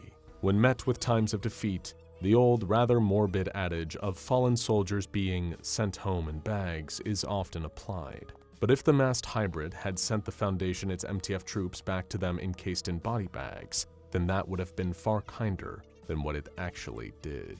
The collected mobile task forces, the Foundation's own private army, were mobilized to Washington. Under the influence of the possessive mask, SCP-343 had wiped out not only the main seat of power in the United States, but the Pentagon as well, disabling the country's defenses. Suddenly, a mass of aerial transports and ground vehicles came hurtling towards the crater it had left behind. As it turned to look, the wide grin of satisfaction on SCP-035 became a long frown. Thanks to its new host's omniscience, it instantly recognized the foot soldiers of the organization that had kept it caged for so long. As the amassed MTFs marched towards it, the masked gods stepped out to meet the oncoming army, one being against thousands of troops, if not tens of thousands. If the mask had affixed itself to the face of any other anomaly, those soldiers might have stood a slim chance. The combined creature casually raised the bony arms of its host's body, the Foundation forces breaking into a charge the very second they saw it move. Like a tidal wave, they rushed towards their target, only for each individual operative to quickly realize that they had stopped moving. They were still running, legs still in motion, but their feet had been lifted off the ground. Plucked from the very earth they each had stood on, the MTFs were stuck in mid-air, defying the forces of gravity and unable to free themselves. Collectively, the Foundation's army looked to SCP-035, its tragic porcelain frown having switched back to the wide grin, punctuating the sick satisfaction it was about to take from what came next. It gave a click of God's lean fingers, and each of the MTF troops it had suspended in midair were shredded at the molecular level. Their bodies erupted with a spray of deep red viscera, each and every one of them being pulled to pieces from the inside out. Flesh, bone, and blood melting away, breaking down, becoming ash, and then atoms, and then nothing. It took around a minute. Not that it was terribly exerting for SCP-343's powers, but just because of how many troops the Foundation had sent to try and stop it. A mighty show of force, and all for nothing. With their mobile task forces decimated like a row of helpless tin soldiers, the SCP Foundation had lost its primary method of fighting back. But they were far from safe from the masked god's reach. Thanks to its hosts, SCP-035 wasn't all-knowing, but all-seeing, and able to be anywhere and everywhere in the blink of an eye. It began hunting the surviving pockets of the Foundation personnel. Out of nowhere, it would teleport into wherever they were hiding and turn their bodies inside out, or rearranging the functions of every orifice on their faces, only to vanish like a ghost, leaving no trace and no survivors. The braver ones tried desperately to come up with some new plan, a revised way to stop a creature that could be anywhere and do anything. On the other hand, the Foundation leadership, the more highly ranked members like the Overwatch Council, went to the ground. Plenty of them had contingency plans in place for Armageddon, and they were prepared to wait out the apocalypse in their own secluded safe haven. But with the Foundation all but gone, that's when the monsters got loose. No longer having anyone to guard them, to maintain their specific specialized containment procedures, the SCPs still held at Foundation sites were unleashed on the world. Untold horrors came spilling out of the ruined facilities, each one now acting as its own Pandora's box, bursting its lock and having its terrible contents lay waste to the planet already awash with chaos. A lot of the anomalies thrived in the world that SCP-035 had created, once they were finished fighting amongst themselves in the struggle of escaping their containment. Soon there were packs of SCP-745 running wild on the ruined highways, using their bioluminescent lights to hunt human survivors who were attempting to make the dangerous trek across open country. Meanwhile, a plague began spreading amongst other camps of these post-apocalyptic humans, a strange disease that seemed to cause people to rapidly grow extra teeth, overproducing them until SCP-4910, the Grinner, could catch up to them. Then there were the SCPs that fled the nightmare that the masked god had made of the world. Any that could travel between dimensions or remove themselves from this layer of reality quickly absconded to avoid the chaos. Some just went about their business, as if nothing had really changed. The Plague Doctor mostly kept to himself, traveling from place to place on foot, only stopping when he encountered people afflicted with the pestilence, before moving on in search of others. Some of the anomalies tried to help people. Rumors spread among some survivor camps of a half-man, half-cactus, leaving them food and supplies in the night, with a note that read, "From your friendly neighborhood cactus man." There weren't many who dared to oppose the creator of this dark new world, but some anomalies sought to challenge the rule of this combined creature. Perhaps they thought SCP-035 and SCP-343 couldn't possibly be all-powerful as the story said, that it would be easy to kill the king and assume control over his kingdom of chaos. There were plenty of other anomalies that had floated the idea. Not just the other reality warpers, but those that had figured out that if they separated the mask from its host, then this world would become their hellish paradise to rule over, so long as SCP-343 didn't instantly undo all the damage. But there was one that didn't want control. It didn't even necessarily mind the whole world had been turned into a walking nightmare. It just wanted to stand against the hybrid of malicious mask and all-powerful deity out of spite, based on nothing but pure hatred for any and all other forms of life other than itself. And it was that confrontation that would serve as a warning to the rest of the SCPs now freely roaming the world. SCP-682 slithered out into the open, claws coated with a fresh coating of blood from its latest slaughter, wetting the countless layers beneath that had already dried. The hard-to-destroy reptile had tracked the scent of the possessive mask's oozing black secretions, bringing the beast maw to porcelain face, with the combined being responsible for distorting the very fabric of the world. Already knowing the foul lizard was near thanks to its host's foresight, SCP-035's visage had already been locked in that unhappy grimace, dreading the approach of the day it would have to face the tenacious, irritating, regenerative reptile. It turned its host's body to face the huge beast. The trails of black streaked down its frowning face, looking like angry tears staining its carved off-white skin. The two exchanged no words. SCP-682 had no doubt this pairing of corruptive mask and passive god already knew why it had come looking for it, and it was right. The possessive mask had long been looking into the mind of SCP-343 to prepare. It knew it wasn't one of the old man's children. In fact, God had completely denied ever being responsible for the creation of the unkillable monster. There was almost no strategy, even with the infinite power of its host's reality warping abilities, that SCP-035 could definitively kill SCP-682. Building up to a charge, the reptile swiped at the masked god, its talons narrowly nicking the porcelain surface of the mask the very second it teleported out of the way. Reappearing behind the monster, SCP-035 compelled its host body to lift its elderly arm and decimate the beast the same way it had to the Foundation's forces. With a fearsome hiss, the reptile's body was pulled apart. It growled with anger, annoyed and enraged more than deterred. Its strong, scaly limbs quickly regenerated, bone and muscle regrowing to replace what the masked god had torn away. SCP-682 gave a swipe of its tail, knocking the masked god a few feet away, reeling him.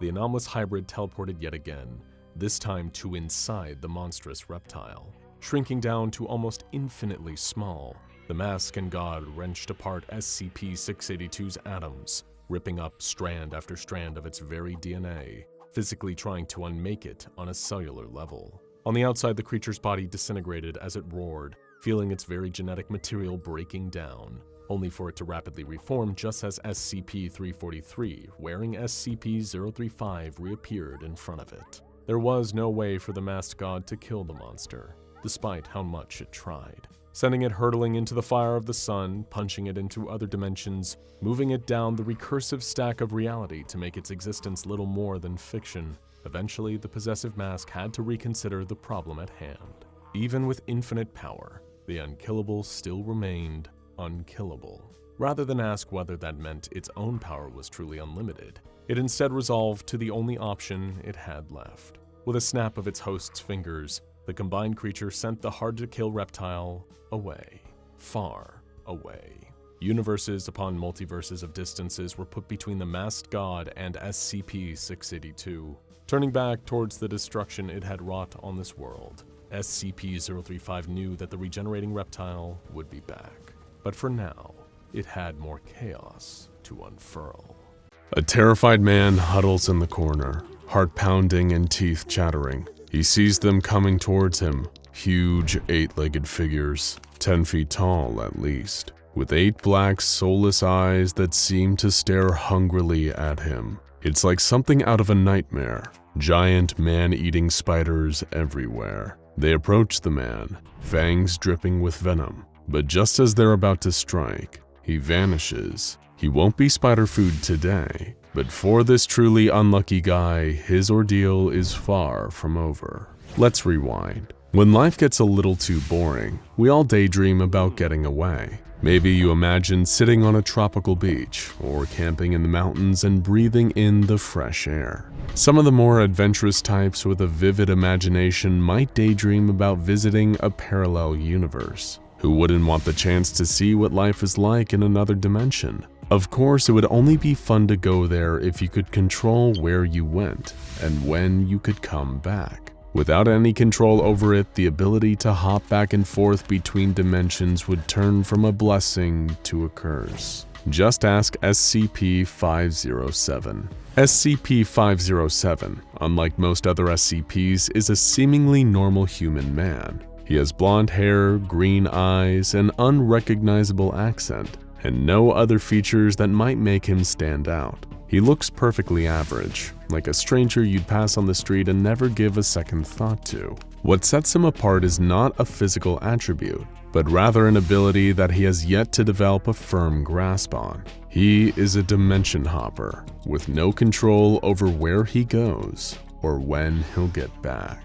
After appearing on the grounds of a mental treatment facility with no identification, rambling about a world of giant spiders, SCP-507 was admitted to the hospital and sedated for his own safety. He would spend several months in treatment for a variety of supposed disorders, but once he became aware of his surroundings, he attempted to escape the hospital multiple times. During these escape attempts, he often eluded hospital staff by mysteriously disappearing and reappearing in seemingly impossible places, such as behind locked doors or in rooms blocked off from the rest of the hospital. These disappearances and reappearances seem to be contrary to what the hospital staff first believed, beyond his control. The SCP Foundation became aware of the strange phenomena surrounding 507, and he was removed from the hospital and brought to an SCP Foundation facility.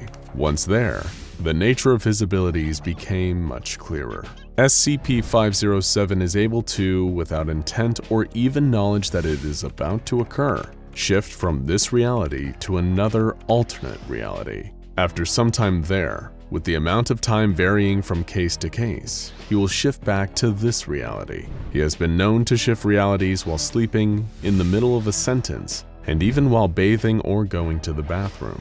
The shifts are unpredictable, and there is no telling what kind of horrors he will encounter in the new dimension where he ends up, leading to 507 having seen some very strange things, even by SCP Foundation standards. During one of his shifts, 507 found himself in a pitch-black room filled with the sound of muted breathing. Using a flashlight he had been given by the Foundation, he looked around and found that he was not alone. In the room with him was a man, wearing a black suit and sunglasses, with a frightening, inhumanly wide smile. The smiling man leaned in towards 507 so close that their faces nearly touched, and said, "Back so soon?" Terrified, 507 fired several rounds from a Foundation-issued pistol, then curled up in the corner of the room until he shifted back to our reality.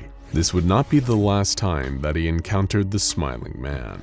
According to document 507-3B, which details all of 507's shifts into other realities, 507 was found in a Midwestern cornfield by Foundation staff with brown liquid on his cheek. In his hand, he held a human heart with the words, "I need you," written on it in the same brown liquid. Before he shifted back and landed in the cornfield, 507 shifted to a pitch-black room filled with the sound of muffled crying. He turned on his flashlight, taking note of his surroundings, and found himself face to face with the smiling man once again. The smiling man had brown liquid leaking from around its sunglasses, which it wiped onto 507's cheek. Upon further examination, 507 saw several bullet holes in the smiling man's suit, leaking the same brown liquid. He attempted to fire his pistol like he had the previous time, but it did not fire. As the smiling man began to approach him, 507 turned and ran. He ran for about 10 minutes before finding a corner where he stayed huddled once again until he shifted back. The smiling man is not the only nightmare that SCP-507 has encountered on his travels. During another shift, 507 described appearing in a small room filled with dried corpses, a single window, and a flickering light hanging from a ceiling. While attempting to wait out his time in the room, he discovered that the corpses were capable of movement. Whenever the room was in darkness, the corpses would pose themselves like living people. When he looked out the window, the corpses would join him and look out the window with him. When he sat down, they would sit with him in a circle. 507 attempted to pass time by falling asleep, but was unable to do so. Though many of his experiences were disturbing, only one of 507's documented shifts resulted in him requesting a memory wipe from the SCP Foundation. On this one, he found himself in the maternity wing of a large hospital. A creature, dressed like a nurse, approached 507 and told him that he was upsetting the other patients, and that it was time to start the operation. 507 was then wrapped in a straitjacket and wheeled into an operating room. After the straitjacket was taken off, 507 grabbed a chair and swung it wildly at the creatures to keep them at bay until he shifted back. When he asked to describe the appearance of the nurse creature, 507 began screaming in terror and was unable to provide a coherent description. He attempted to provide a drawing of the creature, but was only able to produce a series of jagged lines. Following this encounter, his request for a memory wipe was denied. Other shifts included going to a world where every surface was covered with an unidentifiable mold, a land of icy tundras populated by aggressive bears, and one place that he refused to describe beyond repeating the phrase, "so many spiders." Not all of the worlds that 507 has encountered are frightening. Some are simply strange and unusual. During one shift, he found himself on a large basketball court, where 6 other individuals were playing a game of basketball. There were 2 humans, 2 insectoid creatures, 1 creature resembling a squid, and 1 hovering yellow sphere with 8 arms. When 507 asked where he was informed that he had arrived at the All-Species Sports Center. During another shift, 507 found himself in a world made entirely of gelatin. During yet another shift, he appeared in a large auditorium filled with 50,000 other Dimension Hoppers who were holding a political rally for the People's Dimension Hopper Republic. Working with the Republic over the course of 2 weeks, 507 helped to overthrow the United States government and establish a new one run by Dimension Hoppers. SCP-507 was elected representative of Massachusetts, but just before he could introduce his first official piece of legislation, he shifted back to our reality. One day at the facility, a particularly unusual event involving SCP-507 occurred, the events of which were documented in Interview 507-G. During a regular check-in, it was discovered that there were somehow 2 identical versions of SCP-507 in its room. They had apparently each arrived in the room independently and had been talking to one another for about half an hour before being discovered. These 2 versions were referred to as 507-A and 507-B. When prompted for an explanation, 507-B explained that there were more than one version of SCP-507 afflicted with uncontrollable dimension hopping. The doctor inquired as to which one of the 2 was the visitor, but the 2 declined to answer, fearing that this knowledge would cause the Foundation to view one of them as expendable. The 2 had multiple shared experiences that they related to the doctor, including both having encounters with the Smiling Man. During the interview, 507-B disappeared mid-sentence and did not reappear. The doctor asked 507-A about identifiable differences between his and his double's realities. 507-A explained that in 507-B's world, President Lincoln was killed by his vice president, whereas in 507-A's world, he was killed by General Lee. This revelation made it clear that neither 507-A nor 507-B were native to this reality. After this was revealed, 507-A was terminated and examined. No biological reason for 507's ability to hop from dimension to dimension was found, though it was discovered that several pieces of 507 will shift dimensions along with the rest of the body. 3 days after this interview was conducted, the correct SCP-507 reappeared, with no knowledge of his doppelgangers or what became of them. SCP-507 is classified as safe, meaning he doesn't require any real effort to contain. He's also safe in the more literal sense, in that he poses no threat to anyone else. The only person in danger in the presence of SCP-507 is himself, as he has been exposed to many dangerous conditions during his reality shifts, and it's never known whether 507's next shift will end up being his last. With the cause of his shift still being unknown, there is nothing that the Foundation can do to prevent them. All they can do is monitor him and provide him with the items that might ensure his safety in the future, like a handgun loaded with rubber bullets, a tank of air, a high-intensity flashlight, a week of ration packs, a pair of binoculars, a tracking collar, and a camera. The tracking collar allows the Foundation to recover 507 when he shifts back to our reality, in a location other than the containment facility. The rest of the equipment was granted at his request, based on obstacles that he encountered in other dimensions. Due to his docile nature, 507 is given freedom to move about the facility, but when he leaves his private room, an agent must go with him to document any shifts that might occur. No one is allowed to touch SCP-507 though, if it has been more than 2 weeks since a shift occurred. This policy stems from an incident in which an agent who was touching 507's shoulder at the time of a shift was taken with him and did not return. When he is not shifting, SCP-507 lives a relatively normal life at the facility. He is allowed his own computer with internet access and can meet with other safe or Euclid-class SCPs that are not infectious or detrimental to his health. 507 has expressed an interest in the unusual and paranormal, and has enjoyed meeting with other SCPs, including a request to visit SCP-082 for a vacation. So far, all of these meetings have occurred without incident. Due to his anomalous shifting, SCP-507 will never be able to live a normal life. Unless he stops shifting, he will likely spend the rest of his days bouncing between unknown dimensions and his containment facility. Just like so much else about him, his relationship to his special talent is a bit of a paradox. He has the ability to go anywhere, to see things no other person on Earth has ever seen. However, because he cannot control it, cannot stop it, no matter how far away he can travel, he will never truly be free. Now go check out SCP-1000 Bigfoot and SCP-066 Eric's Toy for more tragic tales from the SCP Foundation.